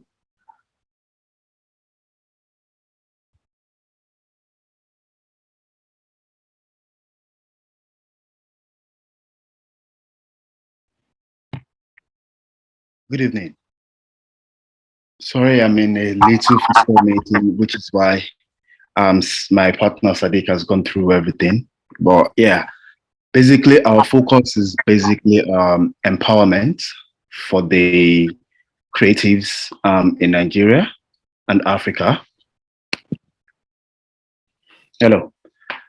Our focus is basically empowerment for the creatives in Nigeria and Africa, majorly. And we just want to use technology to pivot what art or the creative world can do.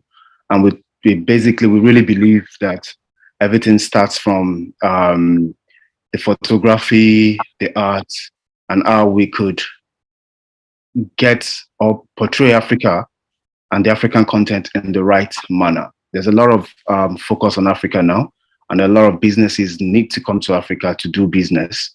And without the right content that properly portrays Africa, they won't be able to tell the story they need to tell. So we are in the business of telling story, leveraging technology. We are using a lot of AI to empower the Titian creative population in the continent as a whole, from the use of voiceover to creating of videos, to using AI to create thrillers and short comics, like Sadiq was talking about some of the comics he's working on. He's literally laying foundation for other works that we are already working on. And that's all I'm going to say for now. I won't beat around the bush because I know time is fast spent, and Sadiq has already gone through most of the things that needs to be said. Thank you very much. Thank you very much, Yusuf. Thank you very much, everyone. Looking forward to your comments and feedback.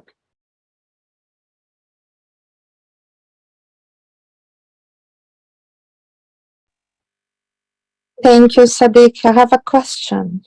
Okay. It's wonderful to see how art is transformative. So I was just wondering if this amazing model one is going to also be accessible to all the... Sorry? Hello? If this model is going to be accessible to all the countries that have a large African diaspora, like Brazil, who would like to be partners, and because we are partners anyway. And also the model, which is very enriching of the possibility that art becomes in the forefront of supporting innovation. I was wondering if royalties can also be put forward to communities to have ownership, because as like smart cities and smart villages, green villages, are going to be working toward not only the renewal of energy and ecological new systems, they're also going to be more beauty available of the localities which before perhaps were hidden or secondary.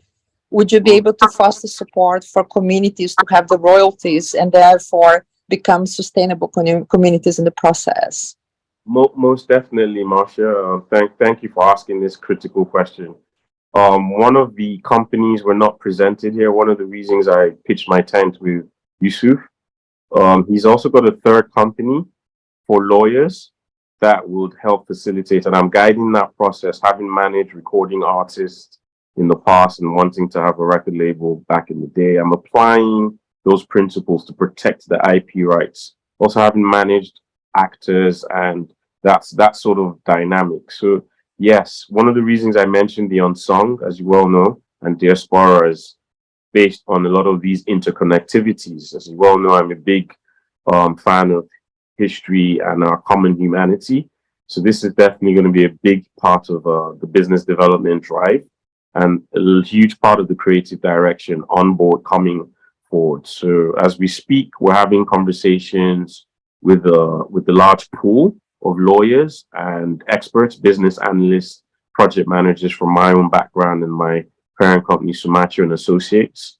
And we're looking at how best to make sure any of these projects or integrations are beneficial, which one of the reasons I use the term co-op or cooperative type sort of a model or framework of integration. So when we engage communities, these are things that are going to be at the back of my mind.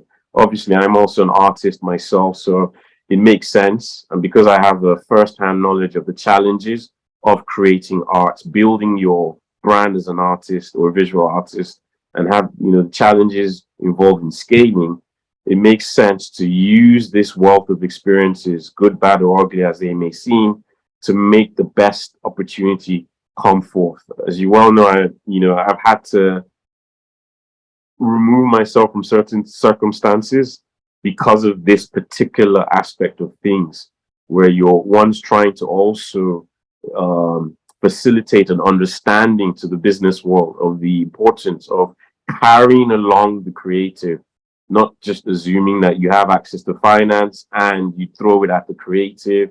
There are various types of creators who want to say different things. The different types of creators with voices who want to be aligned with certain types of projects and don't want to. So studying the ecosystem of personal and vicarious leanings is very much in view, and an integration with our brothers and sisters in diaspora, ergo the unsung, is very much on the horizon. Thank you, Sadiq. And I can attest that your journey, which I know part of it, is one of actually enduring all the differences in which art becomes completely matched with ethics. And I totally appreciate that you have given up in potential partnerships and other possibilities because you know how to drive the ethics as the forefront and equity, and be able to deal with, in a way, traditional historical traumas by delivering through the arts a new narrative. So I'm very grateful that you're here and you're giving us this perspective, because art also is very transformative for innovation in all different sectors. Thank you, Sadiq. Thank you very much, Marcia.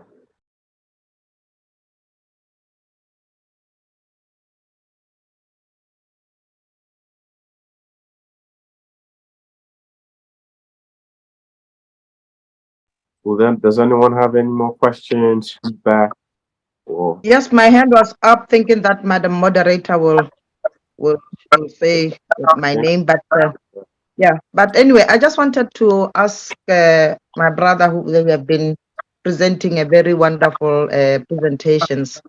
How ready are we in Africa to be having, or maybe in your company, to be using our own webinar, not going through all these Zooms that belongs to others? If we want to tell our story in Africa, we have to be telling our story just right from the grounds of our story, not tapping on other people's things. So how ready we are, because we will still be controlled by the system that they have built. So we are talking technology, we are talking arts, we are talking what. I just wanted to see or to hear how far you have gone with the things that you have done your own way, not probably doing tapping from other people. If we want to trade among ourselves as African, are we ready, or is something that we are just saying? I know Nigeria, in terms of population, we are just too far. I always tell people that they don't waste time. It's either you do business or you don't do business with them. But I just wanted to know, you have been in business for quite a long time. So how far are you, and are you working on any of the progress of doing your own things at your own way without going through the Zooms of Zoom or Google Meet or whatever things of not belongs to us as Africans? Thank you. Thank you very much for that question, sister. So to different, there's not some things I can say, some things I can't because I signed NDAs. But Mr. Atsu and I have been having conversations for a number of months on this particular. Okay, thank And in the tech space, in the context of Nigeria, but I believe in East and South Africa, there's a lot of there's a huge drive for ownership, and I'm very big on ownership as well. So one of the reasons I pitched my tent with my art stock is it allows for a depth of ownership. Although from an objective standpoint, I do still feel like the mainstream platforms have their UX and UI very, very, very down to a T. And I believe strongly that they can still be leveraged. But I'm currently working on a particular marquee project with Mr. Atsu and a few other associates to address this particular question you've asked. The technology and the technological partners do exist. It's just the ticket or the mode of investiture is higher when you now want to own your own platform or run your own distribution. I'm also in the middle of a couple of finance raises in the film and Nollywood space also. And there was a presentation earlier that I really enjoyed about smart architecture, being that that's a forte of mine. We are close, but we still need, I would say, limited or in some cases an in-depth analysis. We're quite close. Some parts of the continent are moving faster in certain aspects than other parts of the continent. I would safely say the next 5 to 10 years is going to be a very interesting time for the continent and the world as well. I think we're taking cue from our brothers and sisters on the Asian continent and how they've been able to redirect their perception management and drive technological advances. I believe we're going to see a lot of African-owned platforms, communities, strong brands that are going to actually do a lot of interesting things in the global arena. Taking cue from Nollywood and the Afrobeat genre, which is really leading the way in a whole lot of dynamics. AfroDB, for example, that I presented was very interesting. I have it on good authority that the main IMDb started picking up certain some of their modern UX or their current UX and UI came from interactions or observations, which quietly was a very nice thing to observe. So, and as we're seeing in all the spaces, we're seeing a lot of young and prominent African minds in really, really good positions across the spectrum, agnostically across various sectors, globally and regionally. So it can be challenging. I'm picking my words carefully because of the environment and the challenges it takes to create infrastructure, maintain infrastructure on the continent. But there are ways around these, and I'm grateful to be a part of a think tank or so many other great minds through Smarter and Associates, and my partner, Mr. Diojo, as well, who's a technologist. In fact, he got hired by the bank because of his proficiency in technology. So there's a lot of that, and it's impacting the lives over here quite significantly. And we're from the school of thought that, it can only get better, challenges aside. Rome wasn't built in a day, and every other, if you look at any major player in the market today and you study their back history or their journey, it wasn't an overnight dynamic. I mean, if we look at Apple, it took about 20 years. Microsoft, all the major players. I believe we are now in that flux or slipstream, to answer your question. And there's going to be a lot of, there's a lot going on the continent. And if you're very interested in synergizing and being a part of the network, so to speak, I'm more than very, very open to making certain connections happen. But there's a lot happening on the continent, and ownership is a very big question. So it's a very valid question you're asking, because some businesses are not thinking in that direction, some creators, but a lot are now. And with a lot of the innovation, I can see a lot of this happening.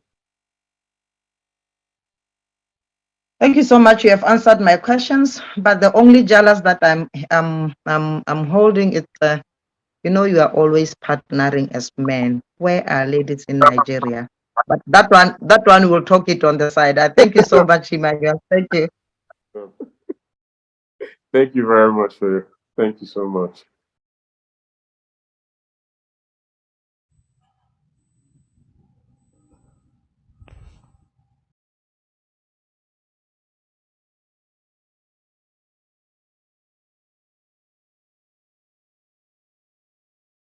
With our session for today, and would like to invite the chairman, Professor E.G. Rajan, to give his final remarks for all the sessions we had from Thursday through to today.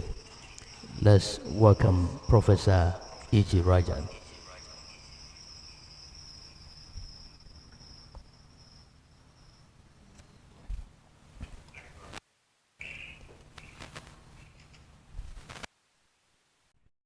It is indeed a great pleasure. I've been enjoying the past 3 days, August 10, 11, and 12 today. There are no words to explain the way in which this conference, this summit, was organized by Emmanuel Arsu. The entire credit goes to him. Without his organizational administrative skills, I don't think anybody would have gone to this level actually. I've come across many people. I've conducted 14 conferences in India, international conferences, so physical conferences. Number of people visited, even Nobelarians were here. But the pleasure what I had derived from this 3-day online conference is something remarkable. I will not forget it in my lifetime. So first of all, my thanks go to Emmanuel. Talk anything, be it English language or art, music, dance, science, technology, engineering, anything you talk, the whole lot of knowledge and its applications, they all fall under 3 categories. One is systemics, the second one is cybernetics, and the third one is informatics. So the World Innovation Tech Expo and Investment Summit 2023, with the theme Accelerating Sustainable Growth Through the Synergy of Technology, Innovation, Investment, it's really a grand success. A great applause to Emmanuel and the secretary lady who was working with him, and all other organizers, executive members and advisors. And indeed, without the participants, this wouldn't have taken place. My sincere thanks to all of you. And please do not stop with that. Whatever you have been doing, whatever the message that people have communicated, I told you they are falling under systemic cybernetics and informatics. Yes, CI. This concept we formulated way back in 1995. I was in in Vancouver, in the IEEE meeting of Systems, Man and Cybernetics. We formed this. One of the Brazilian friends, is a professor over there, myself, we have been talking on that. And we came to a conclusion that anything and everything definitely would fall under these three categories. So, the presentations made by so many people, I didn't expect that. I was thinking that around 5 to 6 or 10 papers will be presented every day, but it's outnumbered my expectation. Though people took more time in explaining, but it was really good. Every presentation I enjoyed. Now time is 12 midnight. Still I'm working.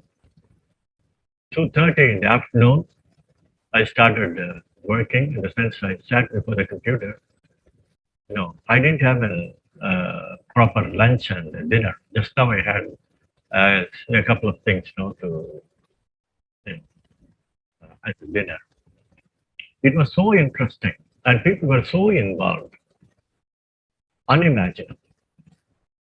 My suggestion to Emmanuel and other people is, please, for God's sake, don't stop this. We shall have next year the same conference, physical conference. We'll invite everybody. As somebody very personally said, whatever you discuss over online or telephone or video or any other communication, there is nothing like one-on-one, one-to-one personal interaction that will definitely build relationship. In this confused world, I see a lot of scope in African countries, especially West African countries, where all these people have come from. So rest assured that India is with you. India is with you and India is always with you. Rest assured, please.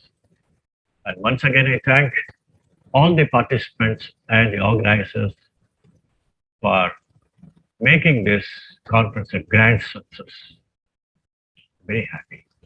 Thank you very much. Have a good day and may God bless all of us for a peaceful and harmonious life.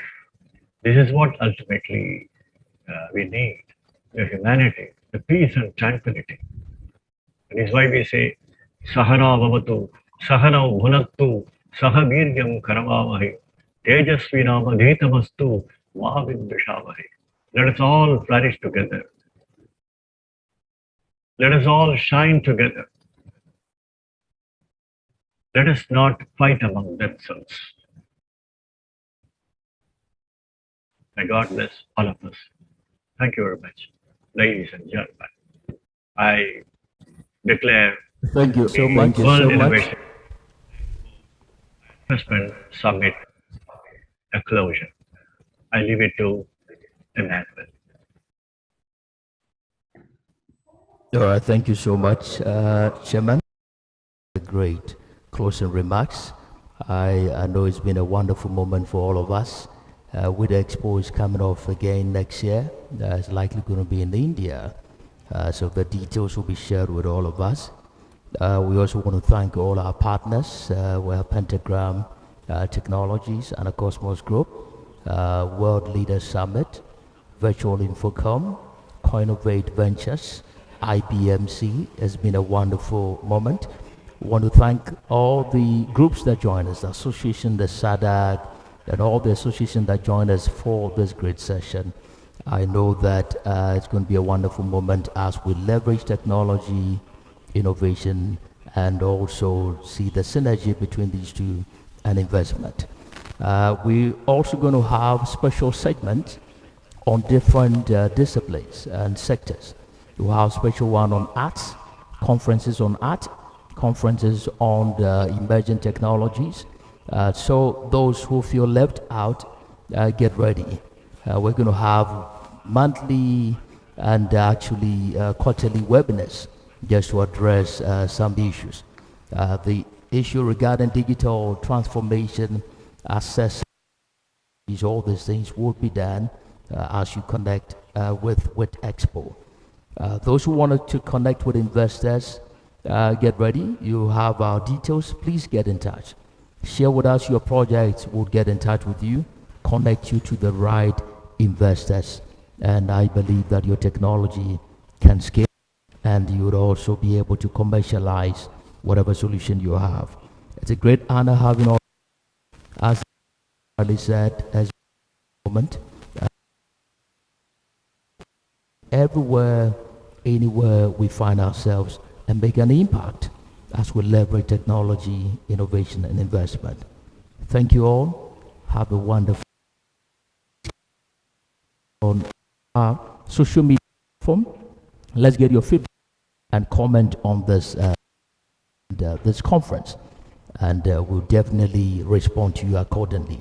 Thank you all for joining. Those who've stayed with us since morning, and actually from Thursday, some have been consistent.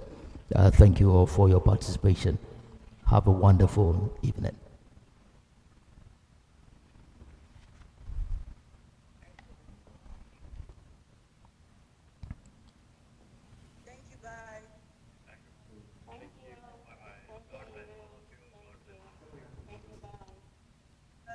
Bless you too. Blessings to everyone. Thank you. It was marvelous. Speak soon. Hi, Nam. Hasivala kunjo what a day.